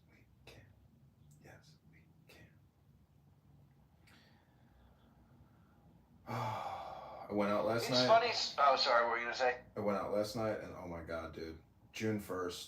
It's like all the girls come back from college, and it's just like I saw so many perfect dimes last night. I was just like, it's just amazing seeing a beautiful woman. You're just like, wow, like that is definitely the coolest thing in reality. When you live in a cold weather place too, just like me, I think that when you live in a cold weather place, spring, summer, it really hits different because it's almost like you forget what the female form looks like.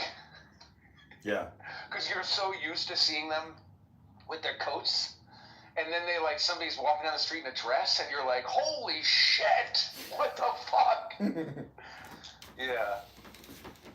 Yeah, last night was just like, wow. I just love beautiful women. I like nice, beautiful women, but I don't like pretentious, egotistical, materialistic, beautiful women. Those are like just as unappealing, but still more appealing than fat, ugly women who are also materialistic. But the point is the perfect 10 is like the perfect personality mixed with the perfect beauty, which is friendliness. But man, I'll tell you put some alcohol into some of these girls, they were fighting last night. Fist fighting. I was like, holy shit, these alcohols, can create the party and it can spoil the party.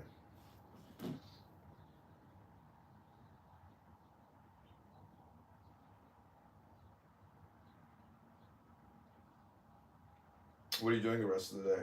I'm about to hop out of here. Nothing, honestly. I'm just eating. I'm probably going to go back to bed. Kind of sad, but I'm just taking a quiet day here. I had actually 2 events today that I had to cancel because I just can't talk and I'm like blowing my nose all the time.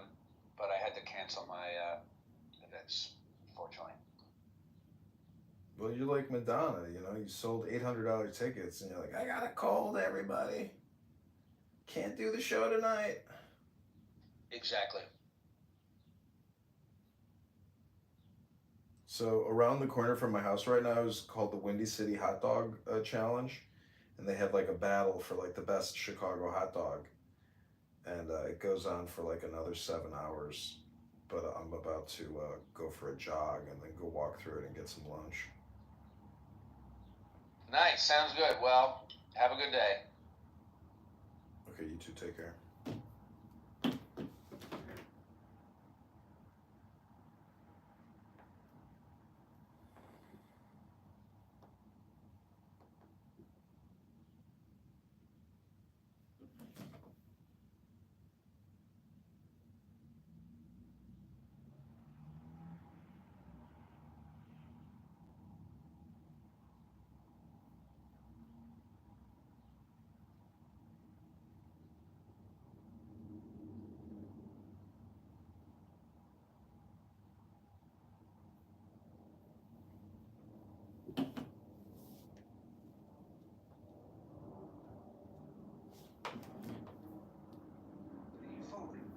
We only have intimacy with the wife. Lied to them, and he told them that they were gonna have so much meat that it was gonna be coming out their nostrils for weeks. Where did it say they're gonna have so much meat it's gonna be coming out of their nostrils? Okay, you want me to, so you don't? Okay, I'll read that much love. You don't know your Bible, dude. It's fine. Tell it to me. I want to hear. I'm trying to just summarize it for you. I mean, if you don't believe me, tell me where I'm wrong. Do you think I'm wrong about this? Make your point. Okay, my point is that I think it's an interesting read, and I wondered what your thoughts were. Why would God lie to his favorite people and then murder a bunch of them? Why would he do that? He never lied to them. That's your imagination, figment of imagination. Are you sure? Okay, so then show me where he said they're gonna have so much meat it's gonna overflow the nostrils. Or I understand not literally word for word. I understand that part, but show me where it said they're gonna be abundant to me. Okay, hold on a second. Let's see here.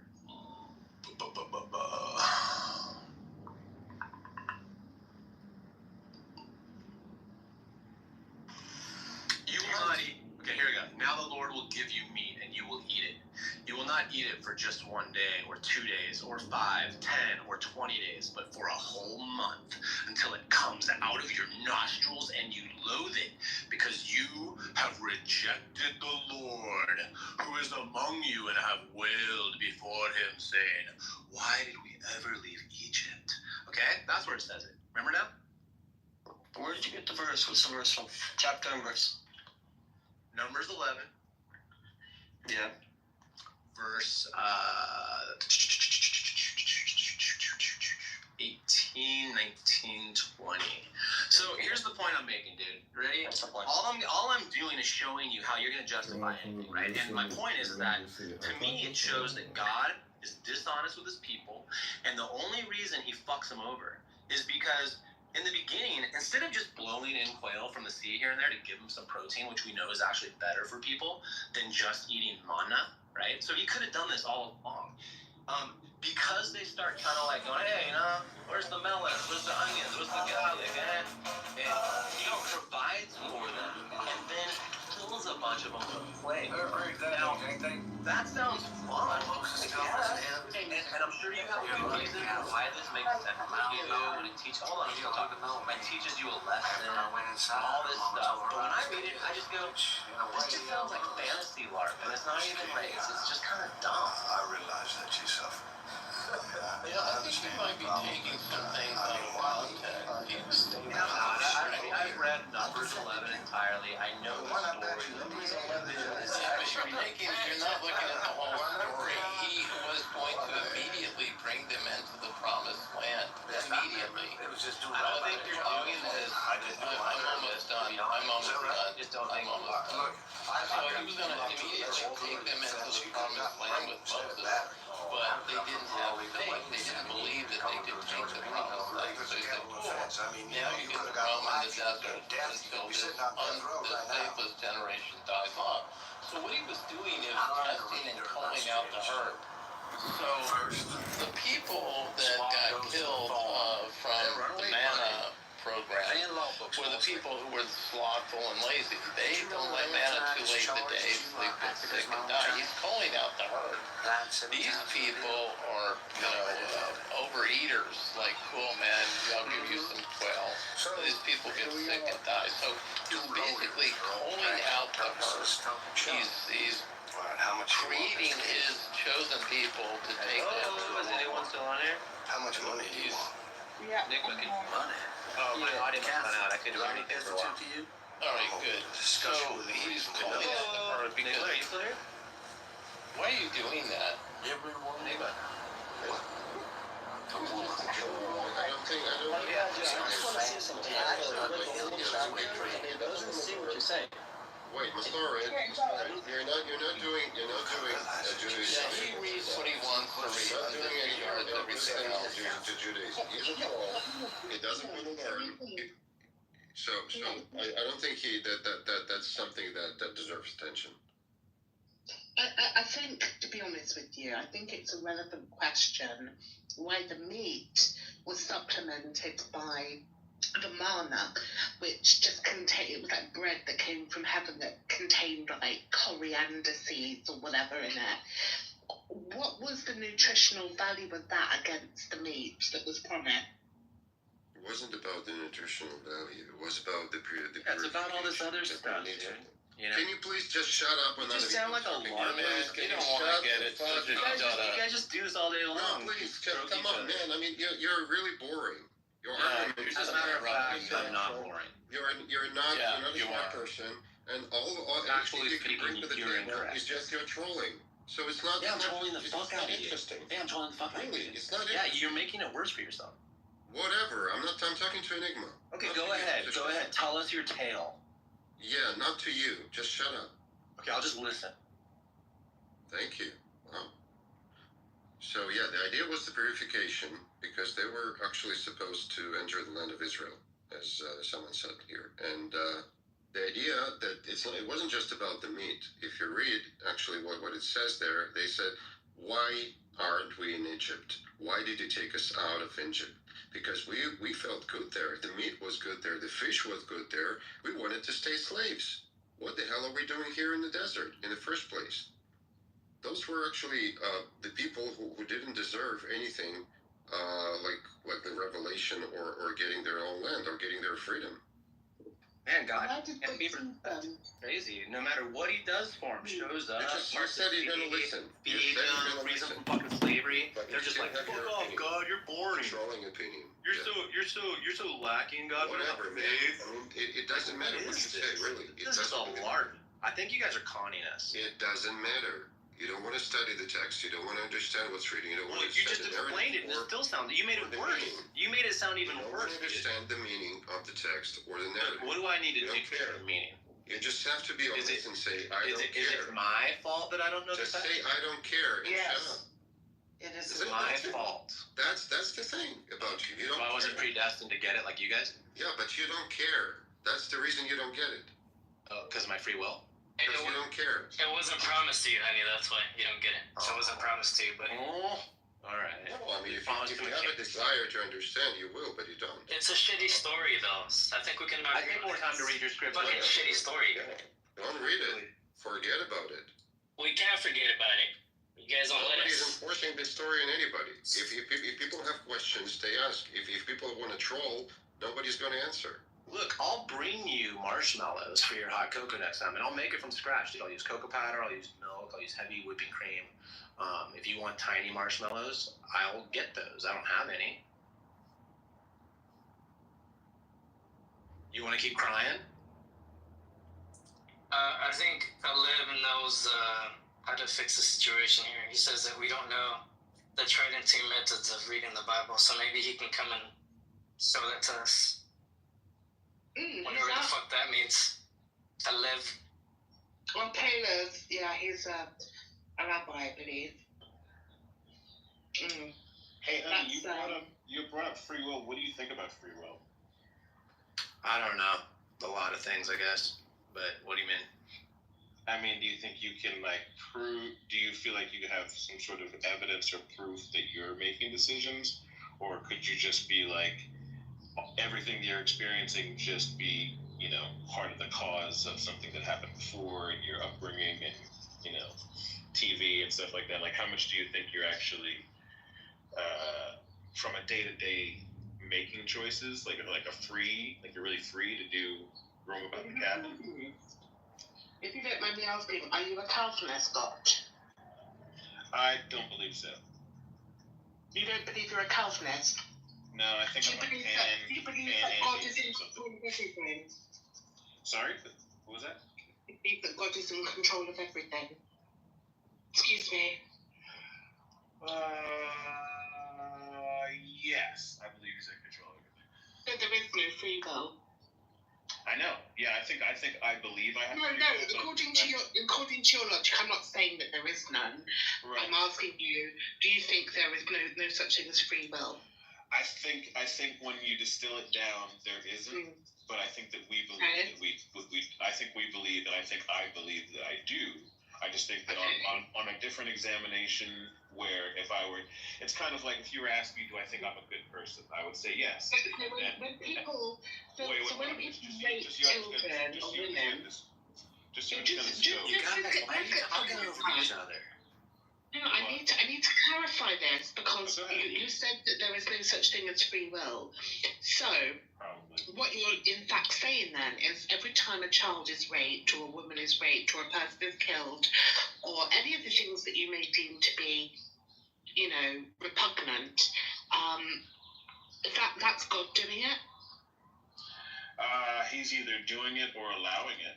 But either way, it's... Oh, no, you can't have your cake and eat it. He's either doing everything or he's not. Well, no, if he's in control, he's allowing it. But I don't pretend to know if he wrote the script or anything. If he's allowing it, then people are choosing their own free will to do stuff. No, if he's allowing it, you said the bad stuff. I'm assuming... No. You said the things that I was thinking were in control of everything. If he is orchestrating everything that's happening, all the bad stuff that happens that we deem as bad, God is in control of that too. It's a very Calvinistic approach. Well, he says, I'm the Alpha and the Omega. He says, I create the good and the bad. You know, you're a Calvinist. Okay, so God is doing everything. So God is killing children, starving people. He's everything. He's sending tsunamis to wipe out entire, villages. Yeah, this is all of the and he's what does he get out of this? He's making puppies, he's making cakes, he's having orgasms, he's doing everything. I mean, if you want to imagine those puppies dying or whatever, drowning, that's something that makes you feel good. That's the choice that you get. That's like your little mini God power. You get to focus what you want to have more of come into your life. That's the closest thing that we are to God's. We can't fly, we can't snap our fingers and make a donut appear, but you can sit there and think about how bad or good a donut makes you feel. You go and buy some donuts, you could go to the gym. You have free will that way. You have choices. It just mental illness to me, it really does. Like, if you really believe this is real, it just sounds like delusion. I think we're all deluded. I mean, if you explain to me exactly what you believe and why you believe, I would think it's a delusion. That really doesn't prove anything to me. I'm not looking for any validation or anything from anybody else. I'm not trying to make anybody my group, and I'm not trying to. I need no acceptance or validation from anybody. But I appreciate it. It's about validating the experiences that we have together. Yeah, you and I are doing that. So in a way, you're validating mine because I think we're the same thing. So by you telling me I'm delusional, you're validating what I believe anyway. Well, we all have those. So you weren't going to change my opinion anyway. But I enjoy your tone of your voice. God gave it to us. Are you a Christian now? Oh, I don't know that it's a he. I don't know that he gave. That's very presumptuous. Well, you quoted out the Bible. So you must be talking about the he. No, I just quoted out the Bible because I said what Christians believe. I'm not a Christian. Why write the Bible then? Because the Bible was given to me, and when I come in here, a lot of people are talking about the Bible. So it's pretty helpful. I mean, that was one of the books, I guess, that was given to me most recently, and I find it very interesting. I find the story interesting, all the characters. What about the Satanic Bible? Have you read that?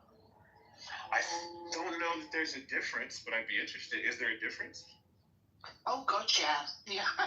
Have you read the Bhagavad Gita? Yes. I mean, I think you've read the Bhagavad Gita. Read listed, with Arjuna and all What's it about? What's it about? Who's it about? I think the main battle was when Arjuna was going to be battling against some of his cousins. And he had to give the order. What's the story about? I think I'm in the middle of trying to tell you exactly what it's about, but I don't have to. I mean, if you already know what it's about, actually, what's the point? He obviously doesn't buy it. No, the ideas of Krishna and Buddhism and all those things are all valid if you're looking at them as not separate. If you're looking at them all as like different children of the same father, then you won't have a problem. It's only when you start to say that one is right or that like I don't know. Most of my answers are I don't know because I pretend to know that he wants this for me or you're going to this place or any of that nonsense. So I don't know. I mean, I guess if you want to tell me what the Bhagavad Gita has to do specifically with what we're talking about, or are you just doing like, oh, I want to see if you know what this is. I don't want to. Did you say Bhagavad Gita? Bhagavad, whatever. Tomato. Bhagavad Gita. Bhagavad Gita.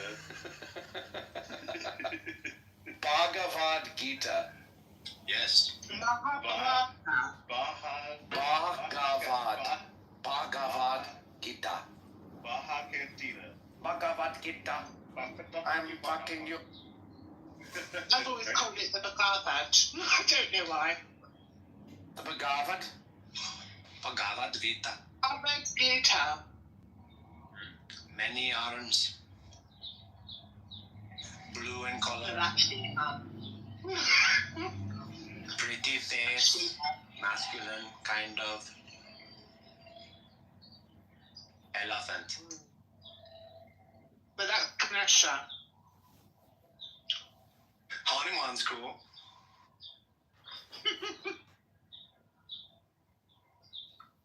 Have Have you read the Book of Mormon? No. I think I saw the play. The movie. Oh yeah, that's nothing about the book. Is that the Robert Smith guy that goes in the cave with the seer stuff? No, that's the lead singer of the Cure. Joseph Smith. Robert Smith is from the Cure. Okay, I say Robert Smith. That's funny, dude. That is kind of cool. Did you know that Joseph Smith was a convicted criminal? Oh,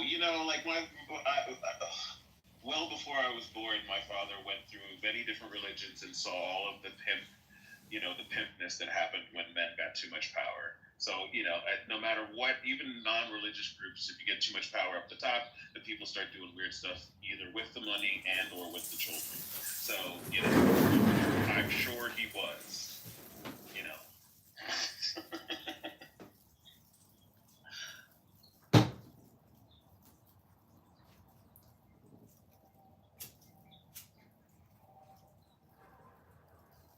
Anyway, does anyone else want to talk about anything to do with Judaism?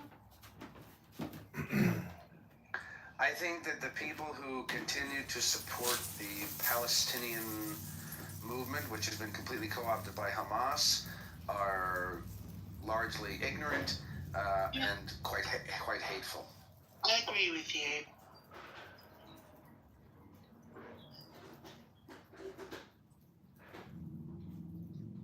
It's sad to see. I had a friend of probably like 6 or 7 years, a guy who I thought was a pretty good friend. He said to me the other day, he said that I'm behaving like a typical victimized Jew. He said, this is such typical victimized Jew behavior. This is a friend, a person who I had considered to be a friend. And he said to me, God, Zach, you're such a fucking victimized Jew. You're such a typical Jew. And it's really sad. It made me sad that this friend of mine who I thought was my friend revealed to me that he had this hatred for me in his heart that was based on my Jewish ancestry. And it was very upsetting. I'm going to get everyone on Clubhouse to stop using heart as an expression of emotion, because our hearts pump blood. But don't worry, people will always be sucked in by, a lot of propaganda. And at the end of the day, the only reason that people have bought into it is because of the far left, and the far left are just as crazy as the far right. I'm sorry, they are. Absolutely loop the loops. But yeah, it's sad.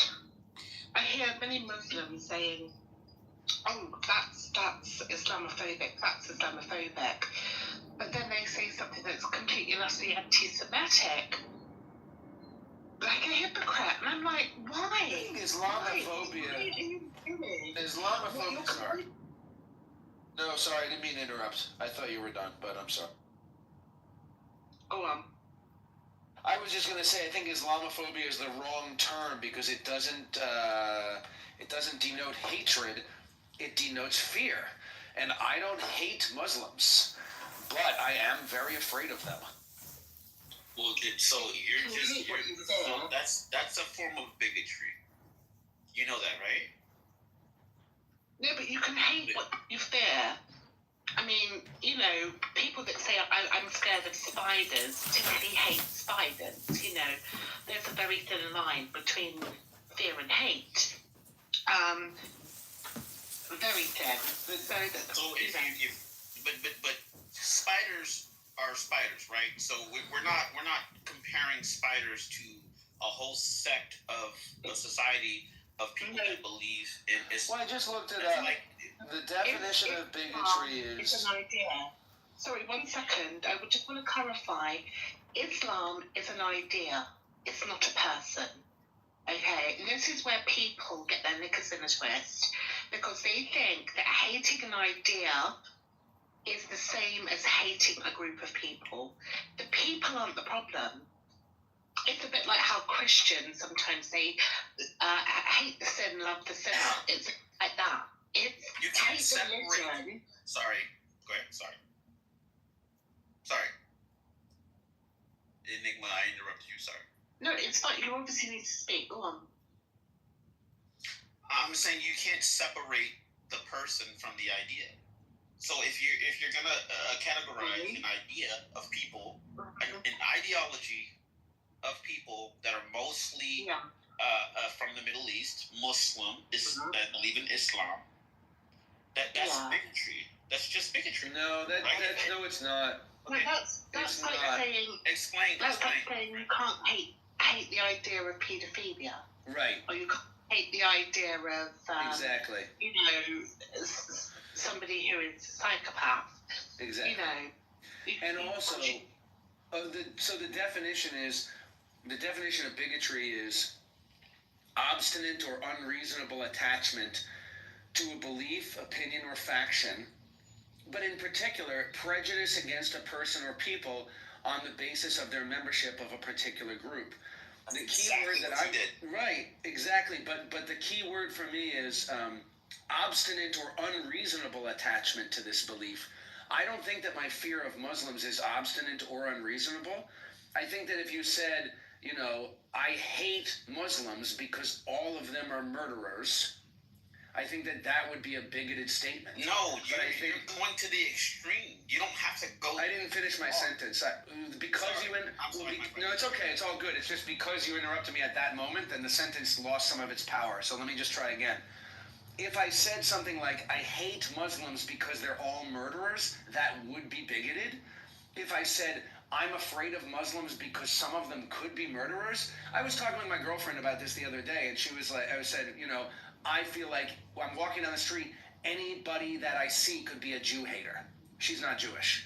And I'm talking with her, I said, anybody that I see could be a Jew hater. And she said, well, it's kind of like that as a woman for me, that any man could potentially be a threat. Any man could potentially be a threat, right? That doesn't mean that she's afraid of every man. I'm like, well, how do you get by as a woman? Are you afraid of every man? She's like, no, I mean, there are some good men and some bad men. There are some good Muslims and some bad Muslims. That's why I think Islamophobia is not, basically, I am Islamophobic, but I'm not anti-Muslim. There's nothing wrong with being Islamophobic because a phobia is usually an irrational fear. I mean, what we've seen that comes from Islam sometimes in certain areas. Right, it's not unreasonable to fear this. To be afraid of, yeah. There is no ration, there is no reason.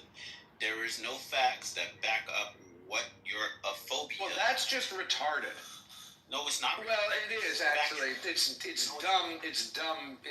Okay, cool. You can call it dumb, but can you back up? Yes, because a Muslim man told me yesterday that he was going to kill me because I'm Jewish. No.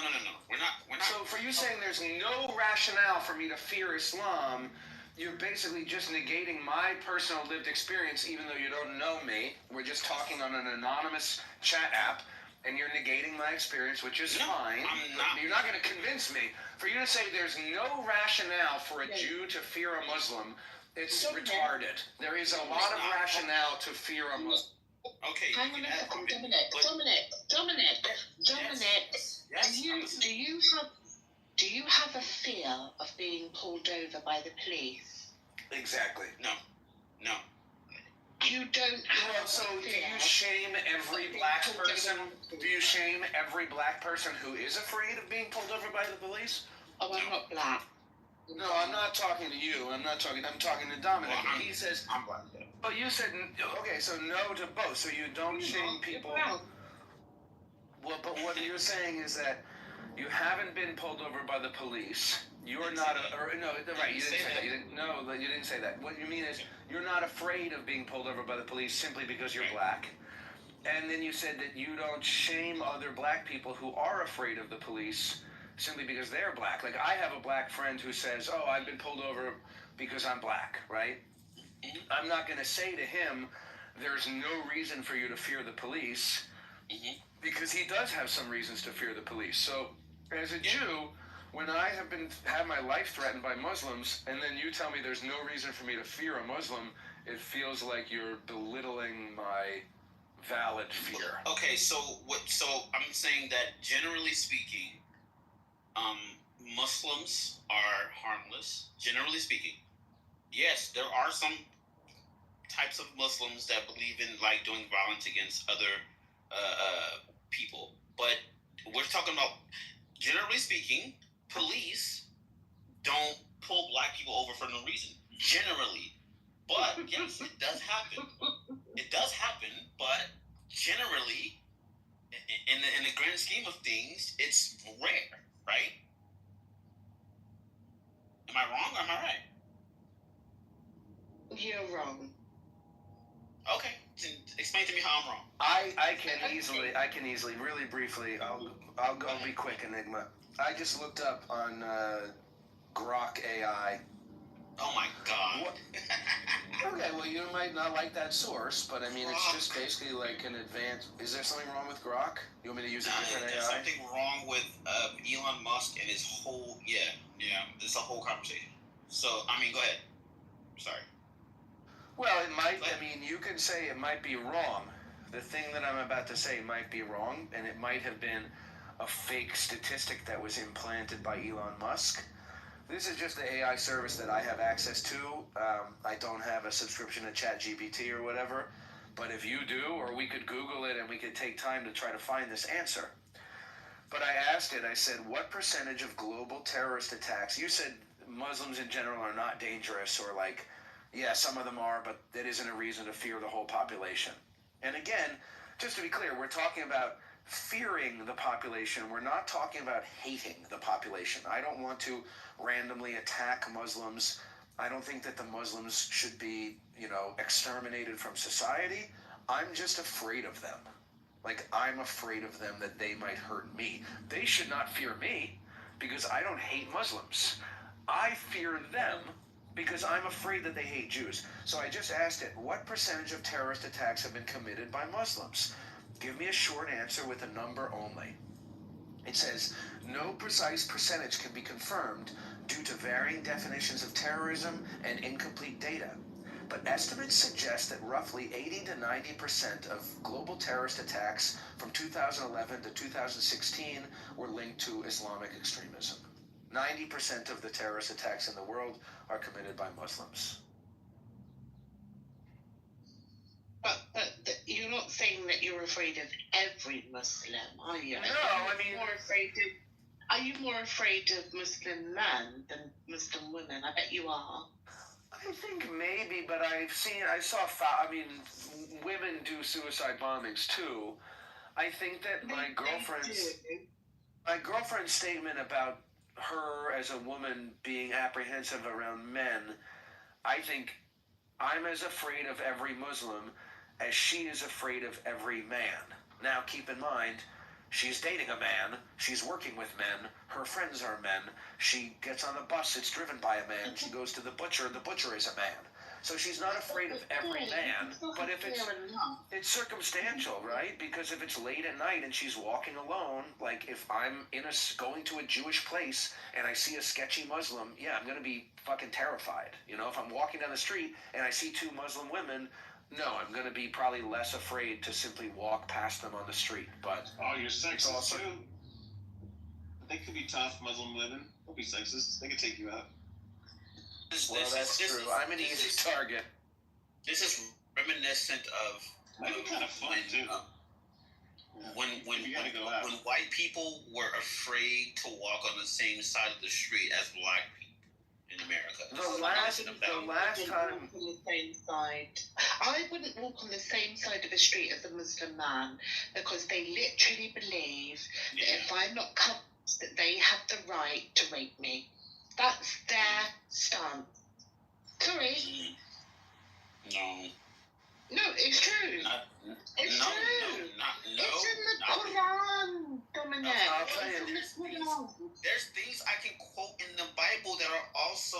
We can go back and forth about what doctrine says what. We can go back and forth on that. But the average Muslim person they don't harbor those. They don't fucking acquiesce to that. It's. Well, I'm sorry to say, but for me, I hate Islam. I hate it. Okay, that's fine. I'm an atheist. Religion. I don't like Islam. I think it's disgusting, and I think that the people who are indoctrinated into it, bless them, they are indoctrinated, but they literally believe what they're saying when they tell me that I'm a whore, because I don't cover myself up and I don't wear a hijab or burqa. And I'm sorry, I think it's disgusting. What? Yeah, that's right? also in the Bible. You know that, right? I don't give a fuck whether it's in the Bible. Yeah. I'm sorry. What you are doing is you are being a hypocrite. You're being a hypocrite because every woman who doesn't cover up is supposedly a whore, but that's okay to say because we have to be sympathetic to the Muslims. But it's not okay to say that I don't want to walk on the same side of the street as a Muslim man. I'm sorry. I think it's very hypocritical. Nicola, how am I being a hypocrite? I'm an atheist. I don't believe in any of these ideas. I don't believe in Islam. I don't believe in any of these. You've asked a question. You said to presume that someone is going to do something to you is an irrational fear, and it's problematic. It's bigotry. But when I'm telling you that what Muslims believe is literally what I'm telling you, it's okay for a man to rape because it's the woman's fault, basically, for not covering up. Do you not understand? You would never understand. I understand what you're saying. Would you want to walk on the same side of the street as somebody who is part of the KKK? Of course you wouldn't. I understand what you're saying, and I'm saying that they don't act out those things. They don't actually. The average Muslim does not verbatim act out what it says in the Quran. Well, that's true, but that's like saying that the average black man is not a criminal. The fuck? Which is true. The average black man is not a criminal. How's that relevant? What the fuck? Well, because it's another form of racism or another form of racial hatred. People bigotry. hate... Right. People hate all black people because they say black people are criminals. That's fucking racist. Because the average black person is not a fucking criminal. Some black people are criminals. Some white people are criminals. I feel like you're making my point.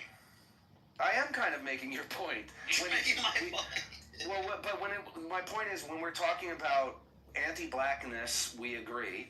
But we use the same sentiment to talk about danger to women, which is what Enigma is talking about, or danger to Jews, which is what I'm talking about, and then suddenly you think, oh, it's not.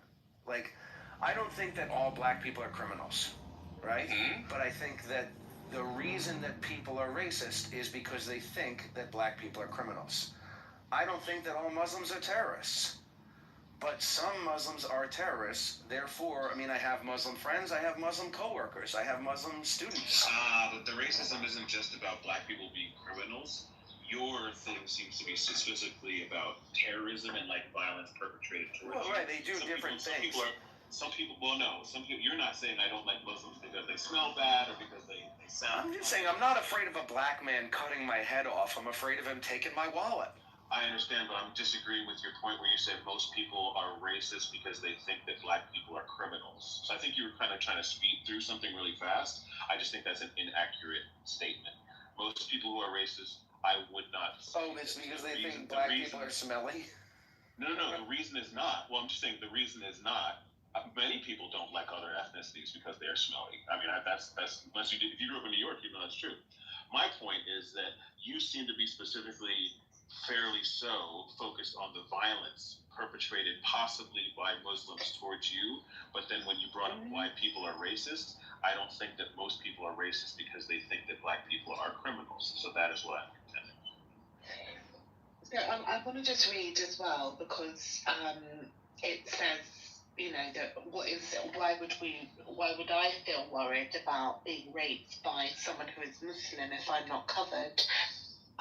In Sweden, it says Sweden's sexual assault numbers rose sharply after the Muslim migrant crisis, going from around 16,000 in 2015 to over 23,000 in 2023. It says Muslims have been responsible for some 40,000 sexual assaults in a country of only 10 million. Those are equivalent to the number of rapes that allegedly took place during the fighting in the former Yugoslavia. In one survey, over 1 in 10 Swedish women reported that they had been raped. In the UK, rapes more than doubled from 16,000 to over 36,000 during the Muslim migrant crisis. Today they stand at over 67,000 for an increase of over 50,000 or over 300%. 1 in 10 women in the UK reported that they were raped. So they're high numbers, darling. They're very high numbers, and there is, I'm sorry to say, a subconscious effort to keep oneself protected, specifically when it comes to religion in sexual assault crimes. Very important.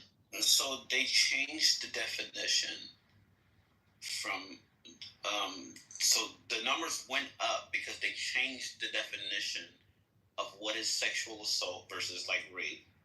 They changed it. So when they changed it, the numbers went up because they had to put the category of like rape into like when they changed the definition. So it went up. What do you know about UK crime? What do I know about UK crime? Yeah, what do you know about UK crime? You're telling me something about my own country now. You have to remember, I'm not talking about the US, I'm talking about the UK and what has happened. We have boatloads of people coming over here, all young men who are Muslim, and you know, there is an increase in people being raped by these men. Why? Why is that? Okay, so to quickly chime in, I went ahead and pulled up the both things that you were talking about.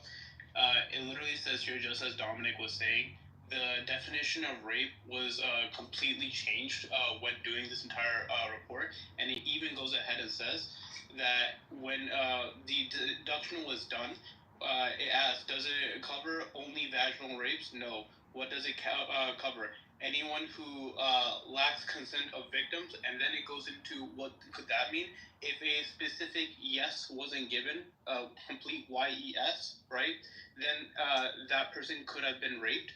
And then if they were gender neutral and they weren't comfortable around the opposite gender, that could have also constituted being raped. But what I don't understand in all of this, I'm not finished with my point here. What I don't understand in all of this is your entire claim here is a full religion of people, like Christianity, Islam, Judaism, all of these people, right? All if you're telling me about a definition being changed in a country that hasn't changed anything.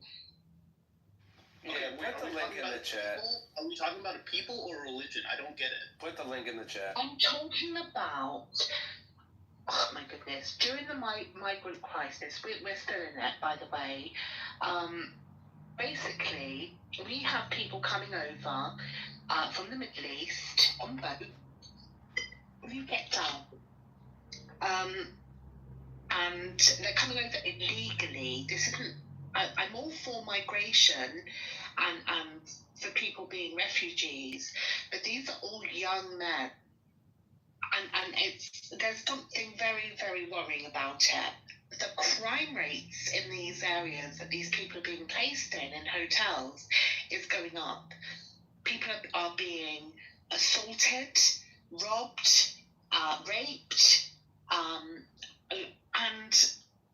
this is what I'm talking about. Now, you can say, well, the term rape has been changed, blah, blah, blah, blah, blah. I don't care about that. What I care about is the increase in violence based upon somebody's religious ideation. And what they say in regards to this is because the woman is not covered, she's a whore. Okay, so here's where I'm not understanding, right? Your problem is with people, not with the religions at all. Because I could go to another part, and I'm gonna be very honest here. I'm gonna be very honest here. If you go back to like 1800s and prior India, before Islam was ever in there, before Christianity, before Judaism, right?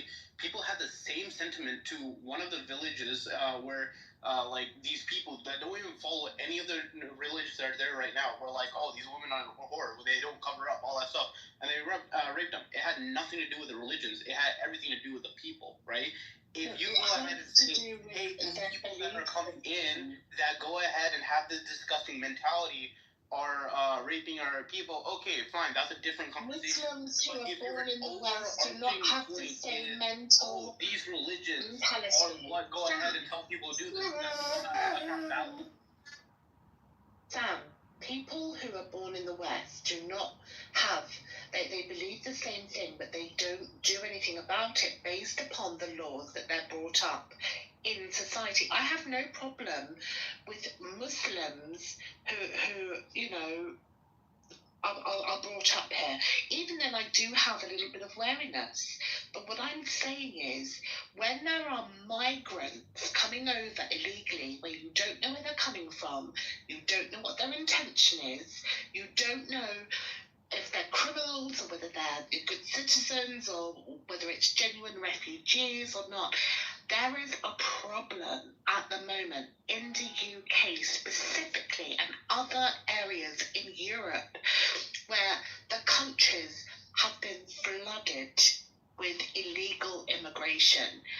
I think this year alone, from last October, I think we have like 700,000 people coming in to the UK. That's 1 in 10 people in London are illegal migrants. And 1 in 10 people.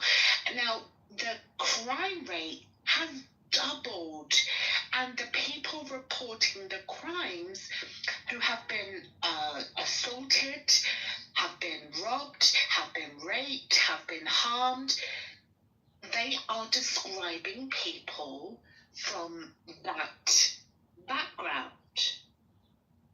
There's a problem. Right, and also, now, Sam just wrote in the chat, so your problem isn't with the religions. And he just made a point a minute ago about, what was it, Hindus or Indians, or who was it, Sam? There was another culture. There was another religious culture. They're completely long gone. But their entire thing was, and it had nothing to do with their religion, but their entire thing was, hey, this other village that we hate or whatever. Right, so they raped them. Horrors, let's rape them. Right, but just to clarify, I'm not hearing, what I'm hearing from Enigma, I'm not hearing her say Muslims are the only ones who rape. I don't think that's what she's saying. So if you find her, am I hearing right? That? So, but see the root name, and I'm kind of confused what the point, what's going on. Okay, what I'm saying is, with regards to the ideology in the Middle East or you know, in Islamic state countries where the laws are very, very different with regards to women and women's safety and the protection of women, very, very different. You know, if a woman is completely and utterly uncovered, you know, she's not wearing a hijab, she's not dressing modestly, where she's, you know, showing her wrists or her ankles or whatever, she can be taken away and abused and raped and killed like nobody's business. You know, there was a case that was in Iran where a young girl was carted off. I think she was 24, 22 or 25, I can't remember. But, you know, they said, oh, she had a heart attack when she got into the police cell. I've got to be honest, I don't believe it. because she had no prior medical history, no family history of heart disease, and at that young, you just wouldn't expect it. Now, the reason why that happens is because all eyes were on Iran at that time. But that happens all the time. We have many women, Muslim women, fleeing Iran and seeking refuge in the UK, in Germany, in Sweden, all over. So we understand what the religion stands for. Okay, and I'm talking about pure, unadulterated Sharia law Islam. Okay, you're conflating two things. Westernized Islam. I'm talking about Sharia law Islam. No, I think you're conflating two things. Here, I'll speak from a. I'm not conflating anything, Sam. India has the most rapes in the world. Currently, conservatively, a rape happens every 8 minutes. Well, we know that from other statistics, it happens as soon as 2 or 3 minutes, and they're violent rapes, right? I'm now, not saying none of this has to do with Muslims are the hijab. highest people of raping. What do you say? If a I'm woman not is dressed saying that, modestly or not, Sam. they just I mean, rape what whenever is they it want, you're not right? getting? What is it that you're not getting? You're not saying that all Muslims are rapists. I'm not saying that. I know. I understand your point. You're not listening. She feels like you don't understand her point, and that's why she's trying to clarify. So we should be curious and say, I think I understand what this lady's saying, but she feels like she's not being understood. Okay. So let's listen to her for 5 more minutes and see what she's got to say. All right. The rational approach is if there has been an increase in crime by this group of people that have entered the country, I'm going to be wary of making myself protected around that, correct? I'm not saying that all Muslims are rapists. I'm saying that there is a possibility, not just around Muslims, but any man in general, but extra so, when it comes to how I'm dressed, what I look like, where I am, who I'm with. I have to think about things all the time. And for you don't understand that because you're not a woman. But what I will say is when a religion says it is okay to do X, Y, or Z because, of how a woman is dressed, I'm still going to be wary of that. So regardless of whether people do it or they don't do it, the ideology behind it is still going to make me cautious. That's what I'm saying. Okay, so now that I fully understand what you're saying, I think what you're referring to is specifically the culture, not really anything else. Because the reason why I bring this up is I understand. So I'm coming from an atheist who became a Muslim, okay?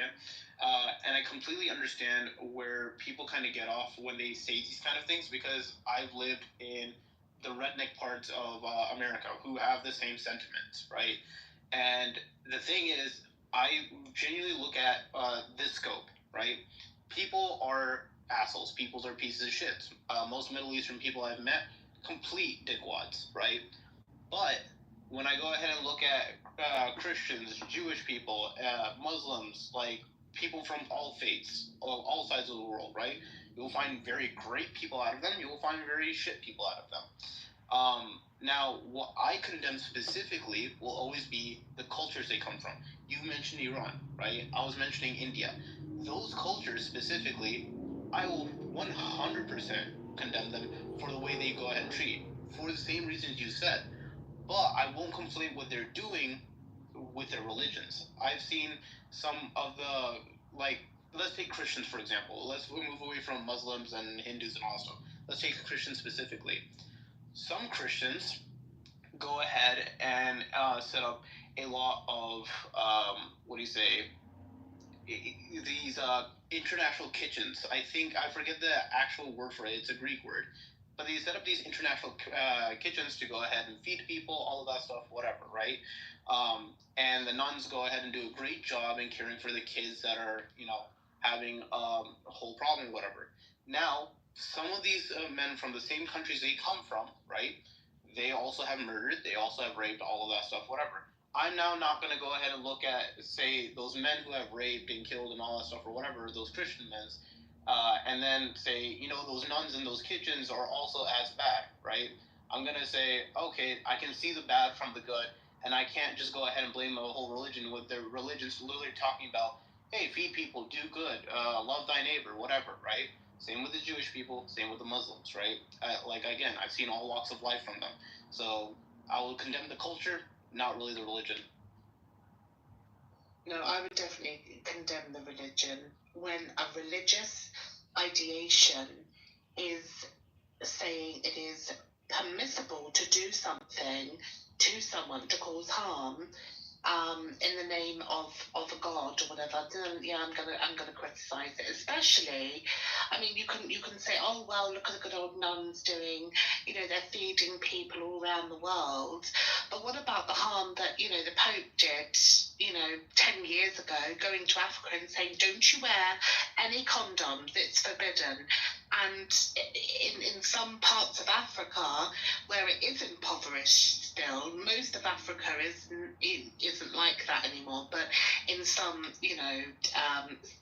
rural areas, especially in South Nigeria, going there and telling people not to wear condoms, especially if they're Christians, and AIDS is rife, that's really not a good, that can cause harm. And I blame religion for it, because you put a man in power because of this religion, not because of anything else, but this religion, and it was guided by the religion. Now, I have no problems with people believing in a God. I have no problems with that.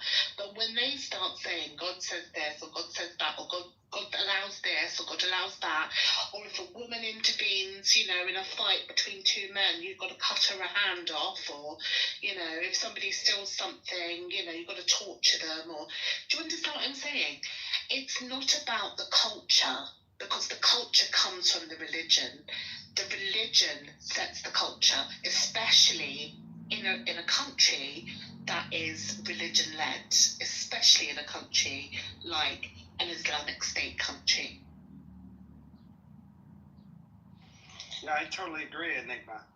Can I jump in, if I may? Go for it. Go for it. Yeah, great title. I think it's true. Christianity, Islam, and Judaism, and all the different sects that stem from these religions have been a problem for mankind since the inception.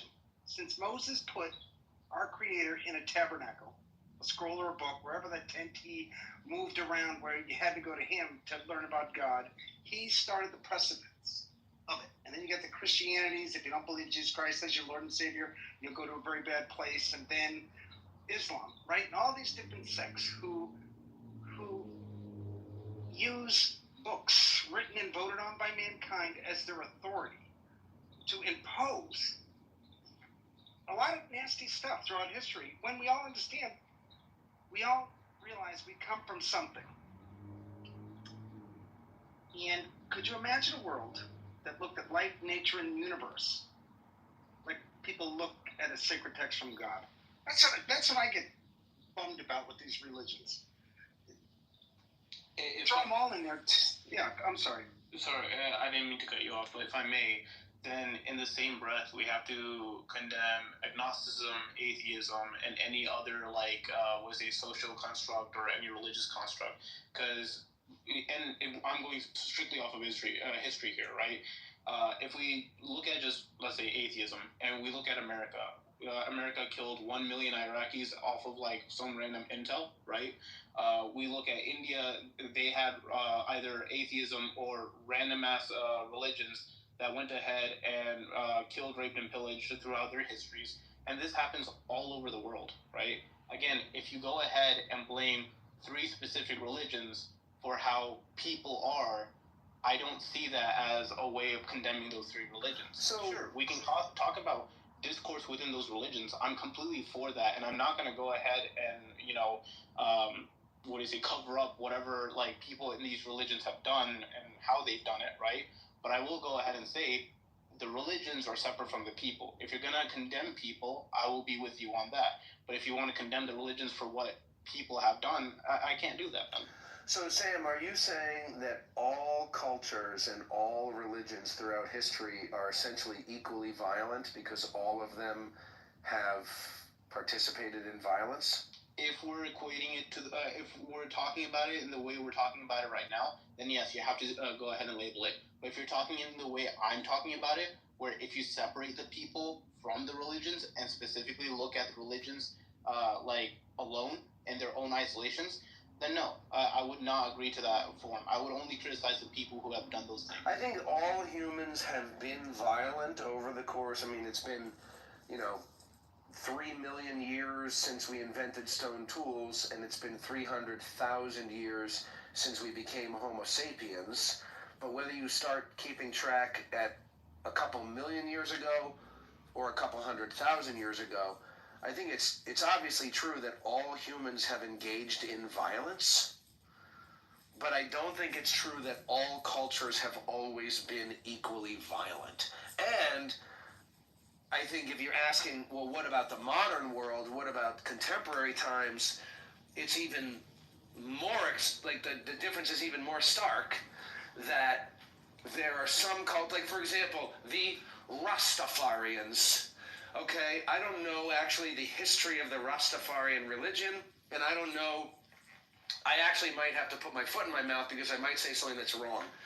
But based on my limited understanding, the Rastafarians, they connect with God by smoking weed, And the Jews, Jewish people have done violent things. There's a war right now in Israel and Palestine, and the Israelis are doing violent things. But if you read their holy book, the way that Jews get to heaven is not necessarily by doing violent things. It's more like, don't eat pork and wear a hat. You wear a little hat, and then you go to, I'm being facetious because I'm Jewish.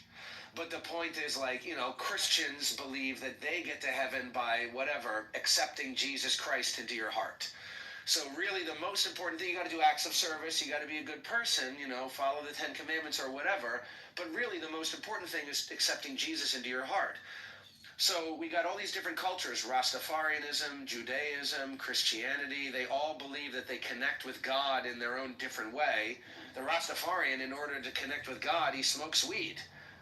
The Muslim, and it's not true that every Muslim does this. That would be wrong for me to say. If I said every Muslim gets to heaven by killing a Jew, that would be wrong. But plenty of Muslims, you could even find quotations in the book where it says you get to heaven by killing an infidel. And I think that is an indicator that their society is a little more violent than, for example, a Rasta.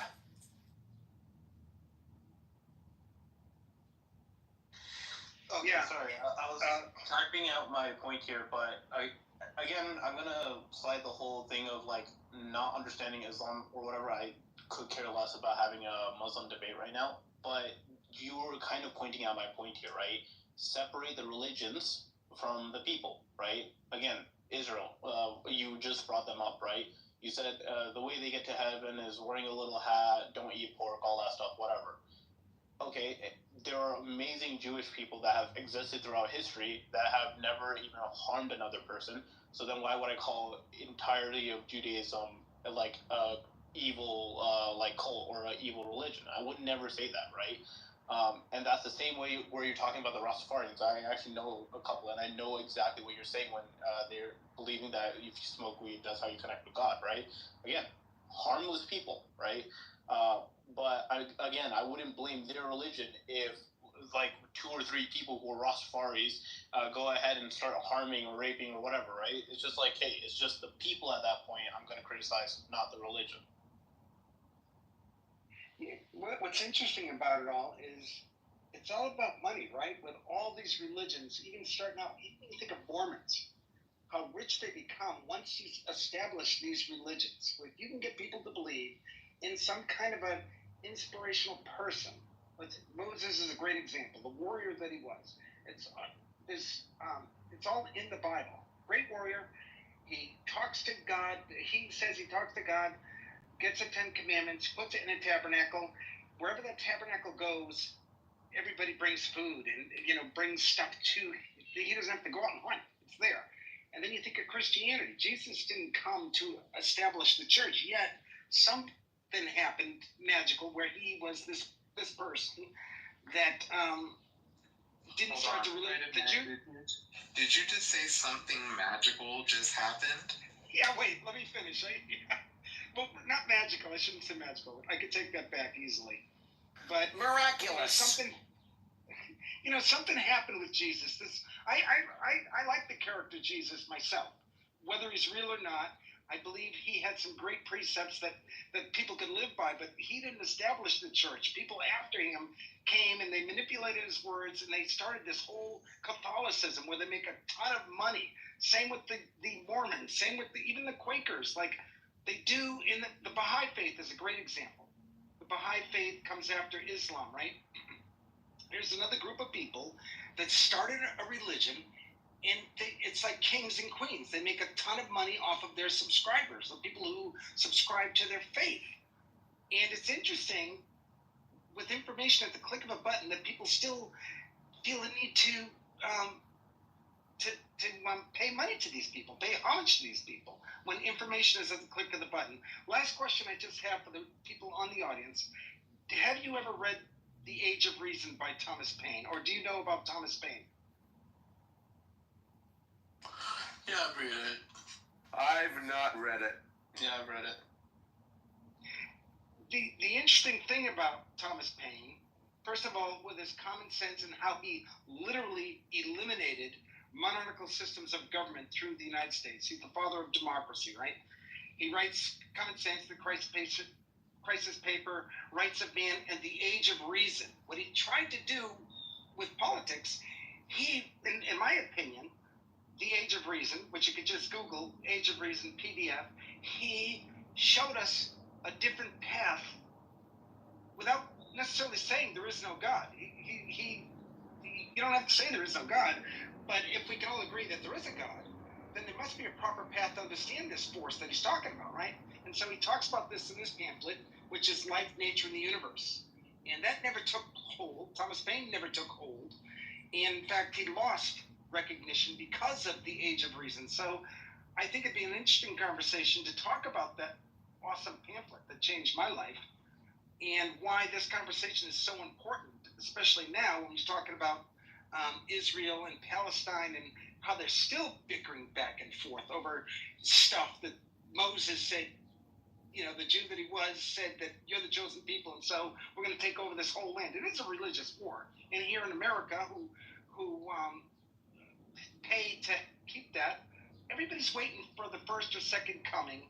And these religious fanatics, I think in the end, are probably going to end up in a Mad Max movie. We're going to end up in a Mad Max movie for stupid reasons. Didn't Moses kill a bunch of people for worshiping a calf?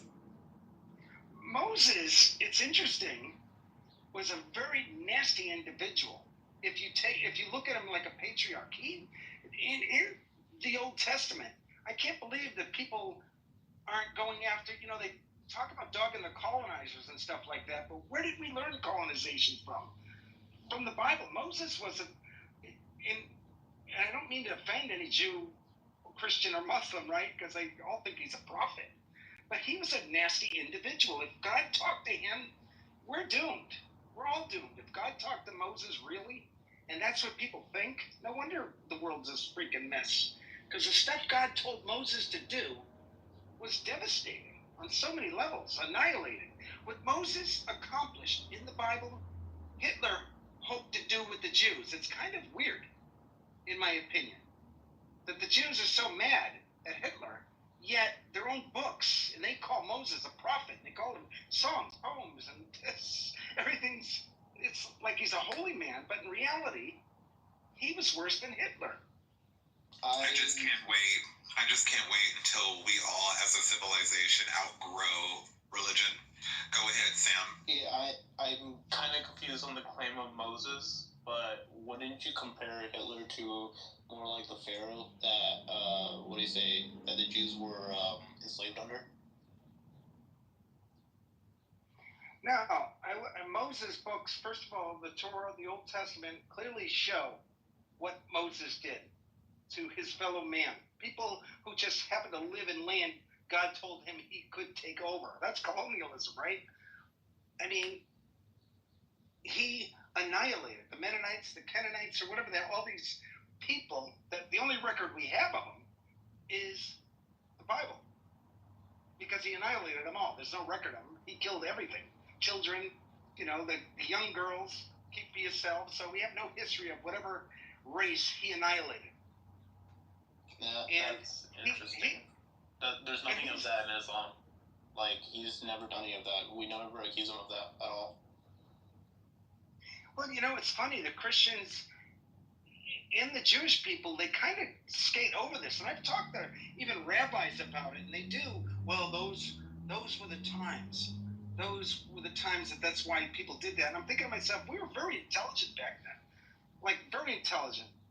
The Egyptians and stuff like this. And I contend, like this title says, Christianity, Islam, and Judaism, if we thought about it long enough, they have been a major problem collectively for true progress with not only ourselves being free, but the life that surrounds us as well, like the nature. Like, the whole Bible is to subdue and take dominion over, right? If you read the Bible in Christian types, we're more superior than the life that surrounds us. And I contend we should be more about Avatar, like we form a symbiotic, or we could form a symbiotic circle with this awesome planet we've been allowed to exist for a very short time. Symbiotic, right? Symbiotic. Symbionic would be like when you form a symbiotic relationship with a robot. That would be like a symbionic. Or another creature, another life form. You're working together. I mean, there's many examples in nature that creatures are forming a symbiotic circle where they work together to survive through this. Well, look, I mean, I don't want to turn into like a Jewish zealot here, and not that I even really know that much about my own religion. We have Caleb in the audience who I'm sure would be willing to correct anything that I say that might be wrong. But, out of Christianity, Islam, and Judaism, Judaism is, of course, the oldest one. And one of the things that you just mentioned was Moses was a bad guy because he instructed the Levites to kill the 3,000 people who were worshiping the golden calf. And you're saying that these religions are basically, in a word like divisive. Religions are divisive and they cause us to kill each other and blah, blah, blah, and we should do like Avatar and we should have like healthy relationships with each other and with the planet. It's possible that Judaism was actually humanity's first attempt at getting outside of religion. Because the Jewish God, as I understand it, it's kind of like a revolutionary concept. The only religion that I could compare to Judaism is possibly Taoism. Possibly. Because, are you familiar with this, Mark and Sam and Enigma? Do you guys know about Taoism? I've heard of it, yeah. But I don't see it really. Dr. Wayne Dyer, I think, talked about that back. Well, the connection that I see is that Taoism says the way that can be named is not the eternal way, and the name that can be named is not the eternal name. So Taoism says there is an eternal name, probably meaning like the name of God, or like the name of the thing that's holding it all together. What is the energy that's holding the world together? Is it God? Well, what is that? Well, Taoism says essentially the God that can be described is not the eternal God. And there is something kind of similar to that in Kabbalah, in Judaism, where it says that, there's this nature to God that is knowable, and then there's another side of God. There's this whole other aspect to God that is essentially unknowable. And yet, that is what created the world.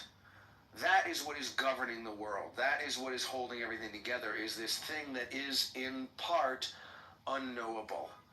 And so I don't think... So if it's unknowable, how do we know that that's God? Well, we don't. Right, we don't. We don't know that it's God, but what I'm saying is, I don't think that killing 3,000 people is necessarily good, and I don't think if I said I want to kill these 3,000 people that in 2025 that this would be acceptable. But I think that the idea was thousands of years ago, people were going to war fighting over these different idols. I worship the golden calf, you worship the golden monkey, now we're going to fight. And then the whole thing with, monotheism is basically there is one energy that governs everything. The Taoist would say, you can't ever define it, so just give up and just meditate by the river and just be grateful that you're alive. The Jew might say, I don't know what the Jew would say, but part of what the Jew would say is there's this aspect to God that's not knowable. And so I think that in that sense, it might have been good that he was trying to, not that it was good that he killed 3,000 people, but it was good that he was trying to get people away from worshiping this golden calf, because that's not really the truth. The truth is we're all connected to this kind of unknowable thing that's impossible to define. And if we really tap into that, then we can have the symbiotic connection that you're talking about in Avatar. Just sorry, darling. Just really quickly, and then Danielle, because I'm going to shut up again once I drink my coffee. Yeah, I forgot what I was going to say. Go on, Danielle. Oh no, I'm sorry. What was you saying? Oh, right, yeah, I've got it. Moses was good for killing the Levites. So, would it be right in saying that most Jewish people now don't typically follow classical Judaism? They've made up a new... Well, yeah, there was this thing called the Reform Judaism. I thought you were asking a question. I'm sorry. I am asking a question. I haven't finished asking the question. Never mind. Go on. Carry on going. Oh, I'm sorry. I wanted to hear your question. You were saying, is it true that most of the Jews... The question is,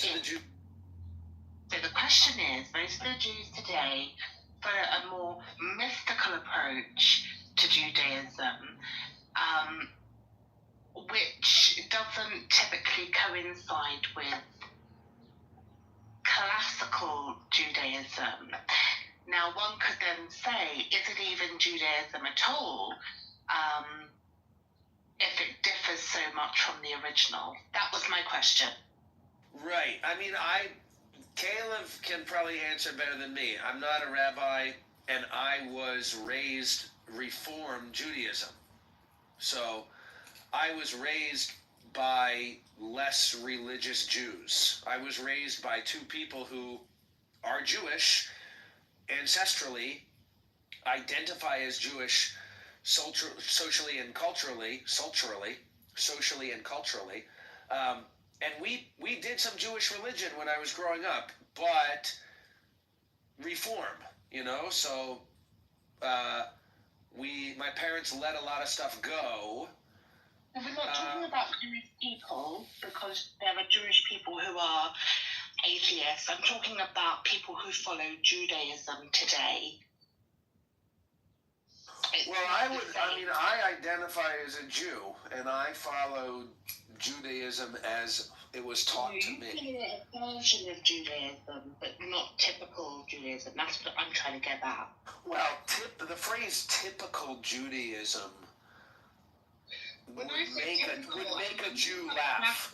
I'm talking about classic.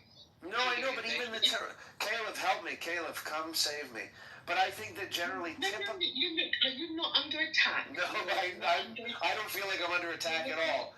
I don't feel like... I'm just to be clarified. No, I'm enjoying interacting with you. I don't feel like I'm under attack at all, but I think that I may say something ignorant. Let me clarify. You're talking about... When I'm talking about classical Judaism, I'm talking about eradicating whole cultures based upon disagreeing of God beliefs. if the Bible is true in that regard. You know, I don't know if the Tanakh is true or whether Torah is true, or whether it is just a book of you know, writing scribbled by somebody who obviously had some issues with regards to power. But Well, I don't know. Just saying the term. What I'm saying is, when I'm talking about Judaism, I'm talking about believing in the 600 and odd laws that are in Torah. Do you believe that it's okay to stone your children if they disobey you? Do you believe it's okay to rape someone who is not betrothed to be married, so long as you can rape them as long as you pay the father 50 shekels and marry them? I mean, you don't typically believe those things anymore, do you? Right. Well, so I think that the Reform Judaism movement. Why do you think that's Judaism? Why do you think there's some kind of like pure, unadulterated, original Judaism? Why do you think that?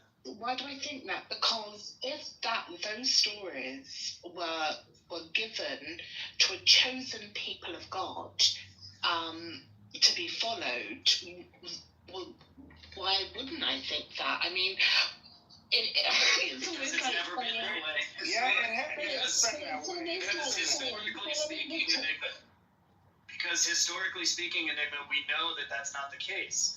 Even if you just read the text of the Bible, the Israelites were practicing all kinds of stuff. Why would you even read the text of the Bible if you don't believe any of it's true?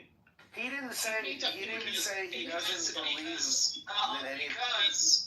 No, it doesn't matter if it's any of it's true. It's because it's a cultural history. It's a book that the Israelites are telling about themselves, about their own stories, right? About their own quote unquote history, whether it's actually historical or not, is irrelevant. It's the same way. It's the same way. What I'm saying is I'm punting on the question. I don't care if it's historical or not. That's not its power. It's power. It's not. Why would you even believe any of that? Its power is not. Its power is not in its historical claims. Its power is in its ability to be able to be read throughout the generations and applied in every single generation. That's the power of it. I don't know if that's true at all. I don't Guys, I'm the expert in Judaism in the room, and you were all talking out of your ass. Yeah, no, you are. I don't think you are the expert. Well, can I? I'm 100% the expert in Judaism. I'm 100% in this room. In this room, I'm the expert in Judaism. I don't think you are, and I agree with Mark, as I've come out of my mouth. I never, ever, ever thought that the words, I agree with Mark, those words would come out my mouth. But on this occasion, I don't think that you do really know. Well, can I ask? What do you do? Can I ask really quick? Because I'm just asking a meta question. My question is basically, do you guys know each other? Because I don't know anybody in this. I know Caleb. I've questioned him on many things. Oh, okay. Okay, but you know that Caleb is, like, I believe, professionally. I know he gives himself. A rabbi. I know that he calls himself a rabbi, but I don't know if you know that I have actually the Abrahamic religions at university as well. So I did not know that. That was my point. I don't know you at all. I've never seen you before, but I'm enjoying your room, and I added you as a friend. You seem like a cool lady. I don't know you at all, and I don't know Mark either, and I didn't know Sam either, and so I am out of my clubhouse element here in this room. If you do know Caleb, Caleb is the only one. Hold on, my friend. Hold on. Paco wrote something in the comments here, and it needs to be read. It says, why do people talk about topics they have no idea about? What the hell is classic Judaism, Enigma? You have no clue. You're welcome to come up and enlighten us. Enigma's right here, Paco. What are you talking about? I mean, that was to me. He was quoting something that I said and telling me to come up. Learn how to read the chat, dude. Right. Anyway, so if you've interacted with Caleb, hold on, Caleb. How about you fuck off? Hold on. I was talking. No, you shut up. You shut up. Hold on 1 second, Caleb. Why don't you fuck off? Yeah, exactly. Good job. Yeah, that was really smart. That was really. All right, but it must be said, my friend. It's about as smart as your faith, my friend. Barbie didn't boot him down. I did. On his own accord. No, I booted him out because I knew exactly what he was doing. You booted him out? Why? Yeah. Why did you boot him out? Because we can. Oh. Well, that's a really interesting reason. Who was it that said dude? Was it you? No, it was Caleb. There you go. So if Caleb said dude, he can fuck off. Because I knew exactly what he was doing. Yeah, I've talked to Caleb before. He's a gaslighting piece of shit, and he knows it. Why? I have no problem. Wait, why was he booted out for saying dude? Oh my god. I don't get it. I'm sorry. Do you want to find out the hard way, or do you just want to keep your mouth shut, my friend? So you're saying I have to remain silent, or you're gonna boot me out of your? No, that's not what I'm saying at all. Did I say that? I said, do you want to find out the hard way? What does that mean? Finding out the hard way. Or do you just want to keep your mouth shut? What does that mean? Because you know exactly why. You know why. Okay, it's rude. Trans? Oh, wow, yeah! Look who decided to come to the party! Oh, okay. Fucking more. Barbie, you suck. I can't believe you booted him out. Yeah. I didn't boot him out, Mark. Put your dentures in. F-word behavior. Usually, Barbie did not. Yeah, and you're a fucking idiot, my friend. Yeah, and you're a fucking F-word. Oh, an F-word? What, a faggot? What, you don't have the balls to say, you fucking idiot? No, I don't, because I don't want to worship a pedophilic god? So what, I'm a fucking fatty because you worship a god? Aww. Well, sorry, my friend, I don't worship pedophilia, you fucking sicko. You fucking sicko. You need therapy, you delusional piece of shit. I'll tell you what, my friend, sweetheart. If you want to follow a religion that promotes fucking babies, Willis, go ahead. You're a fucking disgrace to humanity. You and your Abrahamic face can go fucking do one. A lot of other cultures practice. Okay, cool. Alright, cool. Well, so this is why Palestinians are having their brains spilled out over the sidewalk. This is why Palestinian babies are being blown apart limb from limb. This is why Palestinian brains are spilling out into the street. This is why the Palestinians are being blown apart by bombs, limb from limb. You are a moron. Cool. Are you still enjoying the chat? My friends. I'm glad you think it's so funny. Fucking ignorant. Fucking hilarious. And Nick, so you and I never really got along, huh? You agree with one of my comments. Mark, I agree wholeheartedly with you on that comment. We do get on. Listen, I get on with everybody. If people want to take umbrage with me, they can. But what they're not going to do is disrespect Barbie for who she is. Yeah, but I think that was it's clearly a man. Was that an accident? And clearly you're a fucking pedophile or worshiper. No, I'm not, but you're... Yeah, you are. Yeah, you are. Yeah, you are. Yeah, you are. I'm more of a woman than you're and you're all fucking any woman in your life, bitch. How about... Bye. And then there was 4. Mm-hmm. See what happens when I found it. This is why I keep my mouth shut.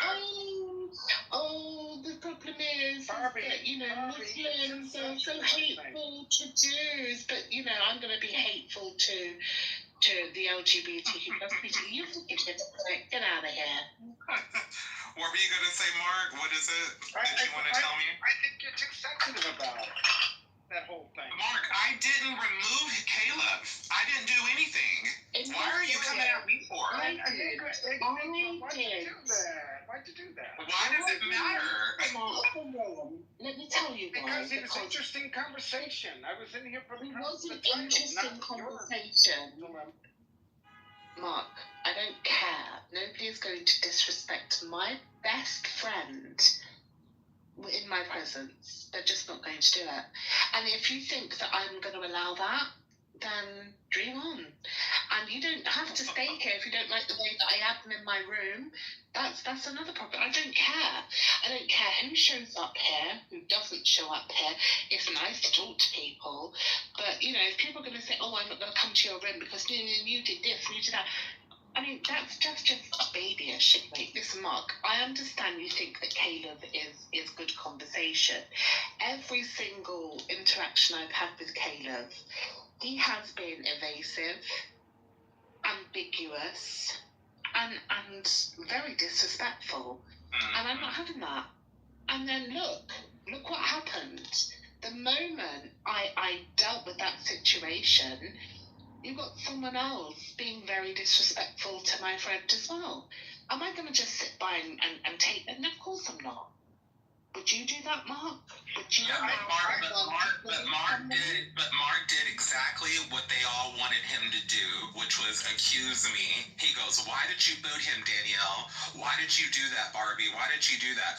Me? Why is it me? Why do you think I'm the one that's being too sensitive? I was the one that was just talking shit. Like, I didn't do anything, but Mark went right in and started pointing the finger at me. Why did you do this? That's pretty fucked up, Mark. Yeah, I thought you did do it. You corrected me. I thought you did do it, but you corrected me. Yeah, but you called me sensitive. I was being too sensitive and stuff like that. And it's like, man, Mark, I've never been standoffish to you or rude to you or disrespectful to you. Maybe disrespectful to people in your presence, but never towards you. So for you to start pointing the finger at me and calling me, "Oh, you're being too sensitive" and stuff like that, excuse me? Like, yeah, well, I don't know what made you think I did. I was wrong. I thought you did it because I was wrong. I apologize for that. You thought I did it because I was being the more hostile one, right? I thought you got the green bean. There's only two people that had the green bean, and I thought it was one or the other, and I made the wrong. So you don't think it's hostile or wrong for somebody to be antagonistic like Caleb was being, and like the way that other guy was being? The other guy was starting to get a little rude, but initially when he said "dude," I didn't understand why it was so confusing because he knows that I am a trans woman. I've talked to Caleb before, Mark. Don't act like it's not rude. You've spoken to Caleb before. He gave me his credentials of being a rabbi and told me there's a difference. It's my fault. I made a mistake. Also, I know through speaking with Caleb that his knowledge of historical Judaism is inaccurate, because this is what happens when you are taught a specific ideology. When it comes to a theology, it changes throughout the years, and the records and books and things, they all change. This is why the Talmud was introduced. They knew that Christianity was taking a lot of their faith-based people away. And what happened was that I don't agree with Christianity in the slightest. So what happened was, in Judaism, they opened up the gates that you could convert to Judaism, especially through marriage. But obviously it would mostly have to be the man, because the Jewish lineage goes through the woman. So yeah, you could do that. You could convert. Now that wasn't something that you could do before, because people believed that they were the chosen people of God. And it's a very new idea. I think in the 1500s that this idea came into play. And it had to do with the Catholic Church and going through the Reformation and the Renaissance period with King Henry VIII and all of that nonsense. But yeah, they were losing numbers, and they were hated by many, and that's wrong, absolutely wrong. Jewish people have had it hard. They have had it hard. But they also have to remember that their doctrines and the things that they worship are disgusting. Like, I totally killing your agree with firstborn child. Killing your firstborn child, redeem your firstborn child. And then later on, redeem changed to give them money, give them so many shekels or whatever. So yeah, when we're talking about this New Age Judaism, which is very much, it's quite airy-fairy, everything is kind of mythological, but God still exists, but, sometimes he might not. It doesn't make any sense to me. It really doesn't. But I do appreciate the fact that they have changed. They've veered away from their old practices that happened in ancient Mesopotamia to now, because, they would have had to, otherwise, yeah. Yeah, it's like the Catholics too. They all change, but how many years do we have to wait for them to freaking change? How many lives are destroyed because of their very existence? Granted, they'll say they help a lot of people, the Jew, Christian, Muslim, but they're most of them. I shouldn't say most, but the fanatical ones, the zealot ones who promote this faith and make a lot of money off of it. I don't think I think they're detrimental to the human condition and life that surrounds us on so many levels. So I get the title of the room. I did join. I don't have a red flag, as you could see. I did join it. And we've talked before, Enigma, for sure. I know we haven't always been eye to eye on topics, but that's okay to not see eye to eye. But if somebody is going to be out and out disrespectful and disgusting, especially when they're saying, "Oh, we're so aggrieved by these people," while doing it to other people, I think that's just wrong. That's why I remove people. And he was saying, the fact that he even says he's like the key authority on Judaism, it's kind of surprising because there's so many variations. Well, of course. He doesn't even practice Orthodox Judaism. He's an airy-fairy one. He's a New Age person who follows Judaism. I mean, he doesn't even agree with everything that's in the Talmud either, so it's laughable. Yeah, and I must say, I always have to bring up Thomas Paine because I wish somebody would just read The Age of Reason, simple pamphlet. We're all in the same boat when it comes to whatever the hell started the collective whole of everything. I contend that it's a good word. God is a good word, especially if we want to rid the world of these Abrahamic faiths, because that's their word, right? God is mostly kind of their word. And we are dealing with something we have no clue with. We are dealing with something that's metaphysical in nature. It's either nothing at all or something infinite in nature, or I don't even know what the heck it is. But for myself personally, I think it brings joy to life to just contemplate it and just wonder of what it is. And with Thomas Paine's The Age of Reason, he talks about the true word of God being the creation we behold. And I imagine a world where people treat life and nature like a sacred text from God. And I think of that, and I think of for all these religious fanatics who impose their interpretation, because these sacred books aren't the problem. It's these interpretations of them, people's warped interpretations that, again, go against the laws of nature and whatever started this force to begin with that we call God. And so we're not obligated to believe them. And if people had the right idea of things, you could put these people in their place so easily. You're a Christian. You believe that God is, you believe that our Creator overshadowed a young virgin woman engaged to be married, right? That's something you could say to a person and say, that's ridiculous. That goes against the laws of nature. Why do you believe such nonsense? And that's how we could teach the world, let's transcend past these silly faiths that have held us back, in my opinion. So, and I think I'm preaching to the choir here, Enigma, right? And Barbie, right? I'm preaching to the choir. Yeah. When it comes to that.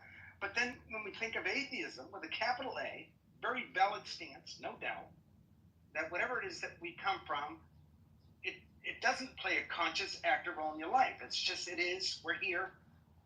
Let's work with the best of it, a valid stance. I mean, I'm an atheist. Sometimes I get in these sour modes where I'm thinking, shit, I'm going to be buried and I'm going to be gone. I had a great life, but you know, maybe there isn't nothing more after this very real life is over. But I'm not going to dwell on it. As like Thomas Paine, as a pure deist, defined by Thomas Paine, not Noah Webster. Noah Webster wrote a definition of deism. Any spiritual person who reads it, they're going to say, oh, I don't want to believe in a God that went away. So I think we can all be open to it, but we shouldn't have to put up with Judaism, Christianity, Islam, and all the different sects that stem from them. They're obligated, they have the same right as we do to believe our own truths. But when it's imposed on us, when we send money to Israel for them to hold that they're the chosen people and they get to have that property in Palestine should belong to them too because Moses said it, because it is biblical. All the stuff they're doing to us is biblical. And we should change all that. We should wake up and just put these people in their place somehow. I want to ask Paco what I don't know about Judaism. Yeah, that's what I wanted to know. So if you guys read, and I was going to answer, but Caleb jumped the gun. Caleb made that comment, and then I called him out and said, why don't you come up and show us? I see what you're saying now. You were just responding. I know him. I was mirroring what he said. I was like, I know he always crashes out. Not like that usually, but the thing is, there's a lot that I still don't know about many faiths, but I am well versed in Torah and the Tanakh and definitely the Talmud, and I do understand the differences between both. Old style Judaism to this new modern age style. Now, this is why we have different variations of Orthodox Jew, the Hasidic Jew, you have, all different. Go on. So. No. I just wanted to say real quick that that's what the argument was over, was me asking Paco or reading Paco's comment, and Caleb was like, well, he was asking me that, learn to read a paragraph, is what he told me. And that's what started that whole little spat right there, and the disrespect, So, but yeah, I thought the same thing, Miss Enigma, but it got cleared up though, So I was like, oh, okay. I didn't really understand. It wasn't that I couldn't read the paragraph. I'm glad that I'm not the only one who thought that too by reading it. Like, well, what is it that she didn't understand? So, yeah, I'm glad that I wasn't the only one. But yeah, Paco, I understand. No, it's all good. I'm glad he came up because then the other guy, kind of exposed himself because at the end of the day, they're all full of shit. They really are. I mean, they pretend to be progressive and open-minded, but deep down, they all think the same shit. Yep. There's a hatefulness to it. I have no problem with religion. If religion can learn to live with other people and treat other people with respect. But unfortunately it can't, because, doctrine says this is disgusting, or this is an abomination, or this is someone you should need to kill because they're an infidel or an apostate, whatever. I think this is the reason why the world is at war, because we are so divisive in our way of thinking. Why can't we come together and celebrate our differences? Okay, yeah, you believe in God, great, fantastic. I don't, fantastic. Let's move on. Let's treat each other well. Why does it always have to be, belittling, condemning, harassing, targeting, persecuting, hating, separating? Why? Because the religion tells them to. That's a question you should ask the religious people. I do. I used to be religious. I used to be one of these people. That's what it is. It's a religion. It's indoctrination. When we think of the word religion, it's a great word in a lot of ways. People binding together under a certain concept of whatever it is started it all. People grouping together. And the beauty about religion, in my opinion, is you can discern the fanatics, the ones who, somebody who talks about Jesus, Christian, and you can tell if he's a Baptist or a Catholic. It's kind of interesting that it's a word that you can at least get a sense of what people believe as far as where we come from or what it's all about. So I kind of like the word, people binding together. What if there was a religion again that grouped together under, okay, we come from something, none of us has a clue what it is, and the best way to understand it is through life, nature, and the universe. The physical evidence that proves this force is real in the first place, let's treat this like a sacred text from God and start taking care of it. And who cares if you believe that God doesn't play a conscious act role in your life, or God does play a conscious atheism, or God does play a conscious act in your life, theism. Why can't it be more of a mood? Why can't atheism and theism, for me, is more of a mood that I feel at any given time? Like sometimes I feel like, because I have no clue one way or the other, but sometimes atheism makes sense to me. Okay, I'm here, I still got to do the right thing, but if I'm wrong, let's just say there's an intelligence that is watching over me, let's say, watching what I do, and I'll be allowed to go into whatever realm, if there is another realm after this. How would this force feel? I think like I would feel if I created something and somebody trashed it for no good reason. I'd say, well, you're not allowed to go to the promised land. But if you're trashing life and nature and the universe, the things that I show you to prove that I am, then if you take care of it, maybe you have a hope. And that could be from my own upbringing, by the way. My own upbringing, religious upbringing, could have brought me to that thought. But I think, again, it'd be interesting if you ever, Enigma, it's The Age of Reason, Thomas Paine, PDF. All his writings are online. And I think what he did for the political movement of the day, which was huge. 1776 was huge, where we, the people, can govern ourselves. We don't need monarchical systems of government anymore. That was huge. But granted, we haven't achieved it yet. But we're still at the infancy stage of where we, the people, can take charge of our own political views. And we have the technology now, with all of us having a social security number and the internet. We don't need to send people to Washington to speak for us anymore.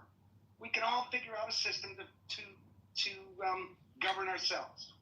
Granted, we got to go to a table, figure out how we're going to do it, but we have the technology now to do that. We don't have to send all these high-paid freaking people who are not doing anything for us.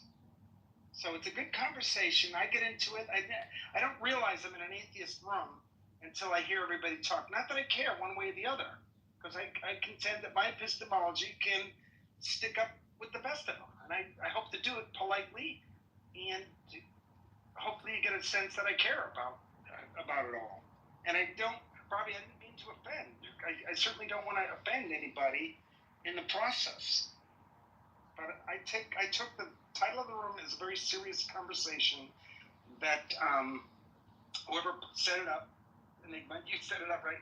It has the same beliefs that I believe. Christianity, Islam, and Judaism, the evil religions. I think that's a true statement. And I think we, the people, can eliminate them. With the right idea of things, we can eliminate them. I did it more satirically because, there's a lot that I disagree with. I don't agree with good and evil. I don't think that they are innate things. These are things that we've come up with to meet our needs or fulfill our moral obligations, if you so will. But these things change depending on how society changes. So good and evil don't really mean anything, but I use the word evil in there because what they call good and evil, that they are good when actually the things that they call evil is doing good. It just doesn't make any sense. You know, especially with these deities that are supposed to be omnibenevolent, never changing and wholly good. Yeah, strange to me, very strange. Yeah, and one thing that they don't realize that the Black Hebrew Israelites, I've been in many of their rooms. I think they're the biggest group on Clubhouse, but they make a very valid claim to their Judaism, you know. And No, so they I forget. No, they don't, Mark. Oh my goodness. Certainly do that. The people who consider themselves to be Hebrew Israelites don't know where they originate from, so they have stolen their oppressors' their origins. That's what the Hebrew Israelites are all. I know, but they will say that the white man stole their But that's not true. But that's not true. Because if you're talking about the transatlantic slave trade, these people weren't kidnapped. They were sold by their own people, by the tribes leaders and everything. And it still goes on today in some areas. You have to remember, my father's from Nigeria. I know about this crap. I really do.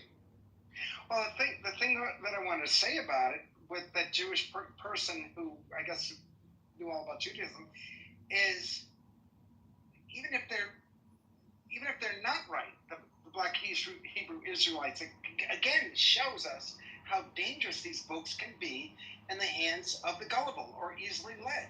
And that's not saying that these sacred words or writings aren't valuable, spiritual on many levels, but there's many people who use them to segregate, and not just socially, but spiritually, segregate us from each other. Hello, Al-Walid. How are you doing? Did you want to comment on something? Good evening and peace to everybody in the room. As far as on the topic, I would say that it really depends on what the person is looking for. Person is looking for truth and some peace and tranquility in life, then maybe the topic is actually the opposite of the truth. So that's all I would say, at least at this point. It all depends on what the person is looking for. If looking for truth, peace, tranquility, then the outcome will be different. But if looking for chaos and disorder and just a waste of time, then yeah, we can say the topic is more appropriate. Al-Walid, can I ask you a question? Quick question? Yes, please, Brother Mark. Yes. So, what do you think is more inspirational, the Quran or nature?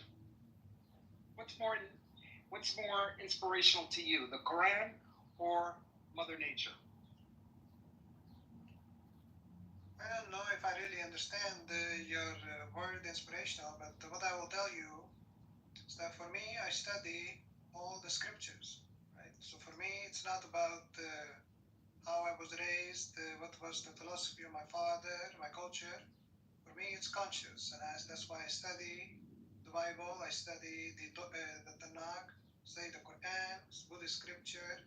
I'm very scientifically educated as well. I got the business stuff as well. So for me, it's more conscious. So not really just to follow based on whatever people say. So my question to you then, Al-Walid, do you believe everything that is written in these scriptures, whether it is the Torah or Tanakh, or whether it is the Quran, or, I don't know, the Bhagavad Gita? Sorry, sister, your voice was breaking a little bit. One more time, please. Sorry, which of the religious books do you believe is the truth? Based on my truth discovery for more than a decade, after studying and researching and studying, what I've come to realize for me, the quality is the important criteria, that everything has to be true, right? Because I believe if the word is from God, God only speaks the truth, and God is the author of not confusion, but order. So I found the Quran to be authentic and truthful. Now, that's not to say other scriptures don't have the truth. They do. But it's not 100% authentic and truthful. So everything that's written in the Quran is true. Right, if the person is thinking and has the pure intentions, meaning the person is looking for truth, not projecting. The person is thinking and is open-minded and using common sense and logic and reasoning and reflection, then it's very easy.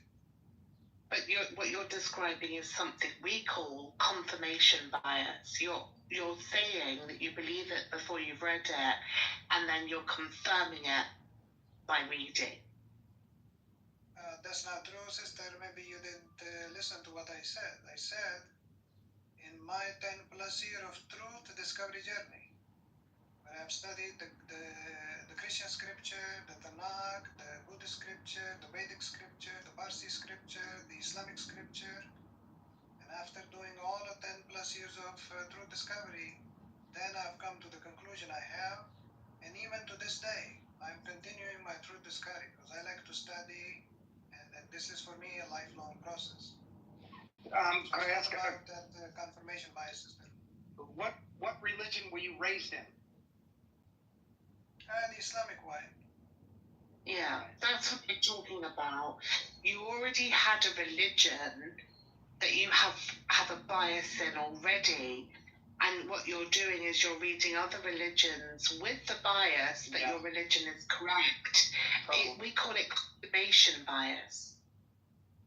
I'll say it again. Hopefully, Sister Enigma, you will understand what I'm saying.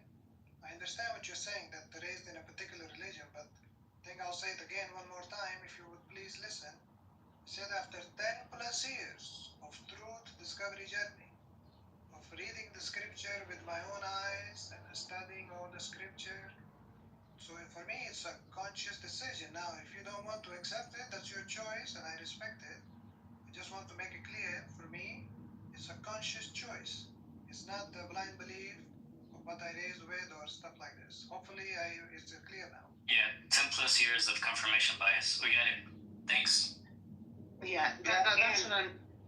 And you're almost done. You're almost done. Read The Age of Reason by Thomas Paine. You might really find the true Word of God found in life, nature, and the universe. So I don't agree with your religion, but that doesn't mean to say that I would say that you can't have that belief system. I think you should be able to have that belief system. But how would you answer in an Islamic State country, if you don't have that belief system, then you would be stoned to death? How is it a conscious choice if it is unlawful to go against Islam?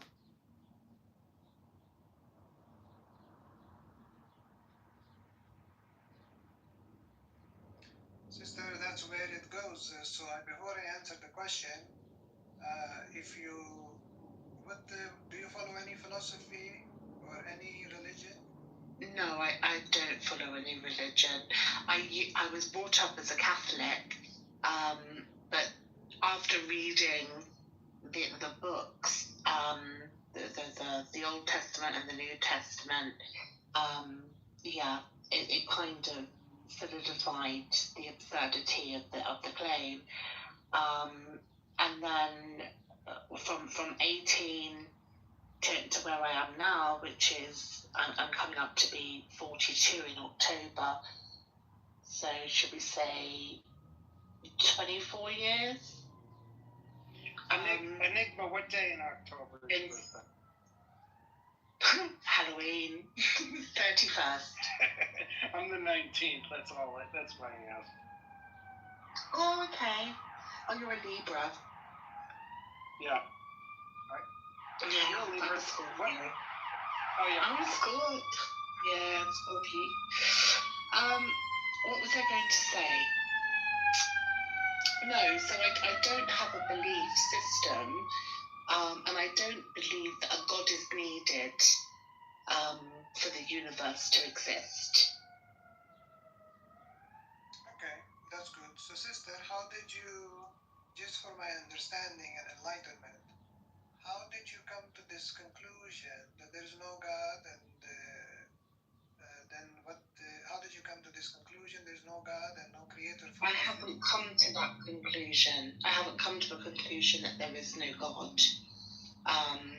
So, unfortunately, I wish I could say that I haven't, but I have come to the conclusion that the Abrahamic God is fictitious, and that is the God of Judaism, Christianity, Islam, all of those religions, and that's through reading the doctrine and seeing the absurdities, the contradictions, especially in the Quran. There are many blatant contradictions that people just look over and try to poo-poo and say, oh, it's not a contradiction when it is. And that's why I don't believe. But, you know, if you want to believe that's absolutely fine. I'm not saying you're a worse person because you don't believe. Like, I don't think you should be killed because you don't believe the same thing as me. But, you know, in Islam, I think if I was to express my opinions in a country that isn't westernized, I could probably be put to death for that, for being the infidel. Oh, sister. Yeah, totally. You know, that's true. Sorry, go ahead. Yeah, here's just a thought. Now, you believe your interpretation of the Quran. There's many interpretations. So why is your interpretation? First of all, you should know that whatever started the collective whole of everything doesn't physically write books. You know that. That's like a no-brainer, right? It doesn't write books itself. So if we're going to look for God, you look towards your parents first and foremost, because you said you were raised in Islam, and so you're Islam, so you believe that. But why do you believe those interpretations? Because there's many interpretations of the book. Which one is right? Which one is wrong? And how do you discern? Are you staying with your families? Like, whatever your mom and father believe, that's what you believe? I mean, you said you studied all the different religions, and you found out, I studied Judaism, Christianity, and I find that Islam makes more sense. And this is make your parents proud, because here you went, did all the studying. Your parents would love you because you came back and you're like, I believe everything you said. This is great. So how amazing is that? How convenient is that, first of all? Yet, again, this force that we all come from, I don't think it writes books. People are inspired to write books through life and nature and the universe. They're inspired to put things down. Our ancestors wrote some amazing stuff. Poetry, it's found in the Bible. I'm sure it's found in the Quran. But so what I'm confused with is, why do you accept other people's interpretation and then call it your religion? Don't you have a mind of your own? Can't you think for yourself? Don't you understand that the true word of God is the creation we behold, and it's that simple? If there is an intelligence. One sec, Mark. Instead of casting blame, I would be interested to find out from Al-Walid what makes the Quran true and the other books not. I think that would be a better question, because then you'll see where he's coming from, because, you know, he may not see it. No, but most Islamic type people, they accept both, right? Judaism, Christianity, they're all their prophets, but they, like the religions before them, they all twist it to their benefit. The Baha'i faith does the same thing. So he accepts Judaism, Christianity. He just doesn't accept it the way the Jew or the Christian understands it. Now we got this new prophet called Muhammad. Okay, peace be upon him. For whatever reason you do that to a person who's just like yourself, who is inspired by God. And I'm not necessarily sure that Muhammad would like what the faith has done. I'm not sure that Muhammad would be proud of what Islam has turned into. I don't know, one way or the other, but no doubt the Christians, Jesus isn't proud what the Christians have done, and I don't know even Moses. I think, Brother Mark, I understand what you're saying. I think it's important for any philosophy. That's why I said I study the scripture. I don't study or observe people. Because, human beings, nobody's perfect. All of us are human beings. We make mistakes. That's why I never studied or pay attention to what people do. I study and pay attention to what the scripture says. Because, yes, a lot of time, unfortunately, in the world today, people's actions, behaviors are total contradiction with their scriptures. So that's an important thing to remember. Now, just one thing, so that I understand about you, Brother Mark. Is it correct for me to assume that your belief is that this creation around us, that is God? Or please correct me if I'm understanding it incorrectly. Right. I believe there's an intelligence. No, I believe there's intelligence that all of life comes from. I believe there's an intelligence. Sometimes I don't. Sometimes I wonder. I don't know what started it all. I like to think that there's intelligence. It makes sense to me that there's intelligence behind the collective whole of everything. Don't have a clue one way or the other, because it makes sense to me that there isn't intelligence. But I lean towards theism rather than atheism. Both stances are valid. Both should be, I'd always capitalize when I write about it. Atheism, I put a capital A because it's a valid stance. Just like I would with Christianity, Judaism, Islam, or deist. You got to capitalize it because it's important. People, So I believe personally that there's an intelligence behind the collective whole of everything, and I believe that this force plays a conscious, active role in our lives if we're in tuned to its sacred text found in life, nature, and the universe. Not in a book, not in one book, all books, all people. People write books because they're inspired. I can read, let's say, the Eckhart Tolle's Power of Now or A New Earth. I get inspired. It brings me. I can read Richard Dawkins' God Delusion and be inspired by his brain. Christopher Hitchens, Daniel Dennett, Sam Harris. These guys are brilliant in my mind. And they inspire me to get closer to this force. But it's all in my head. I can't prove you, just like you can't prove to me. I can't prove it one way or the other. But I love the journey.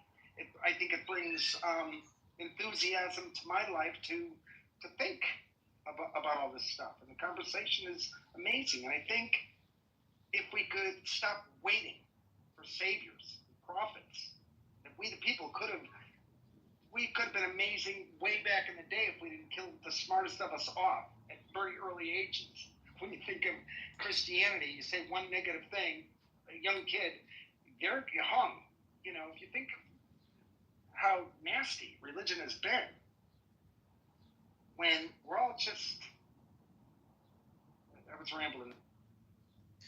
Yes, Brother Mark, based on what you have shared so far, I really respect you for the fact that you're thinking. That's the thing I like about you, that you're thinking. And, unfortunately, a lot of people, regardless of what philosophy they follow, what the religion they follow, they're not thinking. So I really admire you, that you are thinking, you are observing, you are reflecting. So I admire you for that. Second point, I totally agree with you that there is intelligence. Yes, when I pay attention, like I have a scientific background and education, so when I look around, the universe and the creation, there is intelligence. Everything is running, everything created, like when I pay attention to even the simple leaf of a plant, there is a whole factory going on in there. So So I totally agree with you when it comes to the point that there is intelligence, indeed. Any person that's thinking and reflecting and is scientific and logical and reasonable person would agree with you. Yes, there is intelligence that is going on here, that is running it, and I totally agree with you on that. So, sorry, I disagree with that. I disagree with that because I don't see intelligence in a leaf. I see oh my goodness. 1 second. I see DNA in humans, and I see patterns, yes, but I don't see intelligence. If I saw intelligence and order, then every single blade of grass would be the same size. Every single human being would be functional and live to the same age. There is no order in nature. It's random. So I don't understand where intelligence comes into it. Perhaps you could enlighten me. Yeah, for myself, it's a great experiment for yourself. Enigma, just think of something you want in life, and maybe you've already done this. I can't even go that route because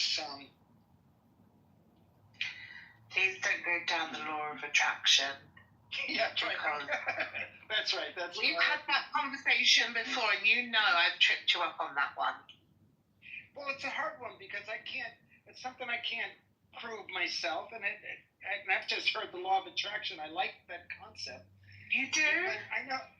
Well, that blames children. That blames children who have bone cancer and things like that. They have bone cancer because, that's what they wanted from the universe. Yeah. Come on, you don't believe that. Yeah, but first of all, that's another topic when you're talking about people, cancers, and this bad stuff that happens to us in life. But when the word God for me is an open-ended word. It's when people, and hopefully I'm not doing that. Hopefully I'm not doing that here in this room, that I'm imposing. I hope I'm leaving it open one way or the other. Because none of us has a clue what the heck this force is all about. I mean, you can believe in the law of attraction, but I'm still going to question it. Because I like questioning. And I like critically thinking about things. I like to see things for what they are. So when I hear about karma, for instance, which is, I suppose the rudimentary form of the law of attraction, what you give out into the universe, you get back times 3. So if you're giving out negativity, you get it back. If you're giving out goodness, you get it back. That victim blames people who are, assaulted, are in domestic violence, or raped, or killed. Well, that really is like saying, well, it was the victim's fault because they wanted that to happen.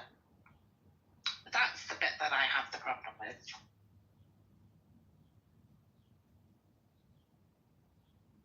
Yeah, totally. And I hear what you're saying about that. I like to think about karma like that, but I don't know if it's true or not. Like, if you're constantly a negative person, I think negative stuff is going to come your way. If you're a positive person, giving freely of yourself, I think chances are good stuff is going to come your way. But there's plenty of negative people who are surrounded by wealth and things and goodness, and totally. There's plenty of positive people out there. Still, even though that they've had a hard life, they're still very positive. So when it comes to that, it doesn't stack up. It just doesn't. There's lots and lots of people I can think of. Totally. I hear what you're saying. It's a whole new verbiage with it all.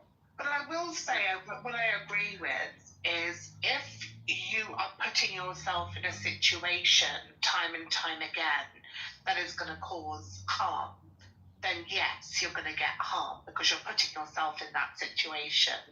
That, to me, that situational example of karma, I suppose, could be relevant. You know, well, what do you expect walking at 3 o'clock in the morning in, you know, where there's no lighting? You just wouldn't do it, would you? Don't put yourself in the position to be harmed.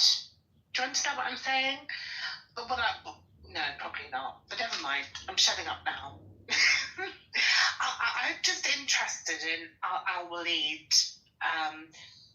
What is it specifically about Islam that makes it true?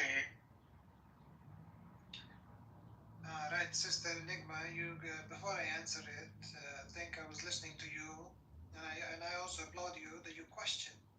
This is very wonderful quality of a person. I think all of us, every person should question, should observe, should think. So I just want to applaud you for this.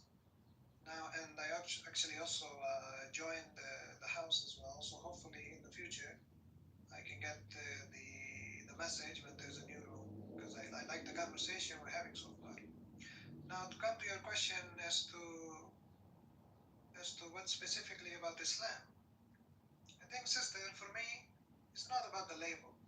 It's about the information and the quality of the information. You know, it just happens to be upon the information, the quality information under the heading Islam. But, you know, for me, it's not about the label, the name, or whatever. For me, it's the information and the quality information. What information, though? Share with me your best bit of information that makes it real. Oh, let's take a look at it. You know, one of the things as a man, you know, we always looking to solve problem, right? If there's a problem, we want to solve it because problem brings disharmony and confusion, disorder to a person. But the problem is solved, and then it brings a harmony and peace and tranquility. So just give you one example. Like I was talking to another room, and they're talking about, you know, a lot of ladies cannot find a husband, right? I don't know, sister, you know it or not, but like I got friends all over the world, and in the country, there's a country called Russia, and they have 10 million more females than males. And that was before the war started, and the country next door, Ukraine, had almost 4 million more females than males. And if you study, the country Nepal has 35% more females than males. I lived in Manhattan, New York, for some time, and because I had business there. And if you're a single man in Manhattan, it's crazy the amount of attention you get for ladies, because there's a lot more ladies in Manhattan as compared to men. And even if the men that are there, a lot of them unfortunately don't want ladies, and hopefully you understand what I mean. So there's a problem, right? So the question as a man, me thinking, like, okay, what is the solution to the problem? So I look around the world, I study the law, I find one man for one woman. Okay, all right. And then I study Christianity. Again, I study the Bible, I respect it. I respect everybody's belief. I'm never disrespectful. So just to get to your point, sorry to speed you up a little bit, because I know where you're going. You're going to say, well, with Islam, you know, you can have 4 wives, and you know that helps with everybody finding a husband. But what you've done again is what's called confirmation bias, because marriage in its essential state is a religious ceremony, isn't it? It's something that is done by people. I mean, specifically, you could have a union, a civil union, or you could even cohabit, and more people are even in polyamorous relationships. But that doesn't prove Islam is correct just because of the 4 wives. Right, sister. That isn't, yeah. That's right, sister. But you know, the thing of it is the way I like to talk is that one person finish, the other person talk. That way we can have a respectful conversation. Okay. If you could try and keep it concise, though, because it can go on and on and on, and I've had these arguments over and over and over again before. So I know already when you're going to get what you're going to say. The way you're saying it. That's projection. You've been studying for 10 years. I've been doing it for 24. So if I may, Enigma, if I may, I don't think you were talking about multiple wives, were you? Were you getting ready to talk about? Yeah, he was gonna say about in Islam you can have 4 wives. Am I right, Al-Walid? Well, sister and brother, that's the problem. If you're going to project and already assume what the other person is eventually going to say. So was I right? Was I right or wrong? No, you were not right. So. Okay. So what was you gonna say then? Okay, carry on. Sister, we cannot have a conversation like this. Okay. I'm sorry for interrupting. Carry on. What was you gonna say? Sister, just 1 second. Let's go. No. I don't need correcting. Thank you. I'm not part of your religion. If you can either continue or you can, choose not to speak. But you're not going to tell me what to do. Okay, that's something. I'm not going to tell you what to do, and you're not going to tell me what to do. Okay, so not tell me. That's how we respect each other. So you can either continue or not continue. It's up to you. Right. So I'm not trying to tell you anything what to do. Okay, and my intention was not to trigger you. If you got triggered, it's okay. No, you're not going to gaslight me either. So what was it you were going to say if it wasn't about, Islam allowing 4 people, you to marry 4 people because women have a problem, finding a husband? What was you going to...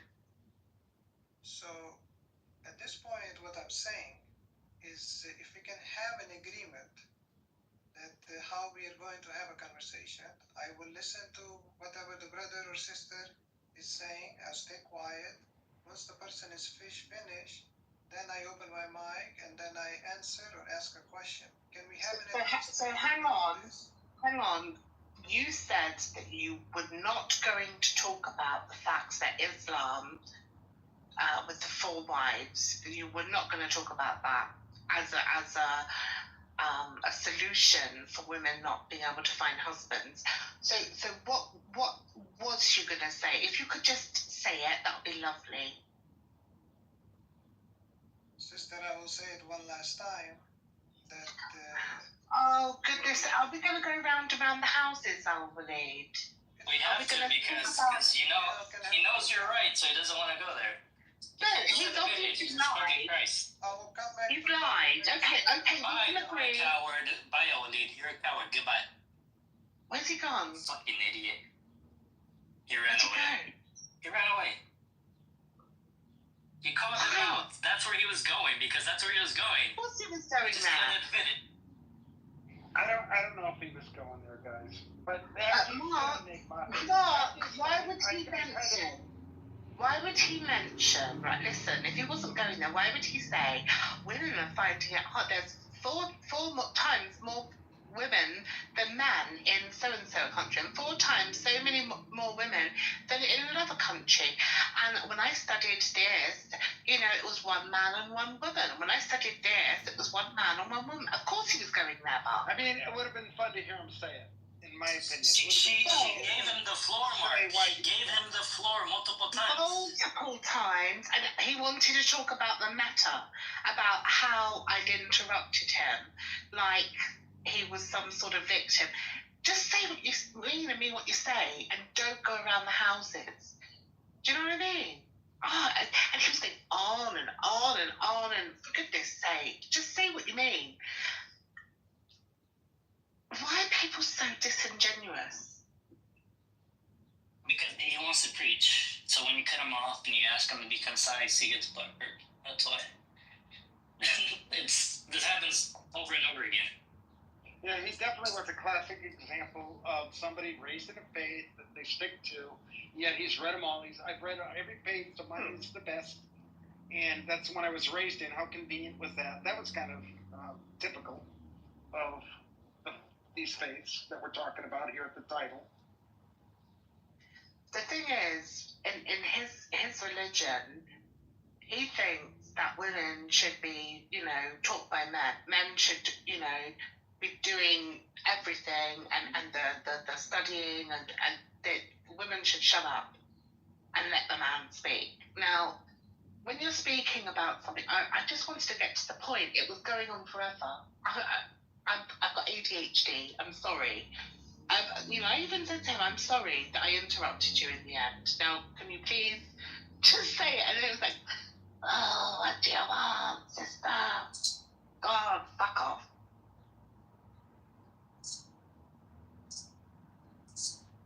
I don't have ADHD, and I was getting tired. Why wouldn't he just say, because he lied? Because he said, no, that's not what he was going to say. And then he knew if I was going to keep saying to him, well, what was she going to say? He couldn't go back to that. He wanted to go on to something different because he knew he lied. I just don't know what the problem was. What are these things? Join rooms anonymously. I'd like to know what degrees he has. I should have asked a doctor. Your doctor? Not that it matters, but he acted like he's so damn sophisticated and stuff like this on religious matters. And I like the doctor, but then he was saying, that proves God and intelligence. That's ridiculous. That doesn't prove. That was his best shot at proving that God exists. Is because Muhammad said you could marry 4 women. That's crazy.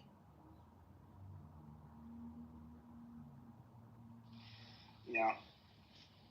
When did the anonymous thing start? Is this new? I haven't been here in a while. No, I don't know what it is either. Apparently, if you click on it, it says join rooms anonymously. Not available here yet, so I can't do it in my country, but someone can. I don't know what that's all about. Spy, most likely. It's probably someone who's a hater. Who wants to spy. I've got nothing to hide. It's a good way it's a good way to listen in rooms without being known, and then you can have a bunch of pictures in your profile, and then you can see who's looking at your profile. That's it. I just did it. I have it as a 1-week trial. I'm not going to pay $5 a month for it to keep it. Oh, is it a new feature? Yeah, it's a new feature you can get. Yeah. It's not.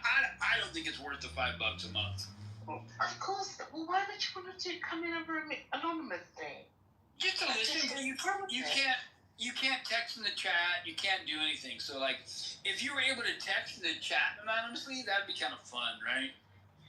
That'd be disastrous. I suppose that would be fun, but yeah, of course it would be.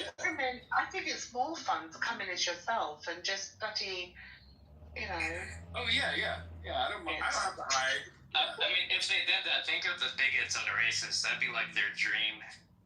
Oh yeah, for sure. It'd be a mess. Yep.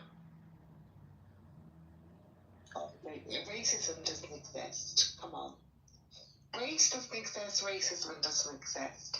And people can go, Mr. Nigma, you're an absolute arsehole for saying that. But as a woman of colour myself, I don't think that race exists at all. There's only one race, the human race. Okay, so we'll call it then colorism.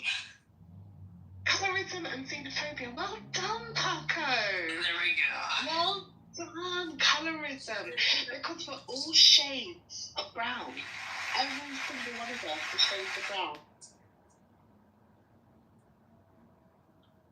It reminds me, I was in Brazil 2 years ago, and there's this girl from England, and she was so translucent that she got a burn. And mind you, she was wearing a lot of sunscreen.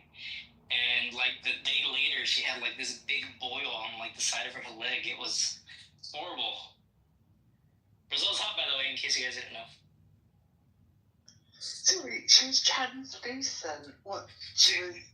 She had no shade of brown. You just said raw shades of brown. She had no brown at all. Are you saying that she was lacking in the melanin department. Very much so. Right, yeah, but she still would have had some melanin. Otherwise, the sun's rays would have killed her off long ago. Oh, I feel bad for her. The only people that don't have melanin, that really need to put sunscreen on all the time, are people who have albinism. In Europe and England, we call it albinoism, but I know that in America you call it albino. I don't know why, but yeah.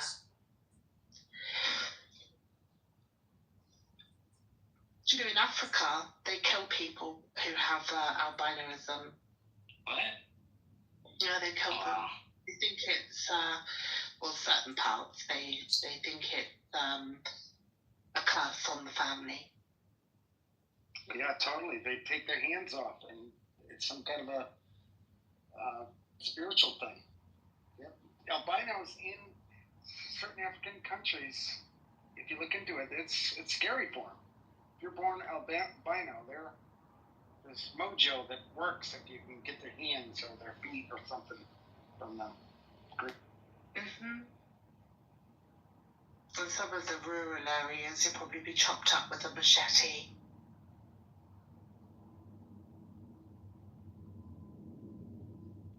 Anyway, Christianity, Islam, and Judaism, are they the evil religions? What is evil? What are you asking me? Anybody. Anybody. Sorry, I was thinking at the same time. Well, all of them, if we're talking about a creator that might be, they all go to books written and voted on by mankind for their authority. And a lot of the stuff that they write about in these books go against the laws of nature and nature's God. The very laws, or the very God that they use to prove God is in the first place. Judaism, Islam, and Christianity, they always, you don't believe in God? Well, then how did we get here? How did everything start? They always go to the God of nature. But then, after they say, okay, that makes sense. Yeah, right, we might come from something. But then you have to believe their prophets, their people, their interpretation of these ancient books that are our books too, by the way. We have a right to our own interpretations of them. They belong to all of us. And to say just because you're a Christian that the New Testament is yours, or a Jew, the Old Testament's yours, or there are books too. And we can at least, everybody has the right to believe their own religion, but we have a right to say virgin birth goes against the laws of nature, so we're not obligated to believe it. Resurrecting from the dead, we're not obligated to believe it because it goes against laws that we're all bound by whether we like it or not. The laws of nature are the laws that none of us can get around. And if somebody's talking about it being supernatural, oh my God, I saw Joe being healed from this person, and he tells you the story. Oh my God, Christianity must be true if they went to this healing service. We're not obligated to believe it. We're not obligated to believe anything that comes to us secondhand. So, life, nature, and the universe comes to each conscious individual firsthand. We have the right to interpret it as we see fit. And I like the word God, don't get me wrong. Yahweh, not Yahweh, but is Allah, the one true God, if we're talking about the physical laws that proves whatever is real in the first place, with a capital W, right? I have no clue what started it all, but I know I'm here. When I contemplate this very real room we're a part of right now, there's 5 of us here. I got here from my mother. It's just amazing for me, and you, I would think, how the astronomical Powerball odds of being here blows my mind all the time. Like, that I need. Right? Luck or chance could be in there too, because who knows? But I'm here, and I think it brings at least, and I'm older. Sorry, Mark. Sorry, darling. I wanted JCC to answer the question as well. Sorry about that. I ramble, so when I do ramble, cut me off. That's fine. No. I'm sad that JCC left. I'm going to bring him back. Yeah, he might be mad at me. I've been in rooms with him before. I hope not. I have no ill feeling. It's fine. People who are mad, just your version of mad and our version of mad are two different things. Mad in the UK means crazy, like lost touch with reality.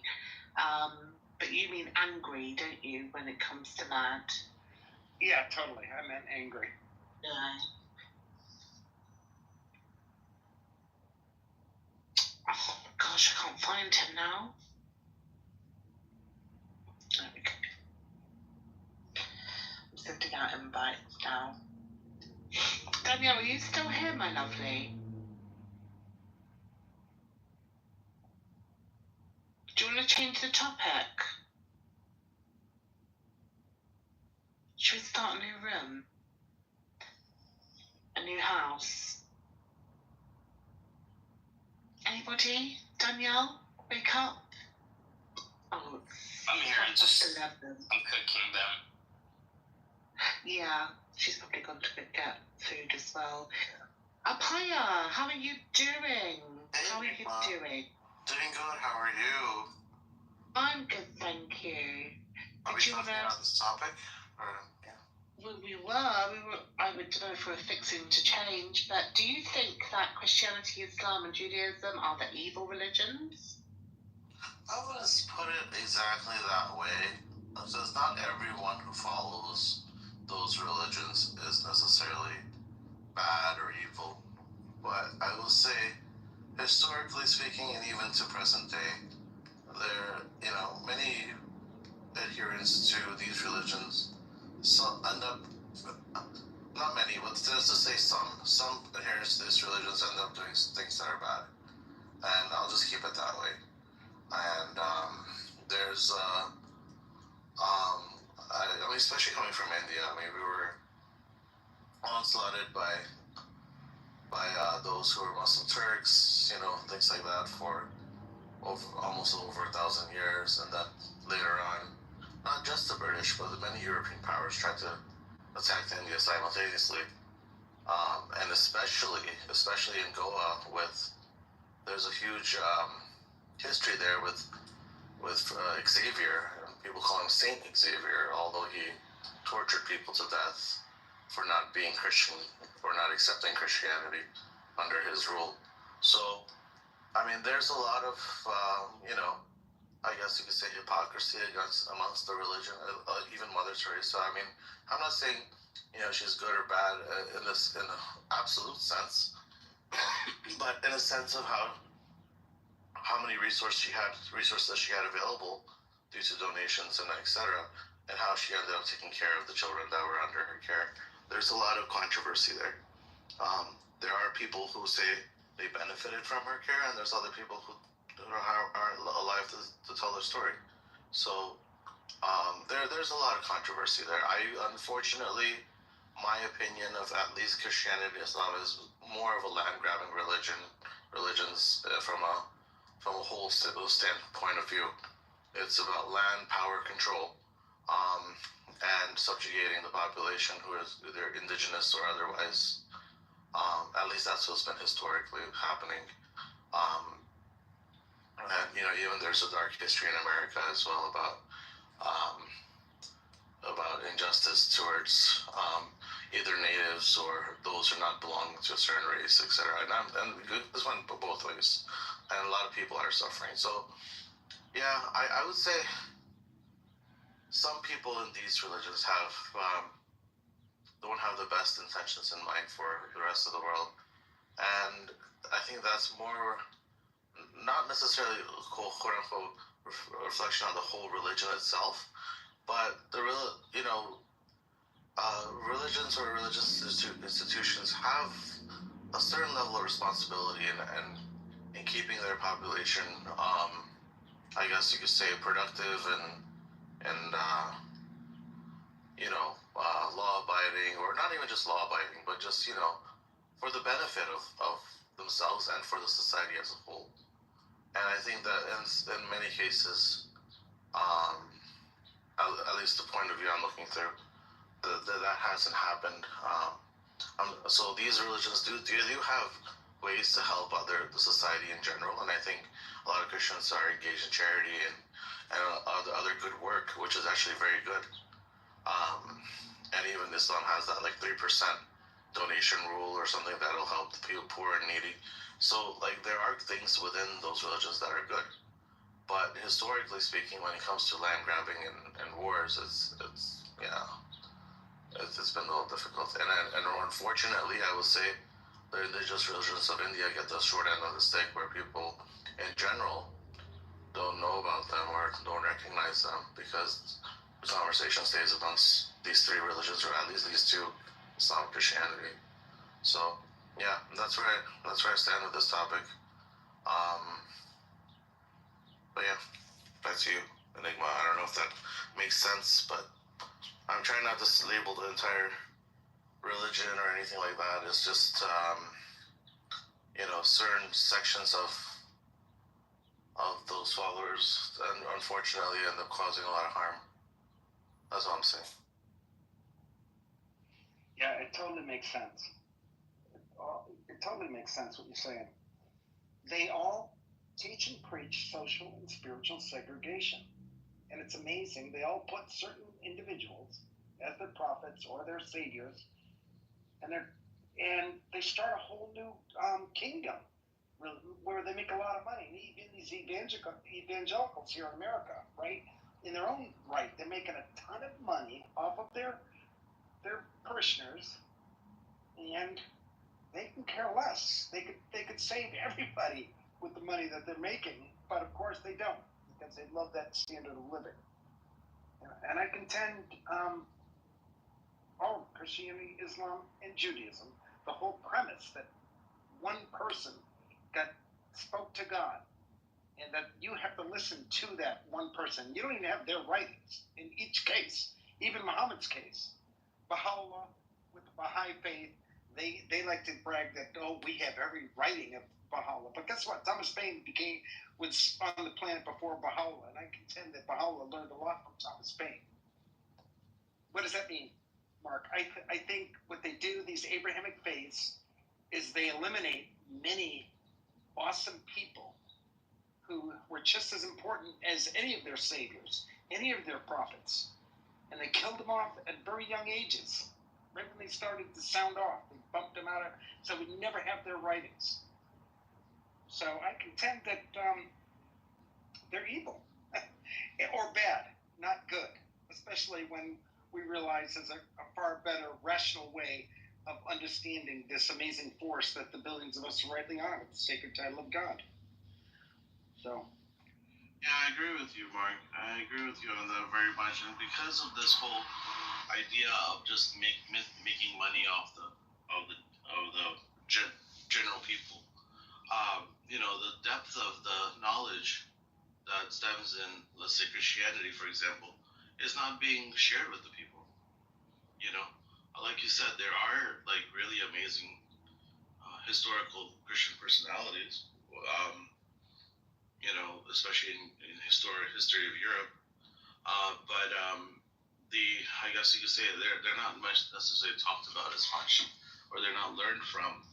Their time, place, and circumstances not really an issue, and not really a thing.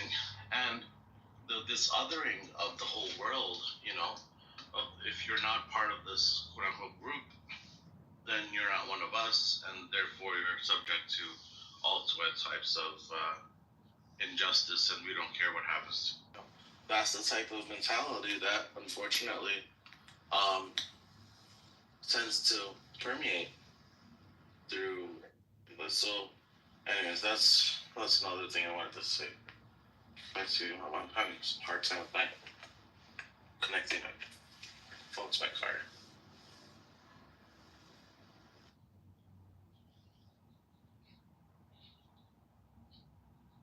And there's a lot of this othering that happens, and I don't know if the if the European world did not know that the world is round, or if North America existed or not, I don't know.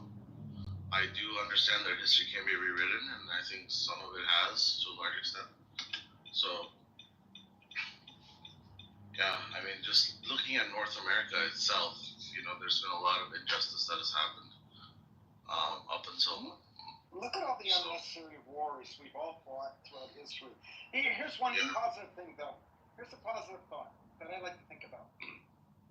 If history didn't play out exactly the way it did, we wouldn't be here. You and I, we wouldn't be in this room. So at the very least, I'm grateful for the nasty history that played out between all of mankind, because we all had our share. I can't wait to the day where we get it right. We should learn from these mistakes. Religion, people binding together under a certain concept of whatever it is, started the collective whole. I think there's a religion there. I think Thomas Paine talked about it in its Age of Reason. And the fact that he's not a prophet in somebody's freaking book. Because he knew so much and he changed so much.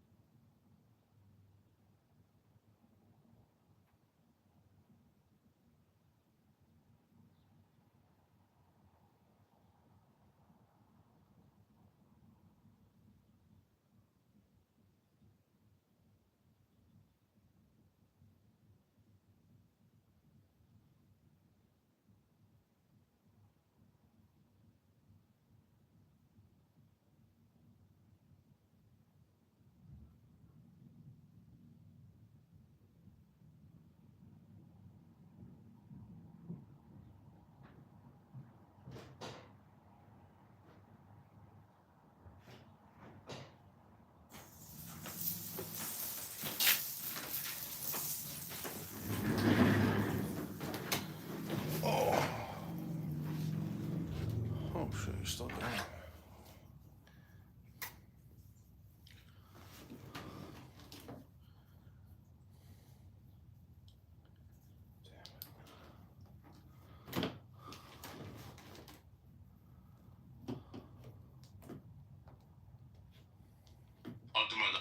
If my kingdom certain animal and then they find themselves in crazy situations, that doesn't mean that that man cannot find himself in that same type of situation with a monoracial woman. That's not what that means at all. But what it does mean is that when it's a repetitive thing for you as a man to date these particular type of women, and you repeatedly find yourself in these situations, you got to start asking yourself, is this my flesh that's pulling me towards this individual, or is this what I genuinely like, or is this really good for me, etc. So yeah, that's just my opinion.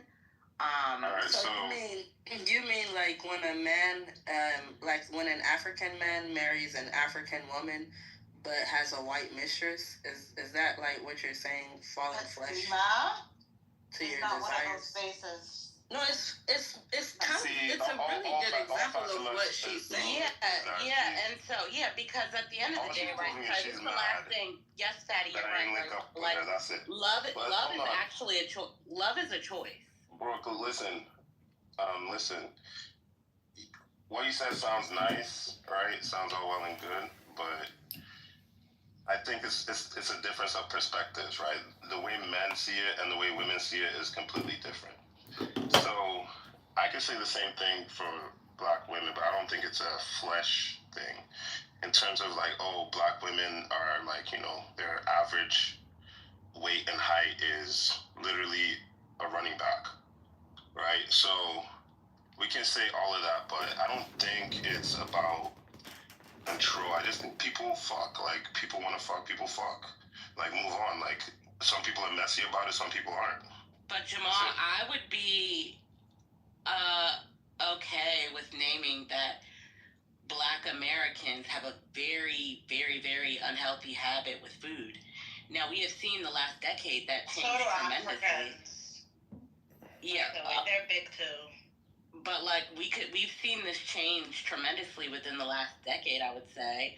But I don't think that it would be wrong to say that.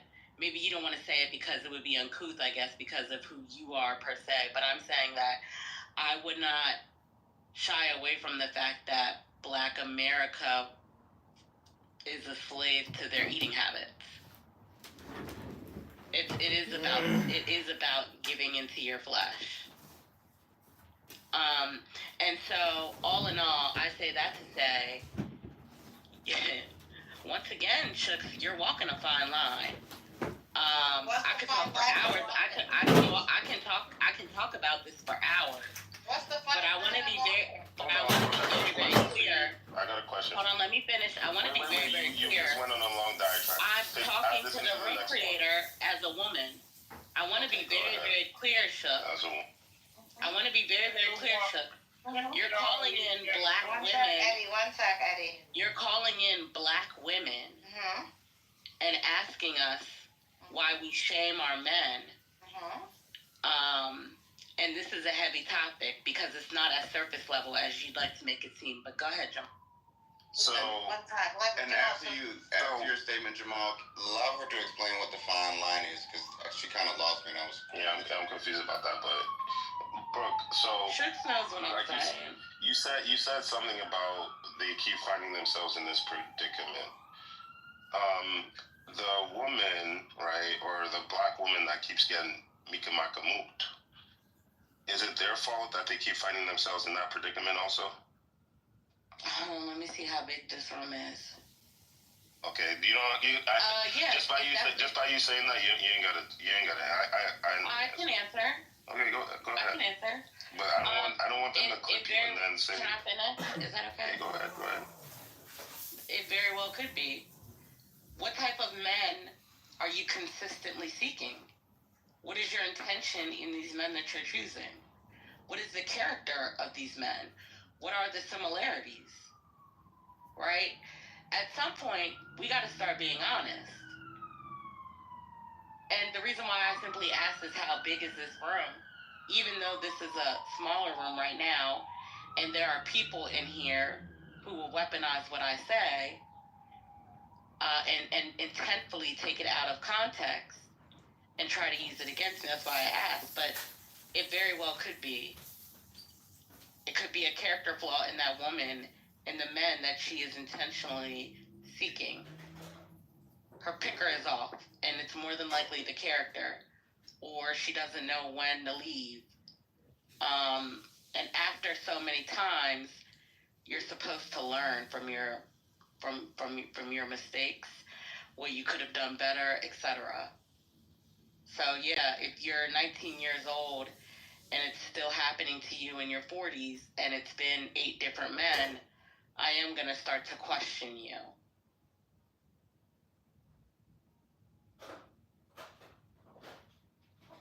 But that doesn't leave the man absolved of any accountability in that statement, Jamal. Yeah, and I don't think, any of the statements you made, leaves, the woman absolved. You know what I mean? If you're in a predicament, like you said, and I think you acknowledged it, that it doesn't have to be, a white woman that puts you in shit. Look at Tory Lanez, right? Look at other men, that we know. So it doesn't always have to be a white woman. I see it. I don't see it as a racial thing, so that's just the difference between, the way I see it, the way you see it. And I hope that I'm actually interested in, if this conversation stays here, if black men who are extremely adamant about procreating with other with black women, if they come in here and say some things, because I'm a woman and I definitely have my opinion on why you say that, Jamal, but I think it would be better heard from a black man who holds the same position ideology-wise that I do, because my opinion ideology-wise is not my practical. It isn't the way that I live practically. Can I speak to the topic? Sure, look. Can you give me 1 second? Because I really want to know. Mega, when you said fine line, can you just expand on that? I think that you know exactly what I meant, and I said that woman to woman, and you didn't question it until her. No, because you questioned it, you know exactly what I mean and what I meant by that stuff. No, because I literally... No, baby! Well, you were there. You're an intelligent woman, Chuck. Use your context clues. From me to you, as a woman to woman, and the conversations that we've been having the last couple of days. This is not You're walking a fine line with this. That's all. Not, you know what I mean by if somebody interprets this as a fucking diaspora war, then I can't help. I can't always dumb myself down to the low IQers. I'm actually over that. We're just having a conversation. All women, I've just seen a few of my friends get attacked over the last few days, and I'm just curious why. Well, I would actually say it's low IQ to think that this is a surface level conversation. In fact, I can't believe I'm saying this out loud. I think that Pepe summed it up already for you. He's not black, and he's not a woman.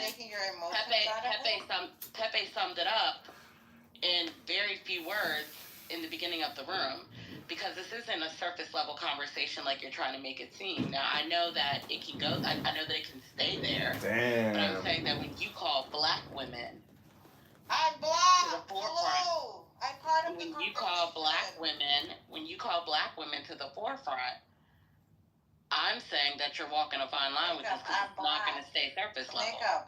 It's contrary to what you people think on here. I'm black. I'm part of the conversation. I can have this conversation. If anybody's offended by it, if they think it's surface level, then you can leave quietly. Simple as that. The whole, this is not a diaspora. This is literally a question. It happened this morning. Again, it's a question that I have. I see it constantly. I don't care what my friend's preferences are, or a guy that maybe I'm into and he's like, no, I don't want to date such and such woman. I don't care. Okay, bye. I'm not for you. And I see some woman attack those men, and I'm like, Why? Well, Yeah, I can speak to that. You asked me a question and I gave you an answer. Thanks, Makeup. Hey, who wants to speak? I can speak to that. So, to the monoracial, unambiguous black women, specifically if you are brown or dark-skinned black women, and the ones in any communities who like white men or love white men, I think the reason why is white men seem to portray a perfect balance between showing their getting in touch a little bit with their feminine side as well as still maintaining their masculinity without being threatened about their masculinity. Well, they're at the top of the hierarchy, racial hierarchy, so they're not really gonna be too threatened because if you're at the top of the racial hierarchy, you're already there, right? You're already. There's no such thing as a racial hierarchy. Women are the alpha predators in society.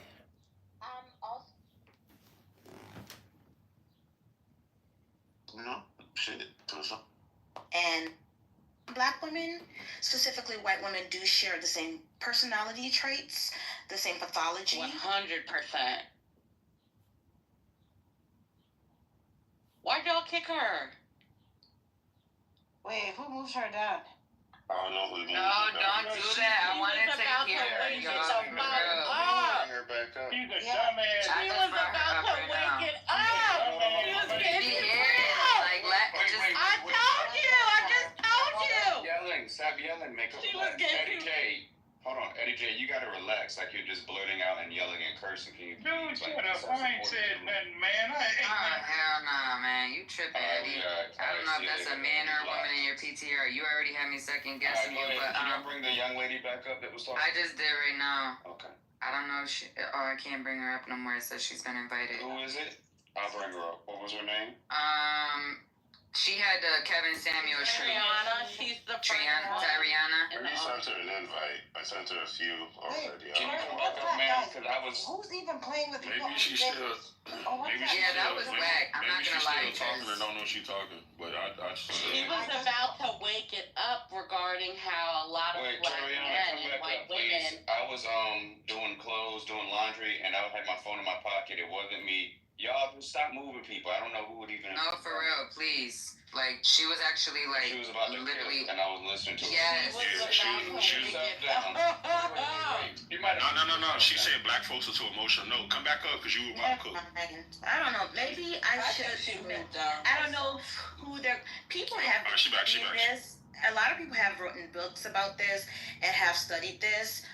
So I don't even know. There's no point in me even. I'm not even an expert, so I probably shouldn't even. No. What? Like you made a comparison of black men and white women. I want to hear like. Yes. Like I feel like you were about to cook right. Wake it up, friend. Black men and non-black women have a lot of similarities in pathological traits. They have a pathological traits where they function and navigate similarly in society, in world, similarly. They navigate together. They may not have the same struggles as far as if you're talking about like other systematic issues, but they navigate specifically in society in similar ways. They have the same pathology. They think very similarly a lot. So I will never shame black men for being with white women. If in fact, I actually I promote that a lot. I love to see white women making pounded jam and ache and egusi and jollof rice. I love to see that white women pound that pounded jam and do that labor. So, as long as a black woman isn't harmed, I'm fine with it. Let that white woman make that egusi and fufu and wache. I'm good with that. 1 second. Then let her finish. Yeah. So, but black women who are woke, black women who are strategic, evolved, black women who are mature and they're awakened and sovereign will never shame black men for being with a non-black woman or their type. If you are shaming a black man for being with their type, you need to grow up and you need to get the F over it. That means you're not woke. And that means you're not sovereign. That means you're just not evolved. It's 2025. It's the 21st century. Get over it. You don't have to think like the group. You don't need to group think. Think as an individual. You are your own person. That random black man that you see that's with a non-black woman, you didn't birth him. You don't know him. Okay? Let him be with whoever he wants to be. You're not his slave master. You're not his owner. You don't own him. Nobody owns anybody. You're free to date whoever you want to date. And a lot of African women navigate like this anyway. African women and African men, Caribbean, which is probably the reason why white men tend to like to go to Africa a lot to marry, and Asian men are doing it too. The Asians, the Chinese, they're making movies with black women, interracial movies with black women already. It's a little bit low budget, probably, but I've seen those clips and I've seen that, and even people are talking about it. So Ty, they don't have that struggle. They don't. Like, those African women are not going to sit up there and have the same trauma and the same trauma bond or trauma dump and struggles. They're surviving, and that's all they care about. Let me ask you a question, Ty, just based on that, and I really appreciate your statements. How do you feel about black women that say they want to preserve their lineage by judging who someone else procreates with? Wait, how do you judge? Exactly. That has nothing to do with you. Well, exactly, and that's my point, right? But you will see. How's that preserving your lineage? That's his problem. That's the whole point, Ty, and that's why I don't understand when black women look at other black men and say, "Oh, look at you with that biracial. Oh, look at you with that white girl. Oh, look at you over there." And they're so pro-black that they think that that's going to preserve their lineage. Bye, John Cole. Bye-bye. Yeah, because they drank the Kool-Aid. They have drunk the Kool-Aid for years, and they have been in that stagnant mentality, that myopic mindset, that one-track mindset where they feel as though they can't breathe without another black person. And so they kind of like, I guess because they have been triangulated for centuries, they've been triangulated. If you go back to the Black Moors and how they whitened up Egypt, I guess because they felt like they've been triangulated and they were sold. So they feel this inferiority complex, but it's like, no, you can't, that's his problem and his business. And really, preserving what race? I mean, technically everybody comes from us, right? Africans, right? The original blacks, right? And then technically you can't, the majority of the world is black and brown, either way. So you're not going anywhere. I think a lot of people, like, I don't want to specifically in America, I think they're very concerned about that. And it's like, you got to get over it. You got to grow up. You got to get over it.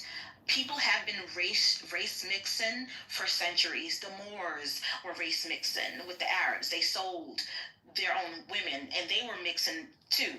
The Black Moorish. People have been doing this for centuries. It's not going to change. It's not going to stop. You cannot. Better men before you have done it. You can't stop it. You can't fix it. You can't end it. It will never end. Even if they try to take it away, someone is going to find a way to sneak around and still mix with somebody.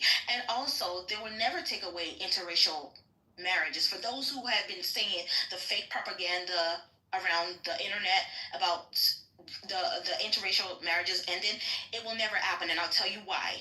The one thing that men love the most in this world, besides money, is their options in women. And you will never tell a white man who he can sleep with and who can be with. He's not going to have it. He's not having it. He will fight for it. Men love their options in women. And they're not... Men love their options. You can't tell a man who to be with, who to procreate with, who to sleep with. Men are never going to allow you to do that. So that old interracial marriages being overturned, it's never going to happen. It's never going to happen. They're just going to find a way around the law. I just want to say this one thing. It was, in fact, a white man that fought and took it to the Supreme Court for him to marry him a sister. Before that, it was black men before that, but they were denied. They were turned back.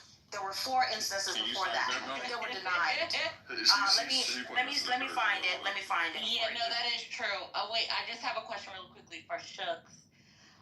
Because you said in the chat that it happened, to Herm's question, you said that it happened in here before she got here. Who said that regarding Herm's statement? Regarding being able to look at somebody and say, at somebody else and say that you should be preserving your lineage, blah, blah, blah, blah. Who said that shit?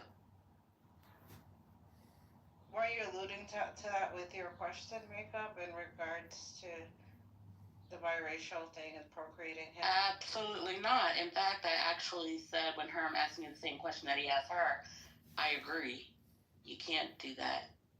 Alright. So what do you... Alright, Makeup, my bad. If you're Yeah, and hold on really quickly. And this is what I meant, right?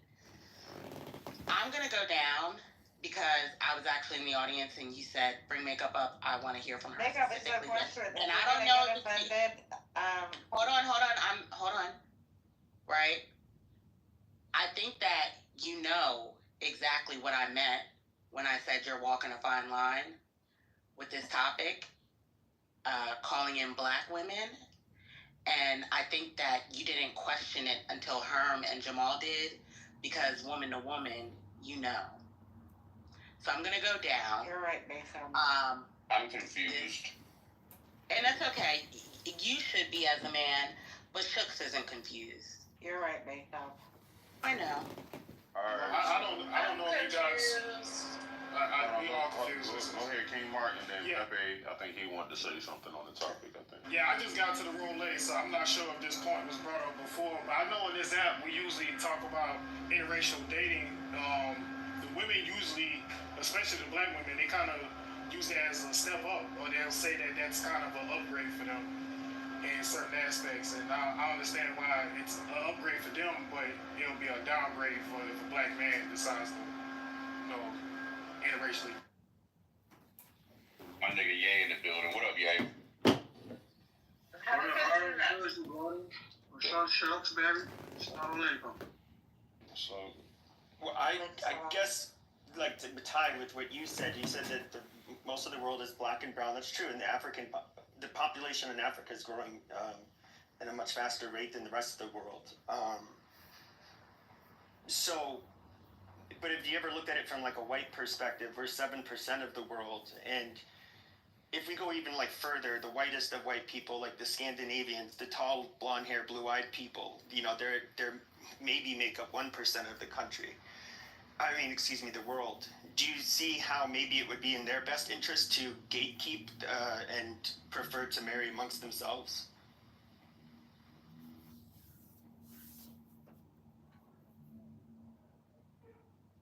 anybody want to answer that cracker? Sounds like she's not even listening.